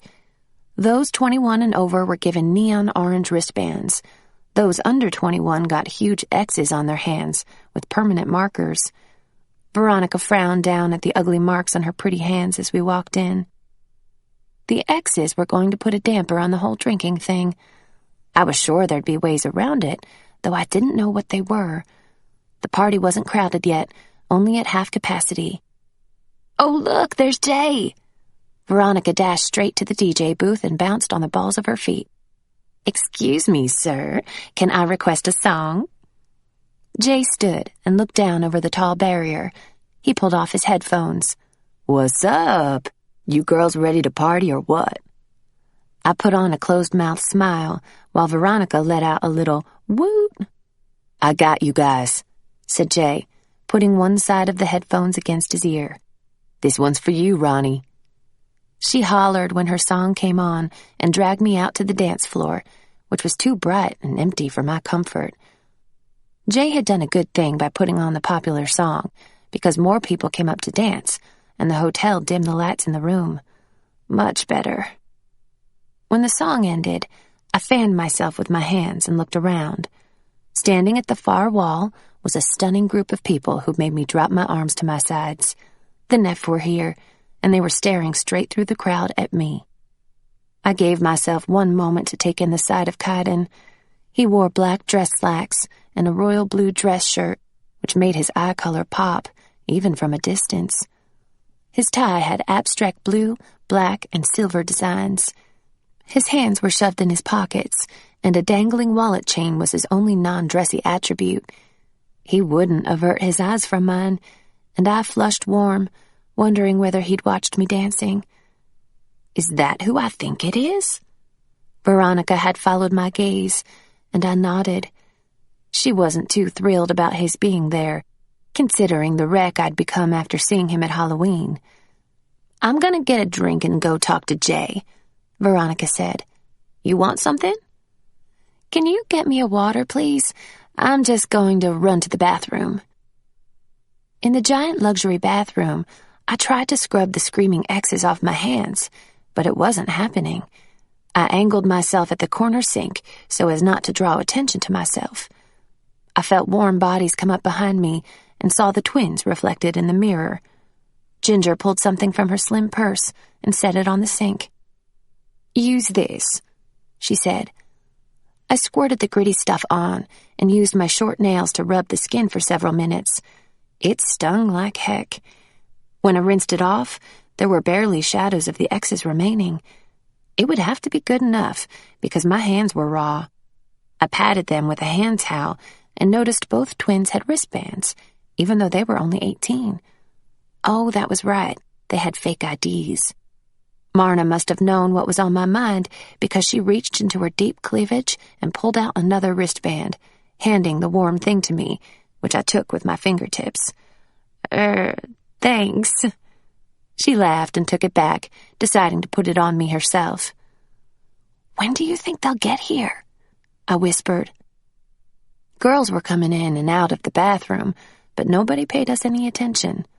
"Don't worry about that," Ginger advised me. "Just work as if they're always there."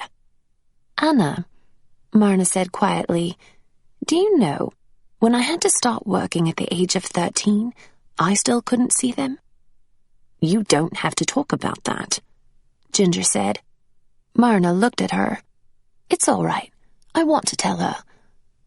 She moved closer so I could hear. "When I turned 13, after a year of training and everything I'd learned, I still couldn't see them.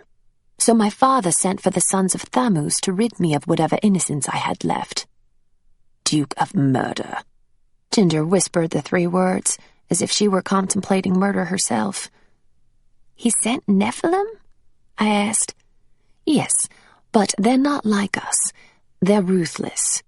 I wasn't a virgin, but no guy had ever hurt me like that. Every time I'd scream or cry, they'd hit me.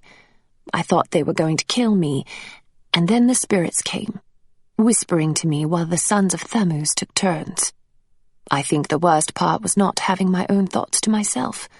I couldn't not think about what was happening. I broke away from the sisters and hurried into the large handicapped stall, leaning my weight on the handrail. I'd almost gotten sick while Marna told her story.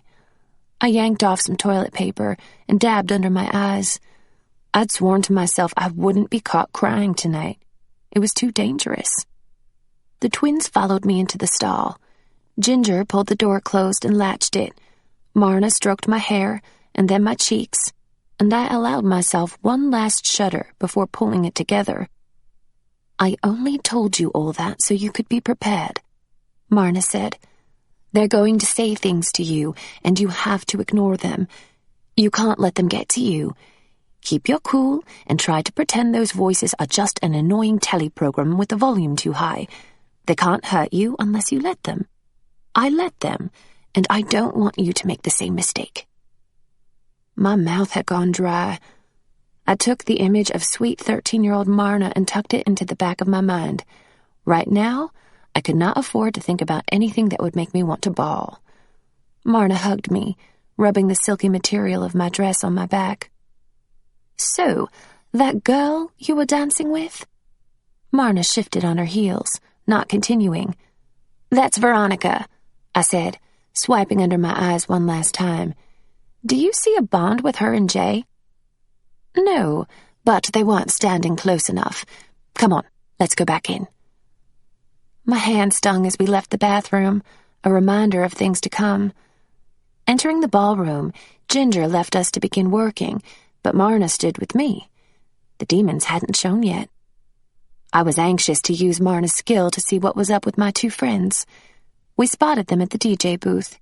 Jay had the earphones around his neck, and he leaned on his forearms to watch Veronica. She was being her usual flirty self, making big hand gestures as she talked. Marna crossed her arms, frowning. "Uh-oh, what's wrong?" At the sound of my question, she snapped out of it, uncrossing her arms and shrugging. "Nothing. There's just a lot more people here now. The bonds can get fuddled. So you can't see anything? They're attracted." Well, darn, was that it? You didn't need superhuman bond-seeing capabilities to know that they were attracted. I was hoping for something more. "We'll have a drink together later," she said to me, and with a wink, she headed back to her sister. I went to the DJ booth and stood there for a moment, not wanting to interrupt. Jay and Veronica were so absorbed in their talk, they didn't notice me. Jay studied her, and she seemed to blossom under his attention. Only attraction? Really? Veronica turned, startled to see me, and laughed. "Oh my gosh, this boy is too much." She reached up to smack at his arm, but he grabbed her hand, and when they looked at each other, bada bing, pink. A tinge of dark fuchsia swam up between their auras as they slowly pulled their hands apart. Jay and Veronica's guardian angels regarded each other with a nod, pleased. I wanted to cheer, but instead grabbed my water from the ledge, giving myself an excuse to look away.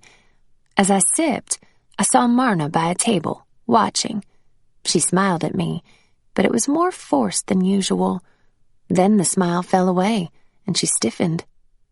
I couldn't see them, but I knew they were there, right behind me. The Whisperers had arrived, bringing with them a feeling of spiders crawling up my back. I gathered my wits and strode away from my two friends in their sweet moment. I'd never felt more separate from them. I knew what I had to do. I went straight to the bar. As I walked through the crowd, I forced myself not to run, screaming from the sensation that an axe murderer was stalking behind me. The urge to turn and gauge the danger was strong, but not as strong as my fear of what I'd actually see. I got to the bar as a couple was walking away with their drinks. The bartender looked me over, pushing thick blonde hair off his forehead. My heart still pounded with unhealthy force. "What can I get you?" he asked, leaning on the bar top toward me. I pondered the row of beer bottles on display and pointed to a light one. His eyes went to my wristband. "You don't look 21, he said in a friendly way, popping off the cap. Yeah, I know. I accepted the cold bottle he offered. Then I fished a bill out of my small black purse flung across my body, resting against my hip. I wondered whether the Whisperers were watching. Thanks, no change, I said, handing it over. He took it, but didn't move away from me. I felt like I should make small talk with the bartender. He also appeared to be thinking of something to say. "He's thinking of inviting you to his room." A deathly chill zipped jaggedly up my spine at the sound of the scratchy voice in my head. Going with my first instinct, I tipped the bottle up and took a long drink of it. Ugh, I didn't like the taste of beer, but at least it didn't burn like fire. The demon laughed in my ear, and it seemed to echo through my skull. "He likes the look of your lips on that drink. Do it again."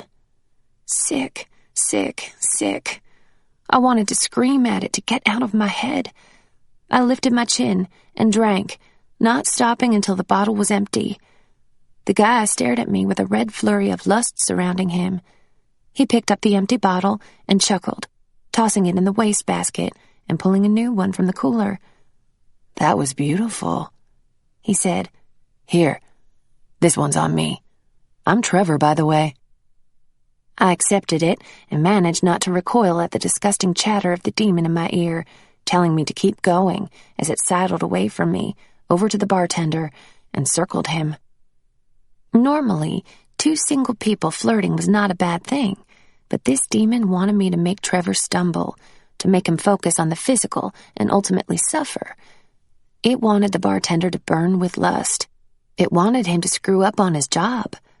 The Whisperer made something as innocent as flirting feel wrong. I knew it was time for me to say something to Trevor, but my eyes started to sting, threatening tears. Do not get emotional. "You've got pretty eyes," Trevor said. "Shiny." The demon chortled. "Romeo needs to work on his pickup lines. Boring." Thanks, I'm Anna. I needed to flirt. I lifted the corners of my mouth and moved some hair forward with a flip of my hand. Are you working here all night? "Yep, until 1. Then who knows? Should be plenty to do around town after that." "I'll bet," I said. Now what? Should I, wink at him or something? Flirting with strangers might not have been my forte, but drinking definitely was, and he liked that. I took another long, cold gulp and relaxed as the first beer hit my system and kicked things into gear. Oh, shoot, I forgot to get the time. I twisted my wrist until the silver watch was in place. 9:20. A group of people came up to the bar next to me. The bartender took their orders, but he kept glancing back at me. I waved with my fingers in that coy way I'd seen girls do to Jay. I felt dumb, but he grinned and swiped his hair aside, sporting a steady stream of red in his aura. I left the bar, wondering what the heck I was going to do now, and walked straight into the grisly shadows of 2 demon whisperers. Even though I couldn't feel them, I shivered with revulsion as I rushed through the vapors. The party was coming to life now, and the DJ was on the mic, making announcements and getting everyone riled with his electric excitement. I stopped amid the moving bodies, acutely aware of being followed.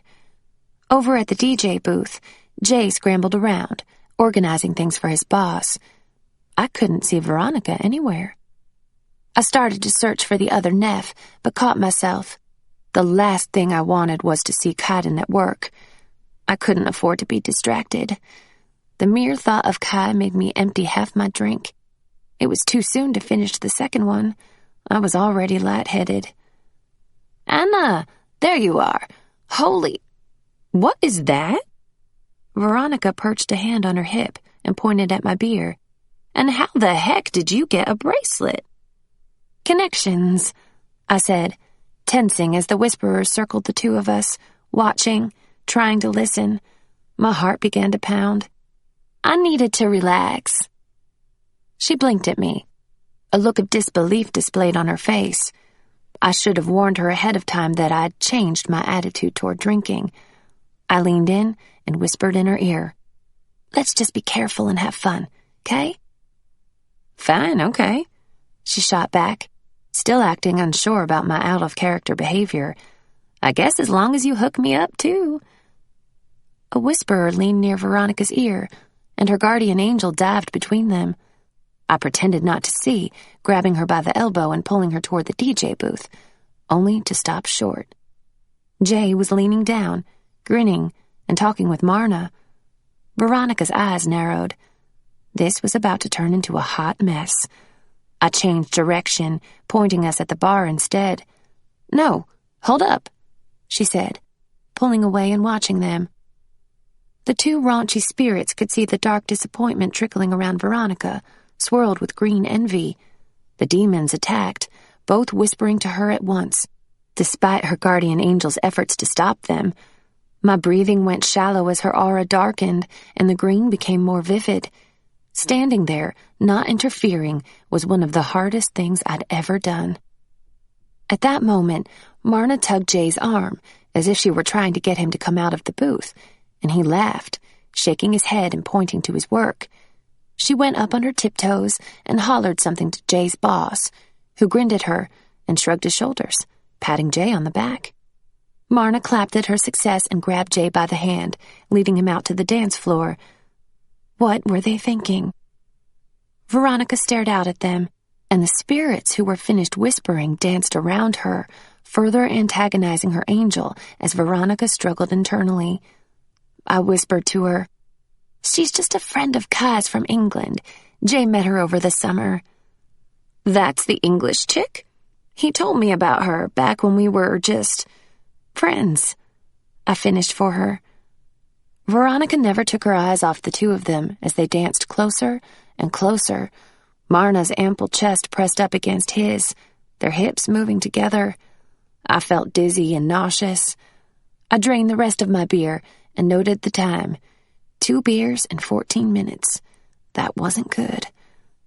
I leaned in again to tell Veronica not to worry, to tell her that the twins would be gone tomorrow, but an abrasive demon voice shot through my thoughts. "No more whispering to the girl."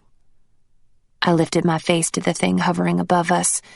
As I met its sunky, mossy eyes, my foot automatically stepped back from the malevolent stare. Even in spirit form, it appeared malnourished, with hollow cheeks and a snarling hole for a mouth. I jerked my eyes away. "Come on, Veronica," I said to her, gripping her elbow. "Let's go get a drink." She stood her ground, continuing to stare at Jay. "I'm going over there." Her voice was resolute as she started forward. Then she stopped. I looked past her to the dance floor. Marna's hands were around the back of Jay's head, and they were kissing, right there for the world to see. He was caught in a whirl of red lust. Not good. Veronica pushed away, running toward the exit near the bathrooms. My muscles itched to run after her. The proud spirits were air-prancing and high-fiving each other. I didn't know what to do. I couldn't comfort Veronica or say anything to Marna and Jay. I knew I should work, so I looked around, hoping for inspiration. I worried the two demons were becoming bored with me as they bobbed up and down, assessing the crowd and swooping down to whisper to people. A rush of paranoia overcame me. Don't worry, they're always a bit ADHD. I turned to the quiet speaker next to me. Ginger sipped her cocktail from a small straw, watching as Jay jogged back to the DJ booth. Marna paused at the edge of the dance floor. When she saw me, she turned the other way and disappeared into the sea of bodies. But they won't forget about you for long, Ginger assured me, so get back to work. Yeah, thanks, I said. She strode away with major hip action. While the spirits were distracted, I left the ballroom on speedy feet. Veronica was just coming out of the bathroom with swollen red eyes. She stopped when she saw me, and her jaw trembled. I would have guessed her to be the confrontational type in a situation like this, ready to march up and tell both of them off. The idea of her in tears tore at my heart. I went to her, checking over my shoulder and finding no spirits in sight. I fought the urge to hug her.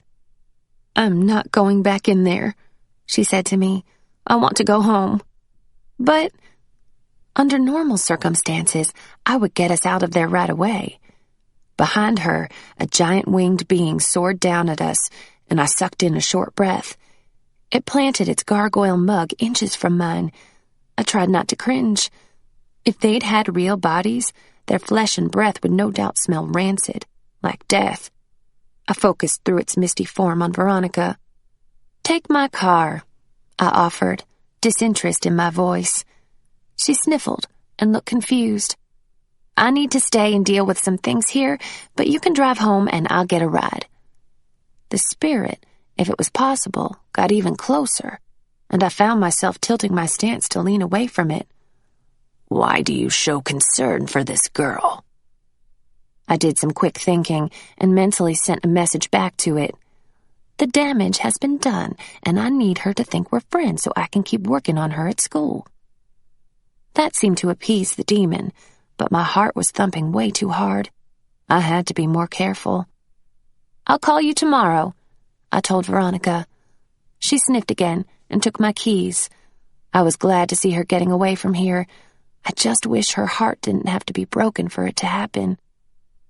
Now, I had to tell Jay I might need a ride home. Back in the ballroom, it took longer to get to the DJ booth because it was a full house now. I checked behind me. One demon followed. I let out a lungful of air as I came to the ledge where Jay was working, his eyes glazed by daydreams and thoughts.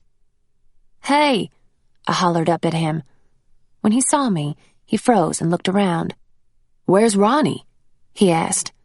She took my car and went home. I need a ride from you. His face fell, and his emotions became a tangled jumble. The spirit rose up beside me to get a better look at Jay. I spun on my heels to leave. Anna, wait! I'll talk to you later, I yelled over my shoulder, putting some distance between us. He probably thought I was mad at him, but I didn't want that whisperer near him. He was fragile enough as it was. Halfway to the bar, I heard Jay call my name again, much closer this time, and then he grabbed my elbow. Fear for him almost made me bite his head off, but the look of anguish on his face stopped me. I crossed my arms instead. Why did she leave? He asked. His expectant expression told me he knew the answer. She saw Jay. He shut his eyes, stricken. I didn't mean for that to happen. Marna is way out of my league, you know? I never expected. I just wasn't thinking. He rubbed his forehead. Everyone cheated, according to Ginger. She'd even prophesied that Jay would. We're not even going out officially, Jay responded to my silent thoughts. I'm still single. We'll talk later, I repeated, and nodded toward the DJ booth, signaling him to get back to work. I left him standing there. It was the coldest I'd ever been to him. If the beginning of the night was this bad, I didn't want to see the end of it. The spirit jumped ahead of me, knowing I was going back to the bar. I stopped, struck with an idea, and the demon came back to me. I wasn't supposed to know I was being watched tonight. Maybe I could play dumb with the thing and get some information. According to the other Neff, the Whisperers could be cunning and ruthless in their jobs, but they were ultimately self-serving. They followed orders from the Dukes half-heartedly and couldn't care less about what the Neff were up to. They were slippery suckers who couldn't be trusted. I sent my thought to the spirit. "Why are you following me? I'm trying to work, and you keep distracting me. Did my father send you?" The sound of its cackle rattled my soul. "I don't have to answer to you," it said in such a juvenile way that a tiny bit of my fear toward it dissipated. I realized then that the second demon spy had gone. "I see the other spirit abandoned you," I goaded. "It's probably out doing something fun now, without you. What will it take to make you leave me alone and let me get back to work?" The smile that stretched across its face was a nasty one. I expected to see maggots climbing out of that cadaverous crack. "Give me a show," the demon demanded. My heart boomed. "You're on." I moved with purpose through the crowd, craning my neck as I searched the crowd. Raucous cheering struck me on the right, where a crowd had circled around something. I went toward it, wondering if maybe Blake was showing off some new gizmo. I got to the edge of the group and stuck my head between two guys. Capano was at a table with several humans, playing cards, and a sizable pile of dough sat in front of him. He'd taken off his chocolate-colored suit jacket, loosened his gold-flecked tie, and rolled his white sleeves to his elbows. So Cope was a gambling man? "Whoa," I whispered, unable to contain it. "This guy's incredible," the guy on my right said. "What are they playing?" I asked. "Blackjack. He hasn't lost yet. Must be one of those genius card readers or something, but the dude next to him's getting mad." Capano showed his cards with a no-nonsense face, and everyone in the crowd cheered, as if watching a magician's magic trick. The spirit circled the table, seeming to grow excited as money exchanged hands, and one of the guys at the table stood up, shouting about cheating. Others eagerly stepped up to argue who would play next. A tall girl in a short dress rubbed Capano's shoulder, but when he looked up, it was my eye he caught and held. My heart rate went rapid fire, and I cleared my throat, backing out of the crowd. I'd taken only a few steps away when I heard a crunching thunk and shouts erupting behind me. I was shoved from behind as the swarm of people heaved. A fight had broken out at the poker table. "Capano!" I stood on tiptoe, trying to see him. On the other side of the frenzied crowd, I spotted him walking away unscathed from the chaos, with his brown dress jacket over his shoulder, head down. I moved when hotel security flocked to the area. My heart was still beating fast as I looked around the massive ballroom brimming with life. Jolts of apprehension zapped my belly at the sight of each short-haired boy, but I was thankful none of them was Kaidan. I shook my head, staving off wonderings of where he might be. Another throng of people had formed around the dance floor. Curious, I grabbed a nearby chair and stood on it. Apprehension filled me about what I'd see, but it was only Blake breakdancing in the center of the open space. And that boy could dance. He was pulling off better moves than I'd seen on primetime dance shows. Anyone would envy his ability. Other guys would also be envying the number of girls he'd be pulling in after this stunt. The Whisperer swooped next to me, making my breath hitch. It was time to give this demon a show. I caught sight of the person I needed. The demon followed as I went to the laughing couple. Marna reached up and straightened the guy's tie, but her hand dropped in surprise when she saw me standing there with my evil shadow. "Sorry," I said to the guy. I grabbed Marna's hand. "Time to do some shots." "Wicked." She squeezed my hand and didn't spare a backward glance for her abandoned prey. I led her straight to Trevor, nudging our way through the waiting customers and propping my elbows on the ledge. Marna squeezed in next to me. The demon poked his smoky head between us, but we didn't acknowledge him. When Trevor saw me, I smiled at him, and he bypassed the other customers. "Finally back," he said. "Ready to pound another beer, Blondie?" I shook my head. "2 tequila shots with lime." He raised an impressed eyebrow and grabbed the bottle. "Hey, we've been waiting over here longer," a man yelled. "Be right with you," Trevor told him. I glanced at my watch. Hour 1 was over. I could have 3 drinks. Trevor set 2 golden shots in front of us with a shaker of salt, but no limes. I looked up as he called the other bartender over and tossed him a lime wedge. The other guy grinned and nodded. What were they doing? "If you girls want your limes, you gotta come and get 'em." Trevor and the other bartender stood side by side in front of us, balancing lime wedges perpendicularly between their teeth. Marna laughed, licked her wrist, and shook some salt on the damp skin. No problem. I could do this. I followed suit, salting my wrist, and we both picked up our shot glasses. When we looked at each other to toast, there was a moment of understanding, an apology, an acceptance, a kindred spirit. We clinked glasses, licked the salt from our skin, threw back the shots, and leaned over the bar. The guys leaned in as well, and I barely registered the people around us whooping over the sound of my heart pounding. I tilted my face and bit the lime from between his teeth without even touching him. But as I took possession of the fruit, he dragged his warm tongue across my bottom lip. The scent of tequila with the sensation of his tongue and the flavor of lime had me pulling away, dizzy with thoughts of Kaidan. "That was fun." I almost leaped from my skin at the demon's sour voice. "Now what?" "Another shot," I said to Trevor.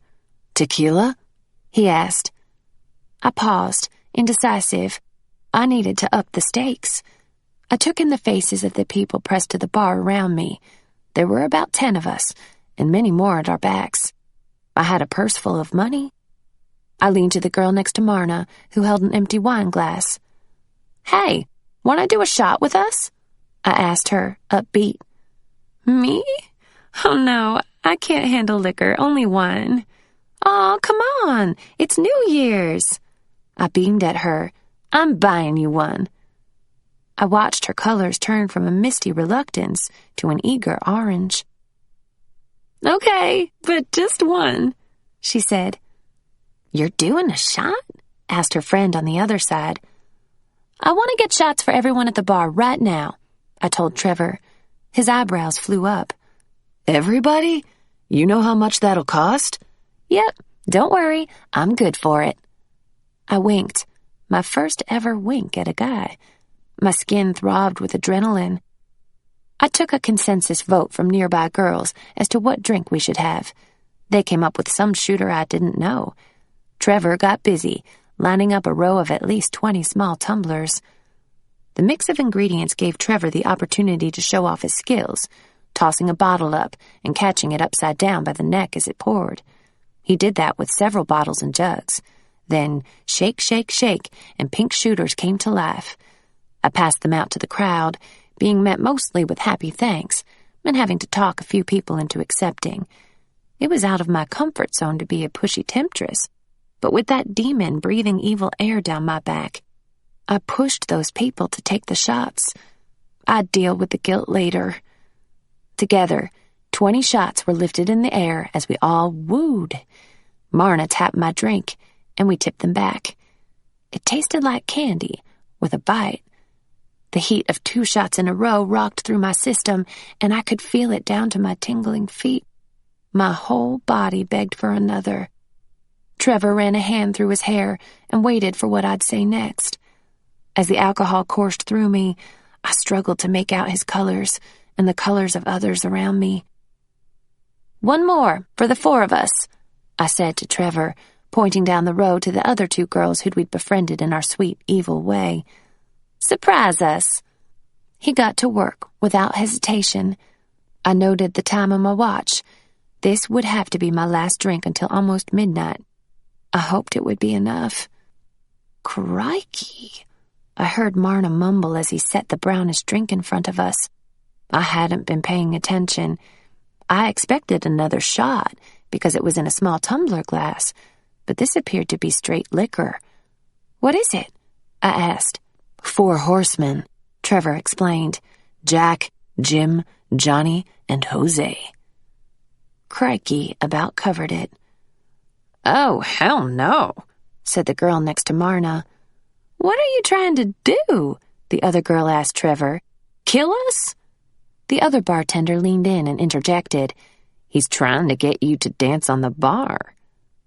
"This might do the trick," I said, picking up the shot glass and raising it. "Come on, girls, to New Year's and new friends." The girl next to Marna eyed her shot glass with major trepidation before picking it up. Marna lifted hers and crinkled her nose. The four of us tinked our glasses together and shot them back. I almost gagged. It was no joke. I did my father proud, setting it down without a cough or a cringe, earning high fives from all the strangers standing around us, and lastly, from Trevor, who was all grins. He pushed a small square napkin at me that said, "Room 109, underlined twice. I folded it up and tucked it into my purse, grabbing $500 bills while I was in there. I'd come prepared. I handed over the money to Trevor, feeling saucy. "No change." As the four horsemen hit my bloodstream, I had to wonder whether I'd just consumed more than 3 official drinks. Come to think of it, he definitely filled the glasses higher than my dad did. I felt myself listing sideways up against the boy next to me. "Whoa there, girl," he said, helping me right myself. I giggled. "This is more like it," the demon purred. "Show's not over yet," I told it. I wanted to be sure its report back to whoever left no doubt I was working. "Time to dance," I said to Marna. I patted the bar, and she nodded, on board with the idea. She leaned down to pull off her heels, and I did the same. Then we climbed up on the stool and onto the bar, helped by the hands of strangers. The place went wild. Trevor and the other bartender rushed around, removing empty glasses and bottles and drying the bar top. "You better get up here, too," I told the 2 other girls. Marna and I grabbed their hands and helped pull them up, laughing at our own unsteadiness. We urged other girls to join the fun, pulling people up left and right. Soon, there were 8 of us dancing with our hands in the air, moving our hips to the beat of the music. With the strength of the alcohol in my system, it was a wonder I stayed upright on the bar. I looked down at Trevor, who stood right behind me, half smiling up at us, enjoying the view. He'd helped me more than he knew tonight. A rush of affection overcame me, and I squatted down, putting my hands on his face and placing a light kiss on his lips. I started to pull away, but he hauled me to him and kissed me for real, invading my senses. When the kiss ended, he grinned and took my hands to help me stand back up and dance again. My legs were not cooperating 100%. It must have shown, because Marna wrapped her hand around my hip. By the end of the song, a hotel manager was signaling for us to climb down and berating the bartenders, who put up their hands like they had no control over the crazy girls who'd taken over the bar top. As we rushed to get down, a short, thin guy held out his arms to me. I leaned down, holding his shoulders, and squealed as his hands grasped my hips, and I fell into his arms. He was stronger than he looked. For a moment, the room spun. "Dance with me," he said against my ear, and I managed to nod. Walking proved to be difficult, as my brain seemed to have stopped sending messages to my legs that they should move forward in an orderly fashion. Luckily, the guy was happy to help hold me up. He had the high and tight haircut and clean-shaven face of a military man. When we got to the dance floor, he lifted my arms around his neck and supported me around my waist. He held a mixed drink in one hand. It was a slow song, so I let my head flop onto his shoulder. "What's your name?" he asked. "Anna," I mumbled. "I'm Ned. You thirsty? Captain and Coke?" I lifted my heavy head to examine what he offered. I leaned down and took a long drink from the straw. When I looked back up at him, everything was fuzzy, and I got that warm feeling of affection again, thinking about this brave soldier willing to put his life on the line. I pulled him down and gave him a sloppy kiss, though he didn't seem to mind. He chuckled, wrapping an arm around my waist. "Girl, you're even more wasted than I thought. You better take it easy." "Nah, I'm good." I reached for the drink in his hand, but he lifted it way up high, and I jumped for it, wobbling. His free hand still held me around the waist. His laughter was playful, but I was serious about wanting to down the rest of his drink. The fact that he wouldn't hand it over was ticking me off, and he seemed to think it was terribly cute. I heard a familiar sound while we haggled over the drink. A whistle. It was the same intonation my dad used during training, but it wasn't his pitch. I peered around the room in what felt like slow motion. There went the whistle again. My slow eyes found Cope standing against the wall, sleeves still rolled up to his elbows. When he knew I saw him, he held up a glass of water. Ned was swaying us back and forth, trying to dance. "I have to go to the bathroom," I told him. Well, that was what I meant to say, but it was slurred, so I hoped he got the gist of it, as I disengaged from his arms and stumbled in Cope's direction, bumping into people along the way. I finally got to him, and he held out the water and inclined his head to a chair. I took the water, but didn't sit. He spoke to me in that maddening, calm, gentle way of his. "Have a rest. The Legionnaire has gone." Hallelujah. Now all I needed was another drink. I'd have to be sneaky, since Cope was trying to sober me up. "Hey, come to think of it, you whistled," I said, pointing at him.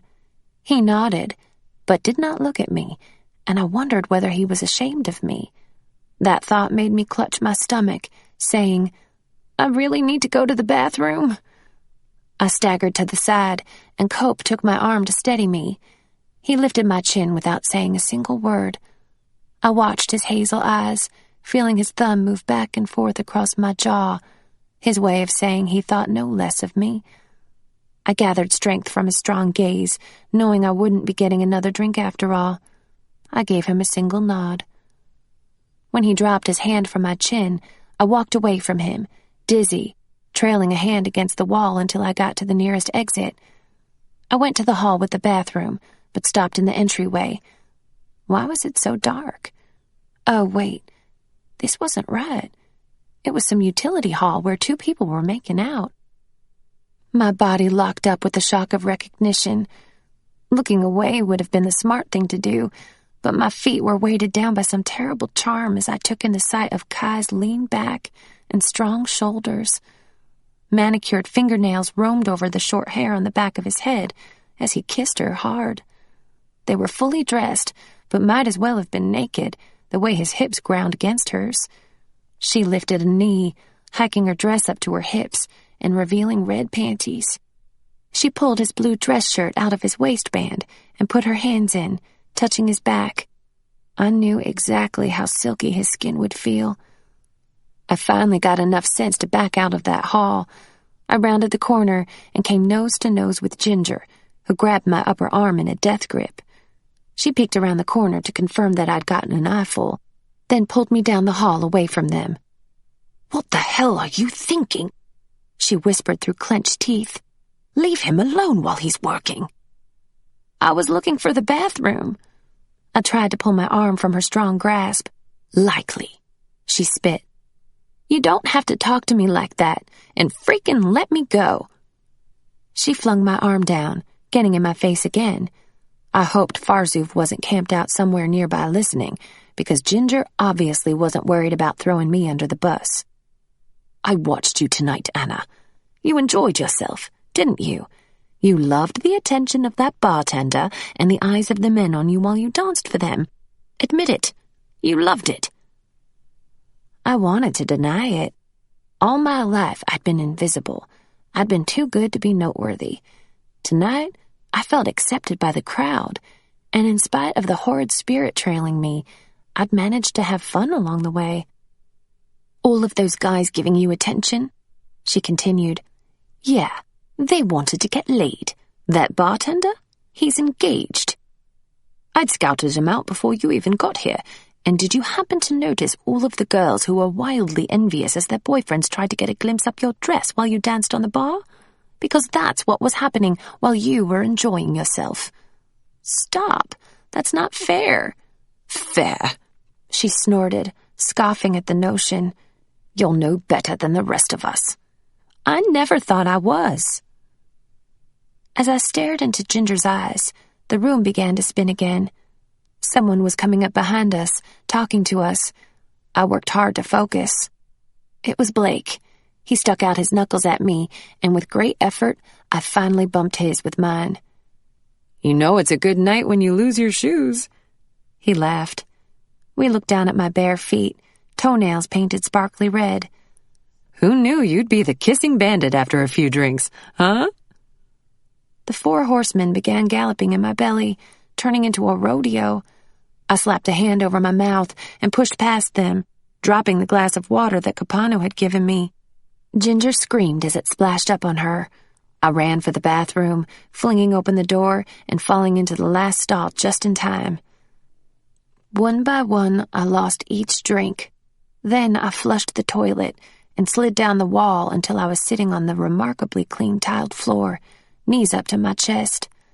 Someone else was getting sick at the other end of the bathroom. I leaned down and saw under the stalls that it was the 2 girls from the bar. The one I'd pressured was heaving and crying while her friend stood behind her. I sat back up and squeezed my eyes shut. After a few minutes, they finished, leaving me alone in the restroom.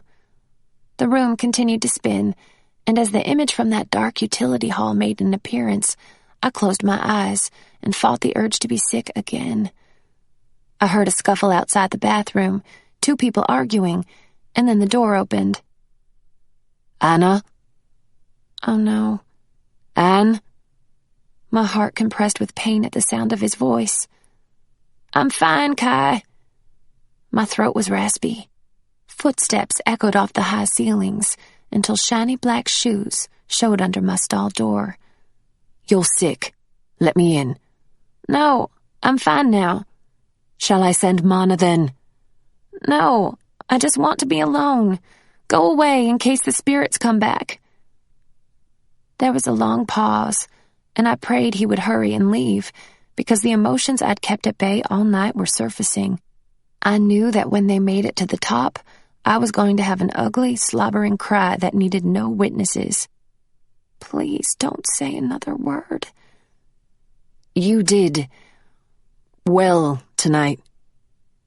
The reluctant sentiment in his voice was like a hammer busting me wide open. Go, I said thickly. I want to be alone. Please just go away.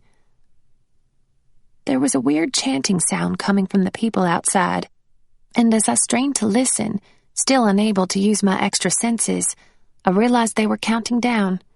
Cheers erupted, and party horns trilled. Happy New Year. His feet turned to leave, and the moment the door clicked shut behind him, I dropped my head to my forearms and wept. Some rise by sin, and some by virtue fall. William Shakespeare, Measure for Measure.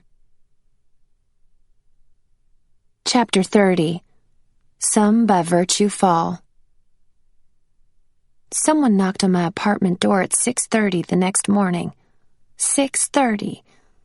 I shuffled down the hall, unable to stand straight. My stomach was still upset, and my head pounded as I spied my dad through the peephole. I opened the door, and he walked right past me, heading for the kitchen. Help yourself, I told him. Morning to you too, Grumpy. He poured himself a glass of tea and threw together a sandwich. I stared, bleary-eyed. You got sick last night. How could he tell? Did I smell bad? He took a bite, frowning at me. I forgot to drink water, I mumbled. Or could it have been the 4 horsemen shot? He suggested. How did you... I began, then figured it out. You were nearby the whole time. He nodded. Well, what was I supposed to do with that spirit breathing down my neck? He said he'd leave me alone if I gave him a show. I couldn't exactly say no to the shot. Don't ever give a bartender free rein. Order only what you can handle. I sighed and dropped onto the couch, pressing my temples. It was way too early. We'll talk about it on the plane. Get up and get ready. We're going to New York City. Flying first class was nice. Too bad I couldn't enjoy it. My gut was wrecked, and my head was splitting. I chugged water and tried to eat a croissant. The Dukes had called an emergency summit, and all Nephilim were required to attend. Neph from all over the world had left the night before to begin the trek. My friends were flying in on Farzuv's personal jet. On the way to the airport, I'd asked my dad why the Neph had to go. He said Neph were invited to summits only when one of them was in trouble. A strange sense of numbness had crept over me at that point. He'd sent a few of his trusted whisperers out to hunt down information. But all they learned was that a female Nephilim was not working up to par and would be dealt with as a reminder to all. We'd been silent the rest of the way to the airport, but my brain worked overtime. It was too much of a coincidence that the Dukes would call an emergency meeting hours after I'd been tested. The unyielding tension on my dad's face told me more than he was willing to say. Someone whistled last night, my father said during the flight. The plane hummed with white noise from the engines. Nobody sat next to us. It was Capano. Did you tell him about that? He asked. I bit my lip and shook my head. So, he listened in on your training. He sucked air through his front teeth. Ballsy. You're not mad? He lifted a shoulder and let it drop, as if it made no difference. Then he raised the issue of the summit again, and my insides constricted. Sit as far away from the Dukes as you can tonight, he instructed. Neph don't talk at summits. Don't speak out, no matter what happens. If there's a problem, I'll take care of it. And don't pull out that damn sword unless I tell you to. It's our absolute last resort. Once that cat's out of the bag, there's no going back. Together, we'd rigged up a holster for the hilt around my ankle. He'd found a leather pouch to hold it, so my bare skin wouldn't be zapped. I was wearing black pants that flared enough at the bottom to hide it. He hadn't thought metal detectors would be able to sense the celestial material, and he'd been right. I made it through airport security without notice. The most terrifying thing about the summit was not knowing what to expect. I needed to prepare for the worst. Ridicule, torture, pain, death, hell. A tremor of terror racked me at the thought of eternal damnation. At the same time, the plane hit a pocket of differing air pressure, and the cabin dropped, shaking. I gripped the armrest. Not eternal, I told myself. It would be only temporary. I could make it. I closed my eyes in meditation. And then another horrific thought surfaced. What if Kaidan or Capano tried to stop the Dukes from hurting me during the summit? They'd cause themselves to be subjected to punishment too. The idea of anyone intervening was too much. A tear trickled out. My father reached over and wiped it away before taking my hand. I kept my head back, eyes closed. It might not be about you, he reassured me. But it might. From the small rounded window, I could see the speck of another plane passing in the distance. We would be passing Patty somewhere in the sky that morning as she returned home. I closed my eyes and pictured her face, hearing her encourage me to be strong. I couldn't think about how she would handle tonight's news. My dad had said it was too dangerous to call, so I'd left her a letter. It was not a sufficient goodbye. A bell chimed overhead, and we looked at each other. Our initial descent into New York City had begun. We had no information and no plan. When we get there, I'll check you into a hotel. Stay in the room until it's time to go. I'll send someone to come get you. That night, as I stepped up from the NYC subway with my 5 Nephilim friends, we were swallowed up by a torrent of partygoers, headed toward Times Square in the freezing cold. Everyone was bundled up in thick coats, gloves, scarves, and woolly hats. I'd never seen so many people. If it was this crazy on New Year's Day, I couldn't imagine what it had been like the night before, when the ball dropped. Since New Year's Eve fell on a Friday this year, everyone was making a weekend of it. I grabbed the fabric on the back of Marna's coat so I wouldn't lose her as I stared up at the massive billboards and flashing displays across buildings. I shoved my other frozen hand into my jacket pocket. Everything here was supersized. Giant buildings, screens, stores, all crammed together into a barrage of images and sounds. There was no way to take it all in. You simply had to let it envelop you, get lost in it. I envied the cool expressions worn by the other Neff, as if nothing were amiss. Would I have been able to share in their confident swaggers if I'd been trained to reveal nothing under pressure? I concentrated on not allowing my forehead to furrow. We were well hidden in the large, exuberant crowd. There was a mix of national and international faces, visitors who'd come from all over for the Big Apple holiday. Thousands of sheer guardian angels bobbed along with their charges. Everyone was talking and shouting their laughter. The general atmosphere was euphoric, and many auras were blurry from the influence of substances. After walking 15 minutes through the masses, we turned down a less busy street. It was still active, but we had more elbow room, and the crowd was thinning out ahead. We were close, mere blocks away. Kaidan must have felt it too, because he fell back next to me as he walked, continuing to look straight ahead. Being close to him made me feel better, and I reveled in the occasional brush of his arm against mine. Even through our coats, I felt the electric pull between us. A large group exited a club and filtered out, crowding the sidewalk. In a moment of boldness, I caught Kaidan's pinky with mine, knowing nobody would be able to see. I felt his hand go stiff, and then we were suddenly moving to the side. He led me by the little finger, weaving between people until we ducked down a set of narrow stairs into a dark cellar doorway, hidden by shadows. Euphoria exploded inside me at our nearness. His mouth found mine in the dark, fiery and rough. I gave a tiny whimper before melting into him and pulling his face down to mine even harder. In that kiss, we spoke all of the things we couldn't say. He kissed me with an urgency born of some strong, unstable emotion. Fury. I tried to imagine the nature of that feeling. Was he angry because of how I made him feel? Angry that he was powerless to change tonight's outcome? I didn't know, but I welcomed it. I needed this kiss. I needed this last moment of feeling alive. My body pushed against his, thanking him, memorizing him. His hands roamed roughly down my back and over my hips, yanking me even closer, tighter. We were breathless when we broke the kiss, and he rested his forehead on mine. My hand slid from the back of his neck to his face.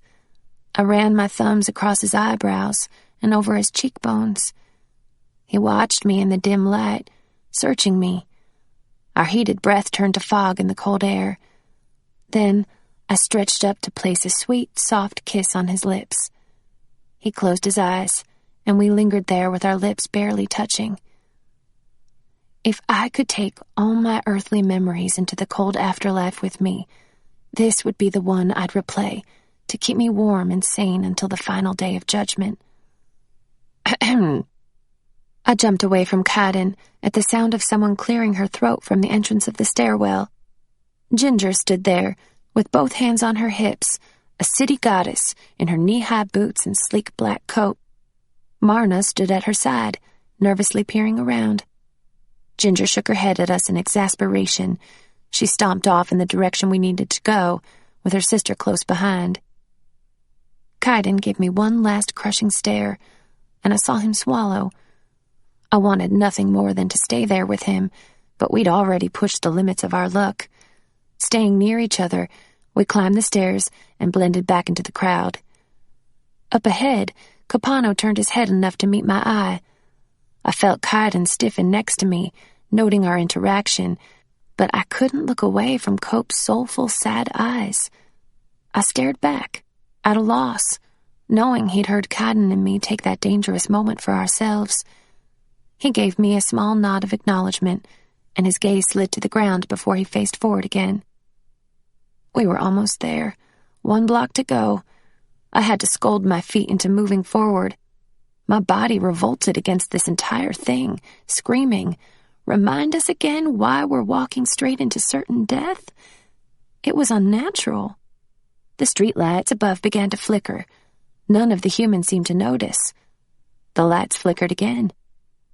"Legionnaires," Kai whispered, signaling to the sky with an upward jut of his chin.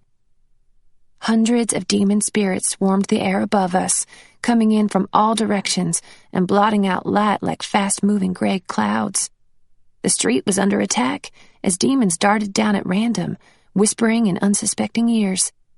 The atmosphere on the street immediately changed, and I felt a painful rush of negative emotion rumble through the people. A fight broke out between 2 men right in front of us. Capano had to jump out of the way, and the rest of us swung wide to get around them, while other people were cramming in closer to get a better view. The volume of the crowd increased. Laughter became more raucous, and a woman behind us screamed. I couldn't tell what had happened.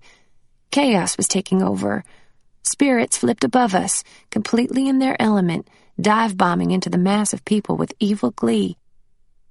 "Ready for your first summit, little drinker?" I flinched at the voice in my head and looked up at the grisly face of one of the whisperers from last night's party. I kept walking. Something flew through the air and landed right on Blake's shoulder. Ginger gave an insulted scoff and swatted it off. We stepped over the offending black lace bra. Blake half grinned and said, "Nice," before we were jostled and forced to keep moving. Up ahead, we passed the shirtless lady, who was now arguing with a guy. He shoved a shirt at her, attempting to cover her, and she kept pushing it away, opting to throw her head back and spin around instead.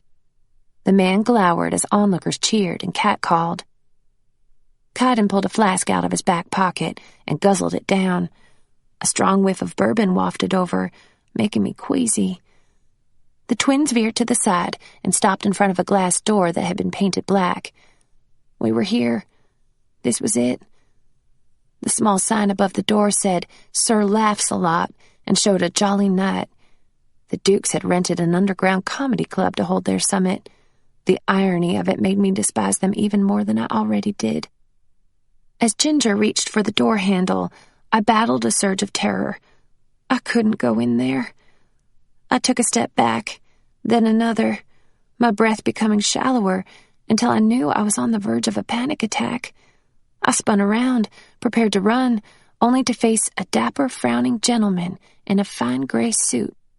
He had salt and pepper hair and a long oval face, but his most compelling feature was the giant purple badge in the middle of his chest, like a pulsating, vile eggplant of pride.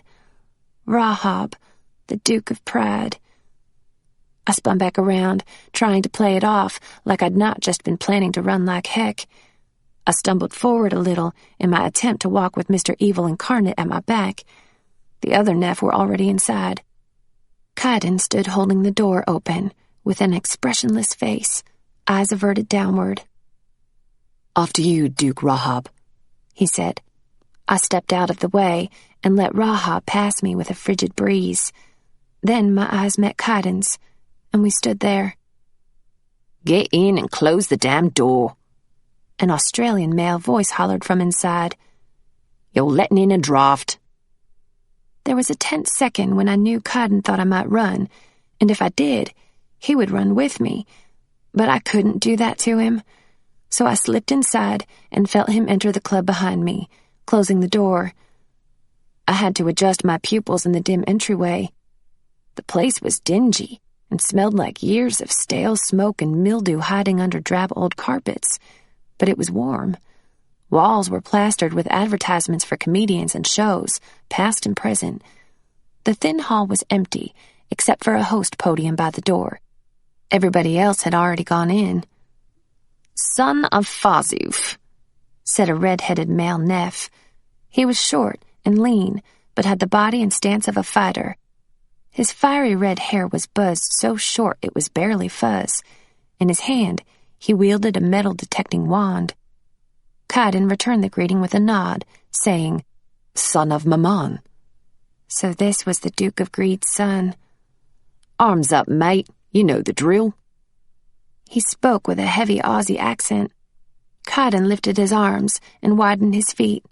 I got nervous when the wand passed his pockets, but it didn't beep.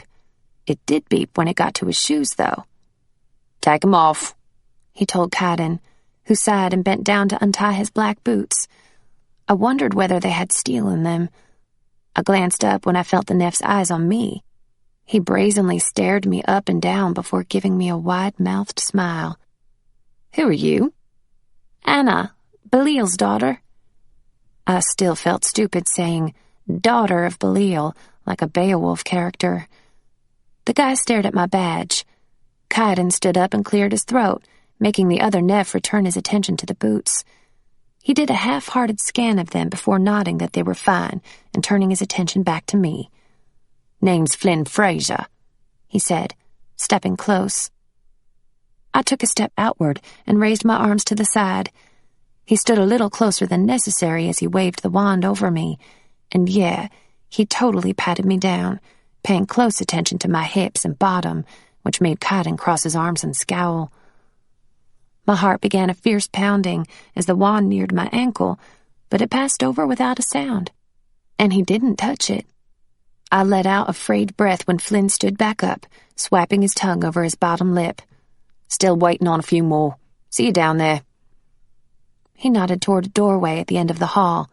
Kaidan took another long drink from a second flask. As we walked down the narrow black corridor, I wondered how many flasks he had packed away on himself tonight.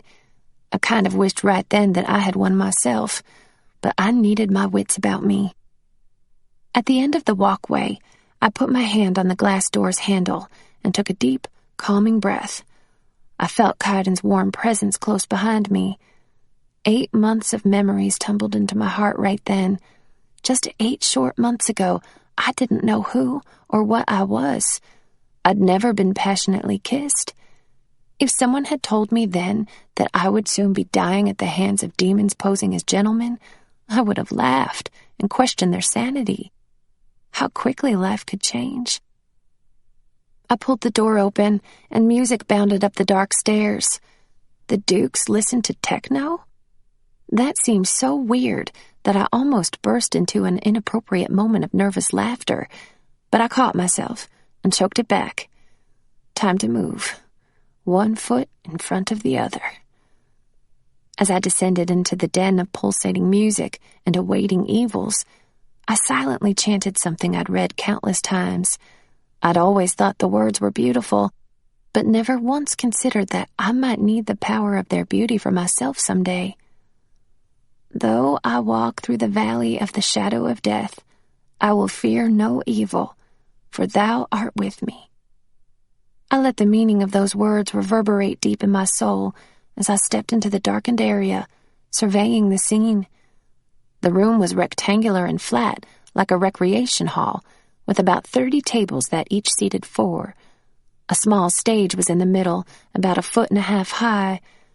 The short ceiling made me feel hemmed in, as if it might collapse on us at any moment. I don't know what I expected when I got down there, but there was no fanfare as I entered the room. A few Neff glanced up, but the Dukes did not seem to notice or care. I exhaled. Nephilim were spread out around the room, sitting and standing alone or in small groups, silent and still. There were over 100, young and old. I felt a kinship and commonality as I glanced around at the strangers. How many of them felt the way my friends and I did about doing our Father's work? The Dukes made themselves at home, lounging at the prime tables surrounding the stage. My eyes darted over them. Farzuf sat at a table full of rowdy Dukes, leaning back in his gray suit and laughing. His shiny black dress shoes were propped up on the table. It was eerie how handsome they all were. Even the rough-edged, rugged ones maintained fit bodies and confident postures that held appeal. I marveled at their respectable businessmen appearances, their fine Italian suits, and ornate traditional garb from around the world. If it weren't for the multicolored badges of sin crested on their chests, they would seem like nothing more than powerful, self-assured humans. One woman sat among them. I'd been told of her, Jezebet. She was a picture of sophisticated Russian fashion, with short auburn hair that winged elegantly around her sharp, angular face and ears. And then there was my father, sitting at the table next to Farzuf's, with 3 other subdued dukes. My dad stared at me. I swallowed the rush of overwhelming emotion that he caused me to feel. Knowing there was one power player on my side gave me a sliver of hope that I didn't dare put stock in. He looked away from me, rubbing his thumb and finger down his goatee. Kaidan poked me in the side. I spotted my group of Neff friends at the other end of the elongated room, farthest away, and headed toward them. I kept close to the wall with my head down, hoping Farzuf would not catch my scent if I kept this distance. Blake and Capano sat together, and the twins sat at the table next to them. Kaidan went to the guys, and I sat with the girls. We moved our chairs around so we'd all be facing the stage, with our backs to the wall. Nobody was behind us. As I sat there, I could feel my blood pulsing fast, buzzing under my skin. I kept my head down with my hair framing my face. I was able to see what was going on in the room while feigning indifference. Marna gave my leg a quick pat when it bounced. It took great effort to sit still. How much longer? At the next table, Kaidan continued to drink. The stress made my body crave drugs worse than ever. The glorious escape. A deep, dark, yearning pull made me want to scream and rail. My head snapped up as the door to the comedy club opened a fraction. The red-headed guy, Flynn, entered, closing the door behind him and then standing guard in front of it. He gave a nod to the dukes, and the music cut off. The desires of my sinful nature cracked and fell away like brittle glass, replaced by thick fear as Farzuf stood and took the stage. He nodded his elegant head as he surveyed the room. His black hair was especially shiny tonight. Welcome all. I trust that everyone had enjoyable travels to this wonderful city of New York. I regret we had to rush, but a certain problem had been put off too long. With all of the visitors to the city this weekend, we thought this would be the perfect opportunity to wreak havoc. The Dukes, Legionnaires, and Nephilim will reach many souls this night. So, without further ado, let us complete our business at hand so we can move on to the greater joys of our life's work. Shall we? Farzuf gave a dazzling smile, and cheers of agreement ensued from the Dukes. Let us first call forth the messenger Azazel, so our Lord Lucifer may be informed of these proceedings. Azazel. He was the one who'd whispered to me at that party. My father trusted him. In unison, the Dukes emitted low hisses from the backs of their throats, a long hiss followed by 2 short ones, and repeated a second time. This was not a human sound. It had to come from deep in their souls, the stuff of horror films. Every Neff in the room went stock still. I was covered in goosebumps and was starting to sweat, despite a triple layer of antiperspirant. I wanted to wipe my forehead, but I didn't dare move and draw attention to myself. Azazel appeared, as if coming up through the ground. He flitted grandly, with widespread wings, and then folded them in, a gray ghost hovering over the stage floor next to Farzuf. Azazel's face appeared less frightening than those of the demons who had haunted me and stalked me the previous night. This one had cat-like features, reminding me of a lion. Welcome, Azazel. I trust our Lord Lucifer is well. Azazel inclined his head, and Farzuf continued. Well then, thank you for joining this summit. I hope you can return to him soon with news that will gladden him. He turned to the Dukes. And now we summon our Legionnaires. There was a great loud slurring of hisses as each Duke sent out a personal message to his Legionnaires. The eeriness never lessened.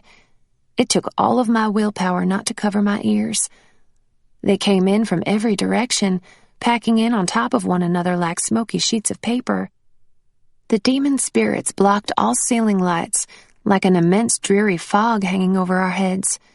Candlelight from the tabletops lit the room with a low, wavering glow. I kicked on my night vision. There was only one exit in the room. To say I was trapped would be a vast understatement. "Welcome, loyal legionnaires." Farzuf cooed at the blackness, with his arms open wide to them. They gave him space around the stage, but I still had to slump down a little in my chair to see. Farzuf focused on the dukes now. "You have done well since last we gathered. Humanity spoils and rots like never before in history. Soon, very soon, we will be fully prepared to take back what is rightfully ours, and nobody will keep us from the realms of our choosing." There was great uproar of applause from the dukes, who bellowed their approval. Wonderful. Farzuf was a demon cheerleader. His smile was broad as he motioned Rahab to join him on stage. This was it. "Please give me strength. Please make it fast. Please give me peace." A ripple of peace went through me, fluid and cool, shaking off the panic that clung. I closed my eyes for a moment and envisioned Patty's loving face. Rahab greeted everyone with a heavy French inflection. Unlike Farzuf, he did not smile or attempt to rile them. His tone was sobering and cold. "Many years have passed since there was a need to address the Nephilim." He spit the word with disgust. "And yet, just as these stupid humans do not learn from errors of the past, neither does your lesser race. It is very simple. Your life is not your own. You are bred to serve us. You work for us, or you lose the privilege of being on Earth. There is one among you who has been warned and yet still chooses poorly. Sin is a beautiful thing, but even we must not allow our sins to control us, because when it does, we cannot properly influence humans. Simple enough, wouldn't you say?" Where was he going with this? Rahab's beady dark eyes scanned the room, and I held my breath. His eyes passed over our group and stopped on a table in the middle of the room. He clasped his hands behind his back and paced back and forth on the stage. Farzuf watched him from the side with a zealous look of worship. Rahab stopped and stared at that table in the middle again. I dared not move my body, but my eyesight stretched and zoomed as I tried to figure out who he kept looking at. There were at least a dozen different Neph clustered at those tables in the middle. "Gerlinda." The way Rahab said her name felt like a slither in my ear. "Daughter of Kobal." Kobal? Ah, the Duke of Gluttony. What in the world was going on? Rahab pointed, hatred and contempt blazing in his eyes. A high-pitched, pained yelp sounded from the middle of the room, like someone kicked a puppy. Suddenly, chairs were scraping the old tiles, pushing back from the tables that surrounded Gerlinda. The Nephilim around her fled, leaving her in the middle alone. Gerlinda was a tall woman in her 30s. Her straw-colored short hair was smoothed down around her face. She appeared tidy, but one thing worried me. The Dukes and Neph were always so careful to be in shape. I wasn't good at guessing weight, but Gerlinda was likely over 300 pounds. She held a hand over her mouth, which had apparently emitted the yelp without her permission. Panic shone in her eyes. "Can you manage to make it up here, Gerlinda, daughter of Kobal?" Rahab asked her in that slithery, scaly, antagonizing voice. "Or do you need an incentive?" He pulled a candy bar from his pocket and waved it in a taunt. Gerlinda gaped with her eyes, frozen to her seat, as the Dukes let out an uproar of laughter. "Go on, salad dodger," yelled a Fabio-looking Duke with an English accent. That had to be Astaroth, the twins' father. How gross. The next few minutes were filled with lewd comments and shrill laughter from the rowdier Dukes. "Perhaps we need to roll her onto the stage." "I've got something in my pocket for you, all right." On and on it went. I ran through a series of emotions during those moments. Pure joy that I was saved. Revulsion at the treatment of this girl. Dread that I would have to sit through whatever they had planned for her. One of the Dukes threw something at Gerlinda, and suddenly there was a shower of junk food raining down. Baked goods, candies, cheese puffs. They had planned for this. I looked at my father's table. He sat with Jezebet, Malcolm, and Alisair, the fathers of Blake and Cope. The four of them watched with boredom, as if they were too cool to partake in the spectacle, but the vicious dukes around them didn't care. Food continued to hit Gerlinda, and tears slid down her rosy cheeks. She didn't try to move or shield herself from it. My heart broke for her. I wondered if this poor woman was the sole reason for tonight's summit, or if she was just a prelude to the main show. A tall, thin man with icy eyes and light hair stood up. He pointed to the stage. It had to be her father, Cobal. His cheeks were red with anger. Gerlinda shook her head, and when she didn't move, he shoved his chair back, knocking it over, and made a beeline toward her. He grabbed her hard by the arm, and she screamed out as he pulled her to her feet, pushing and shoving her toward the stage. The dukes cheered him on. I couldn't watch. My stomach was in a tight, hard ball, and everything good inside me cried out against the injustice. How many times in history had innocent people been brutalized, while bystanders stood by and did nothing? Could I be one of those bystanders? I wanted to slam my eyes shut and cover my ears, but even if I couldn't see or hear, I would know a terrible atrocity was being done. I doubted Gerlinda had a single person in her life who loved and encouraged her. Unlike drugs, food couldn't be avoided. We all had to eat. Would I have done as well with my self-control if my sin were gluttony? I couldn't imagine doing small amounts of drugs and not going overboard. It was all or nothing. When Cobal got his daughter on the stage, he stomped back to his table, receiving slaps on the backs from his brothers for his manhandling abilities. Gerlinda stood next to Rahab on the stage, slumping with silent sobs. Rahab sneered at her. Enough with this sniveling. Your father was good enough to warn you years ago. He even went so far as to seek medical attention for you. Did you not undergo a surgical procedure? Gerlinda nodded and let out a heart-wrenching cry, as if she were trying her best to hold it in, but no longer had the strength. I clamped my teeth together and swallowed several times, blinking away the burn in my eyes. So what is the problem, then?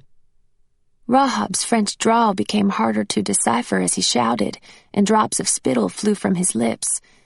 You allow your appetite to make you disloyal to our cause.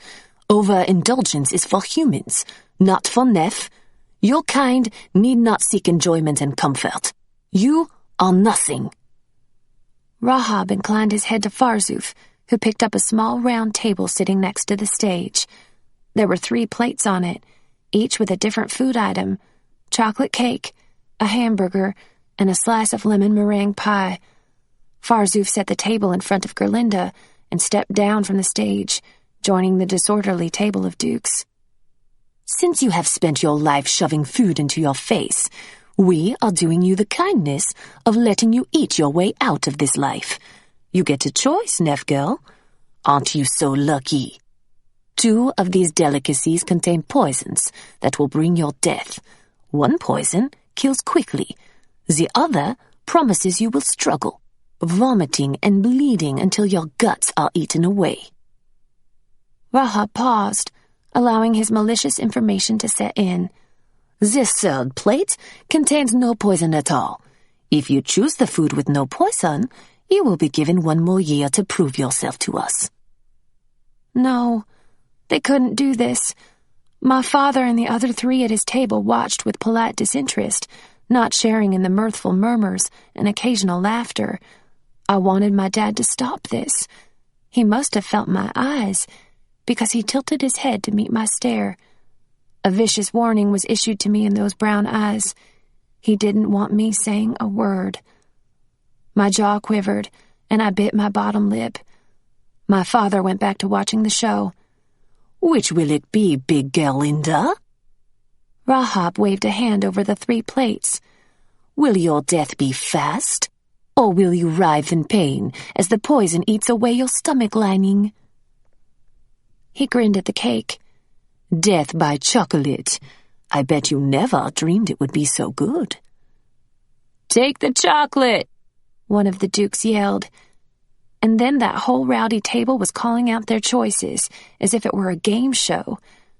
Feeling severely queasy, I scooted to the end of my chair, entranced. There was hope. She could choose the one without poison.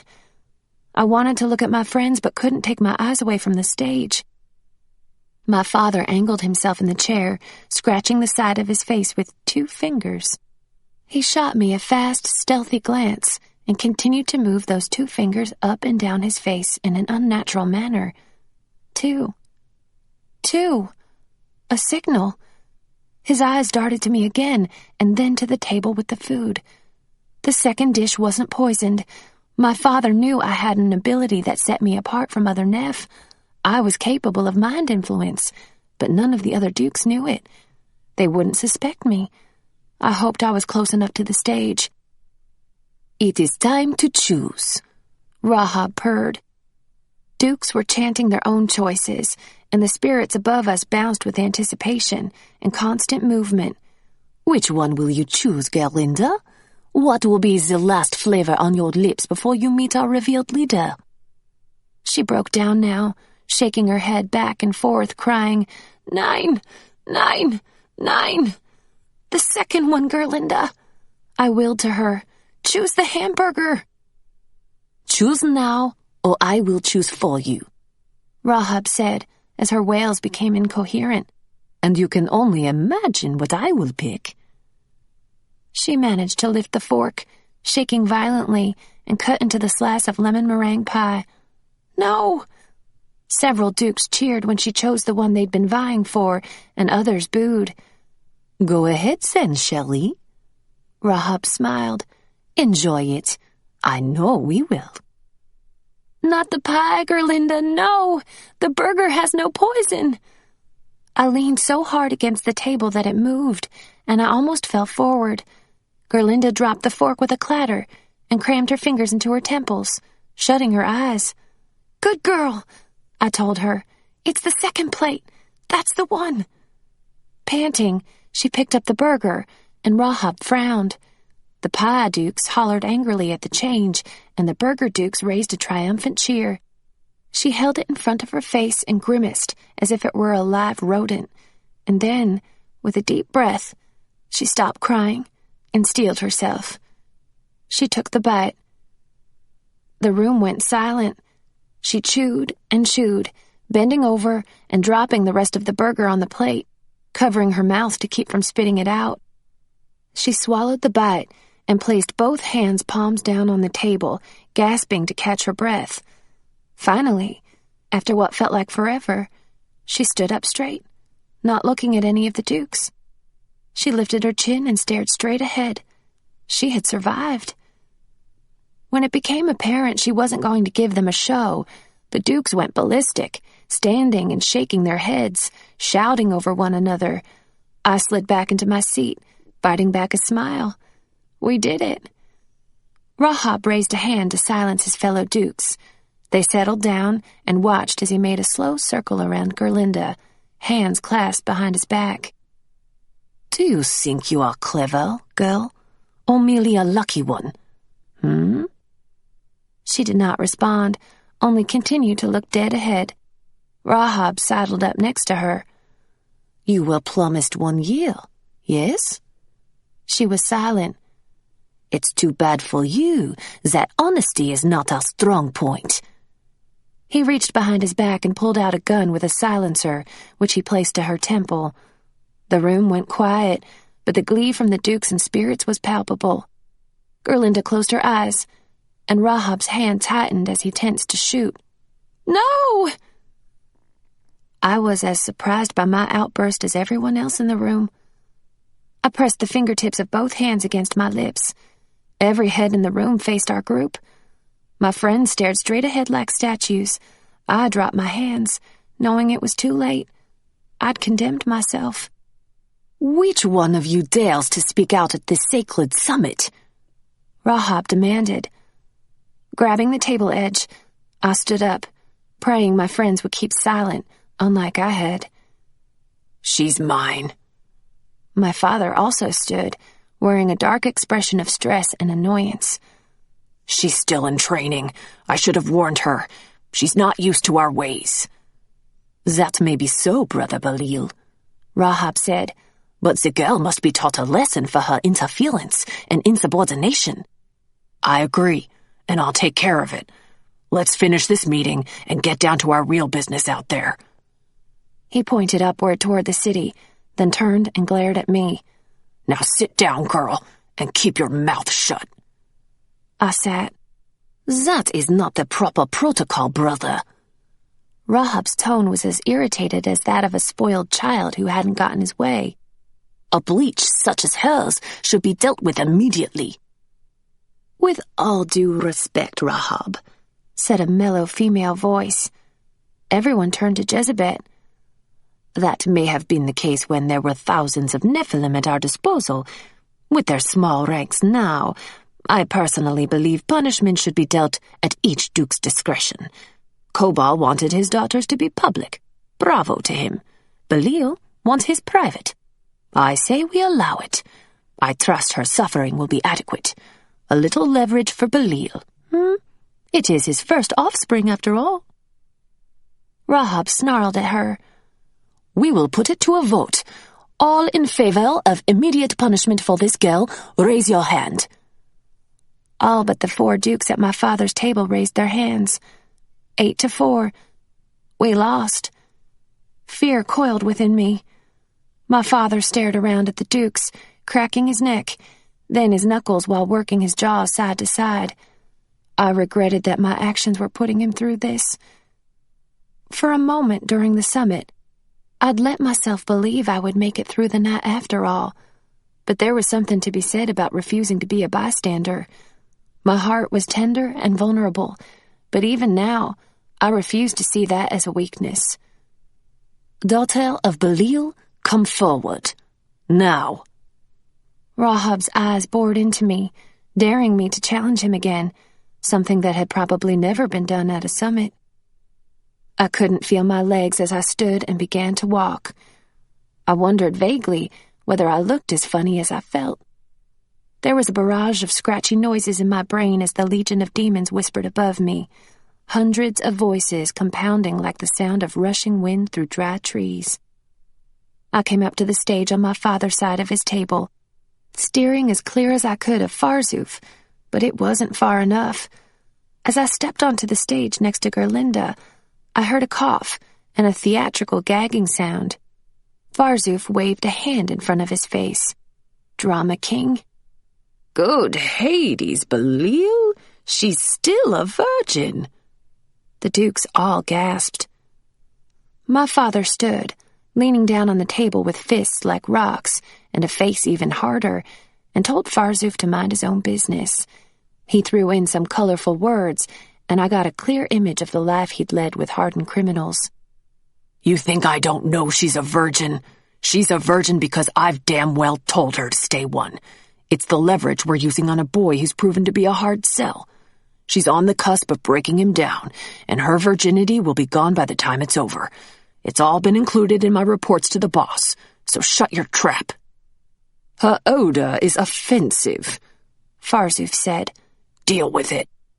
"This virginity is not even necessary to lure men," Farzuf argued. "Women have been successfully fooling men into believing they're virgins since the dawn of time." "Enough," scolded Rahab.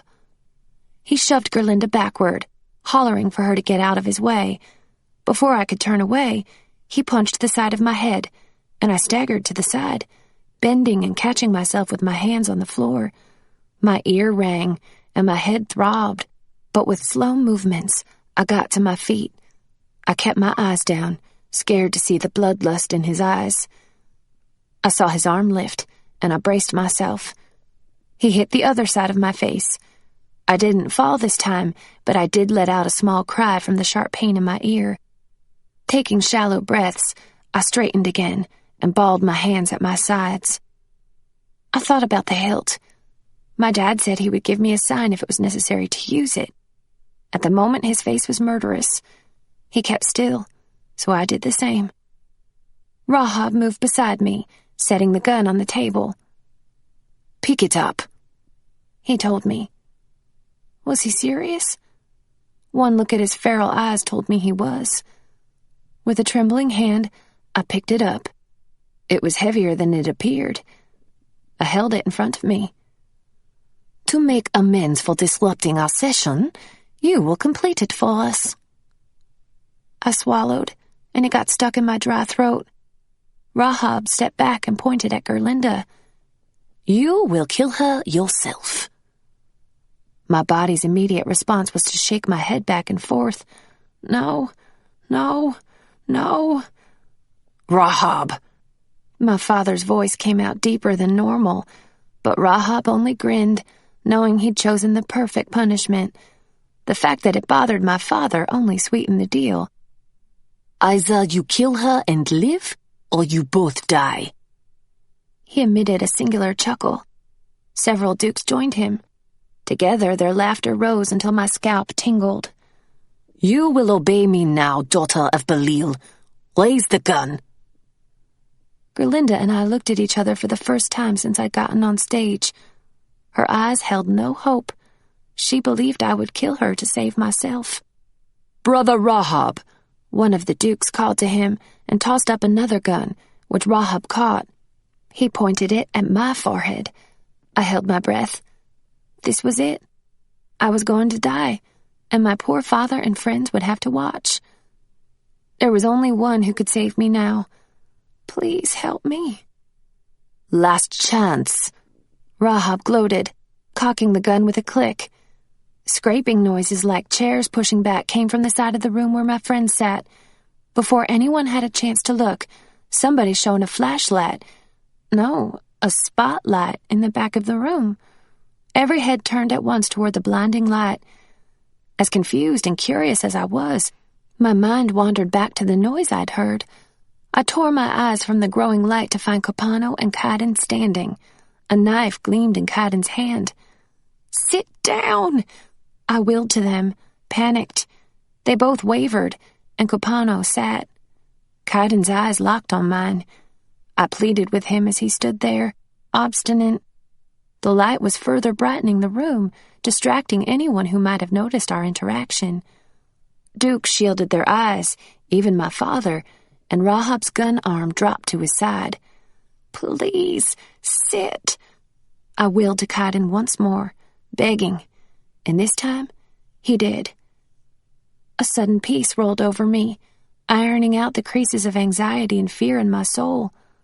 The light was now a gaping bright hole in the back wall, blinding, and from it walked an angel, then another, and another, until their ranks filled every open space in the room. These were not the sweet-natured type of angels that guarded humans. These were warrior angels, brimming with justice.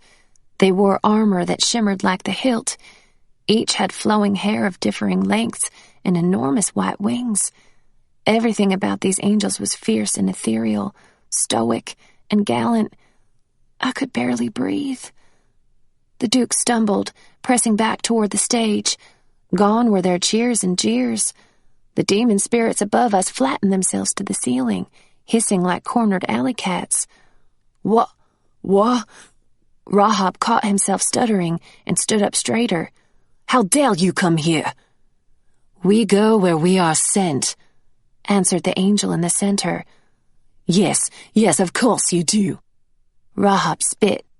"No minds of your own. What do you want?" "You will not kill the daughter of Belial." The room went ghostly quiet. My heart soared. "The Nephilim have never been your concern. They are ours." "Nothing on earth is yours, Dark One." Rahab turned beet red, droplets of foam forming at the corners of his mouth. "Your kind is not supposed to interfere in our work. We've been granted the right to test humanity and deal with our own ranks." "It is not her time." The angel regarded me. "She will serve as a test to many souls." There was a dense pause, and then Rahab smiled. "Fine.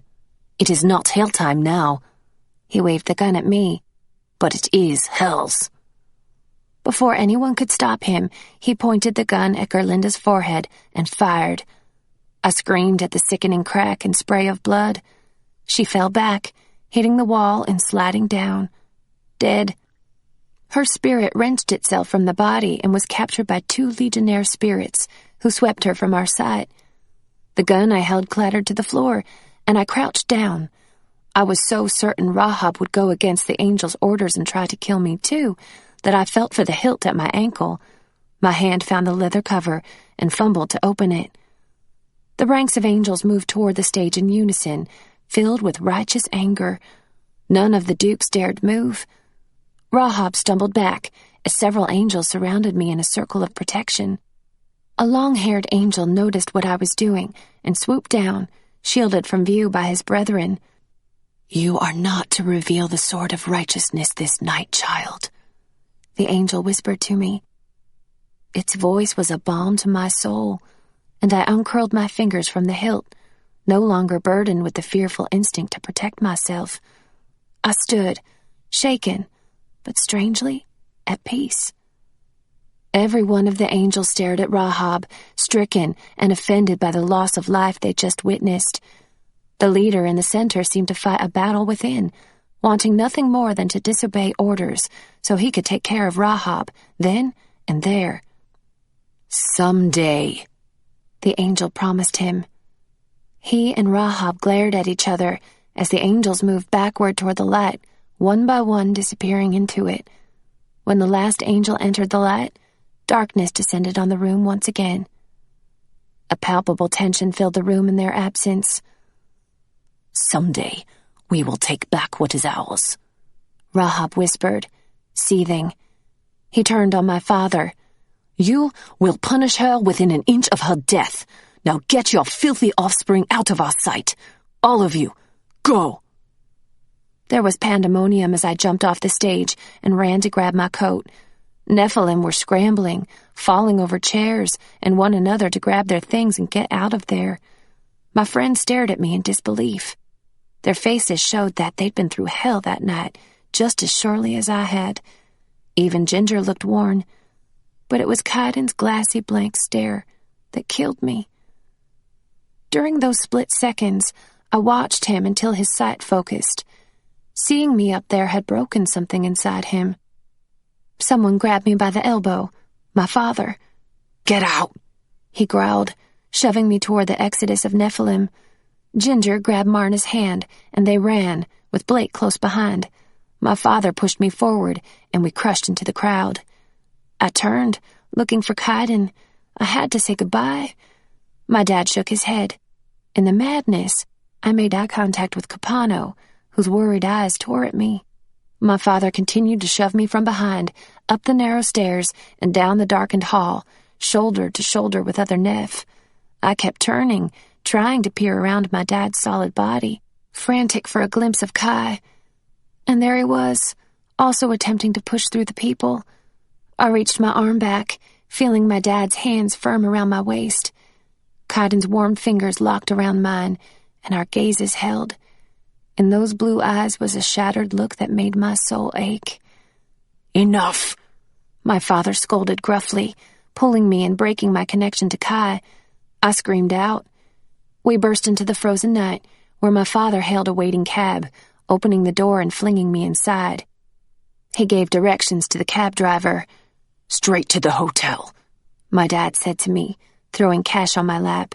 "I'll deal with you later." He slammed the door shut. "What's going on at that club?"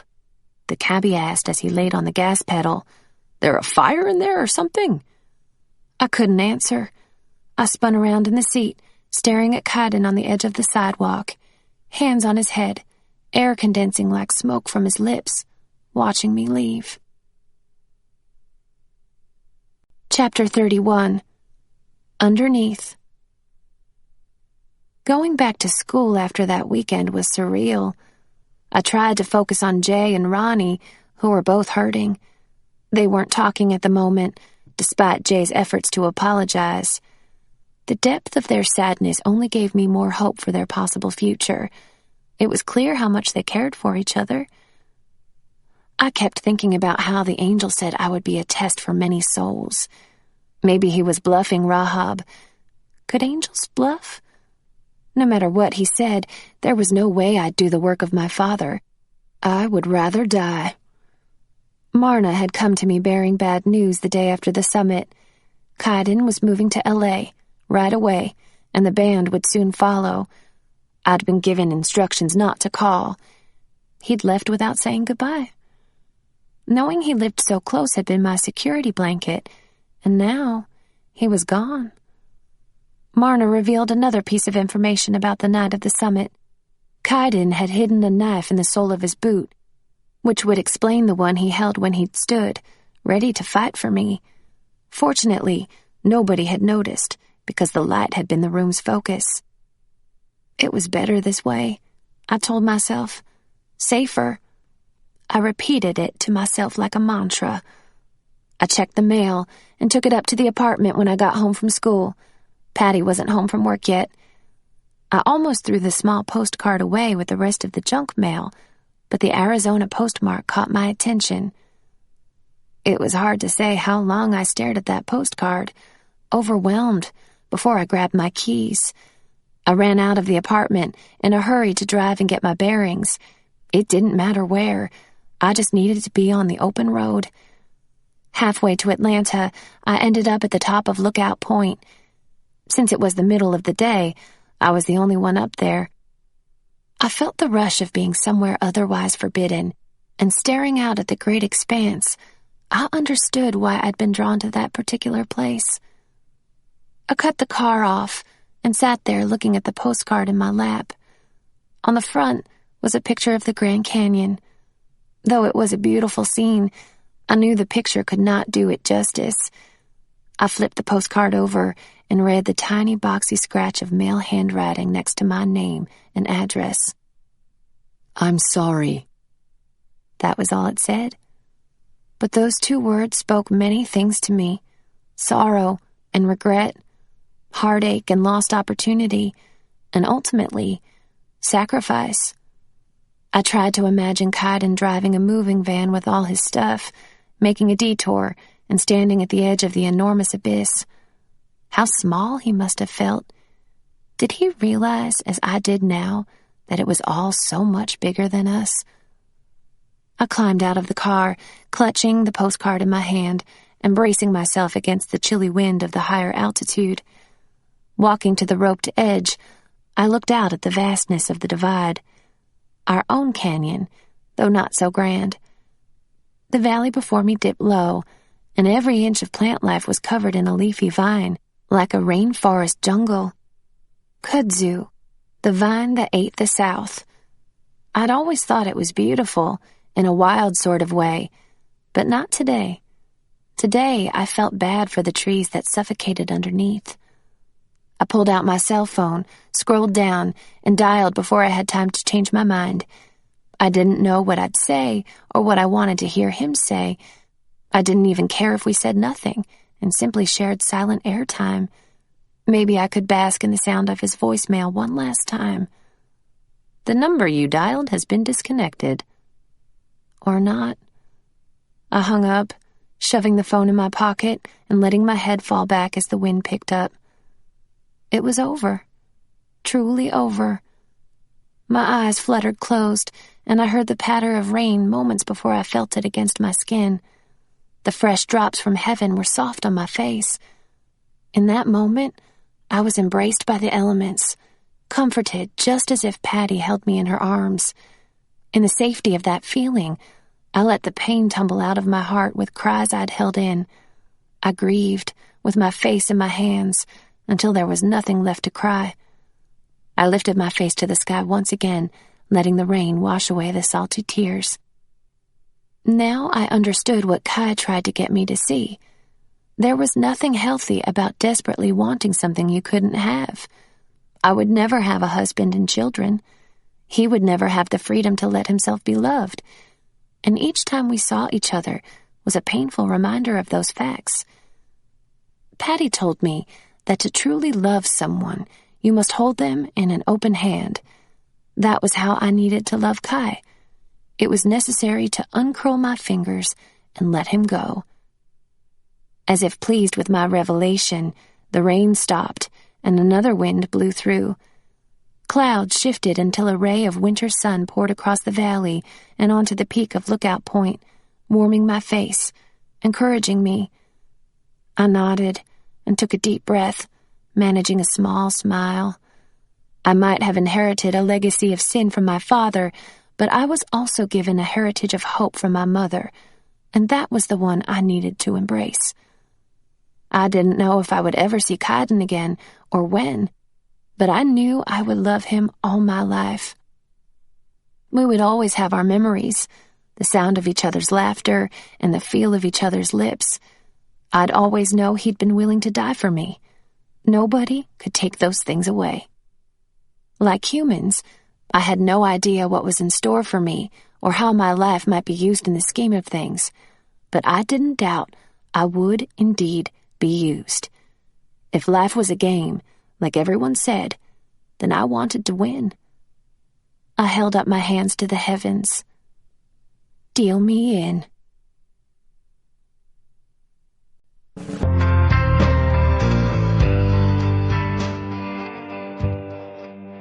This is Erin Mallon. We hope you have enjoyed this unabridged recording of Sweet Evil by Wendy Higgins. This program was produced by John Marshall Media.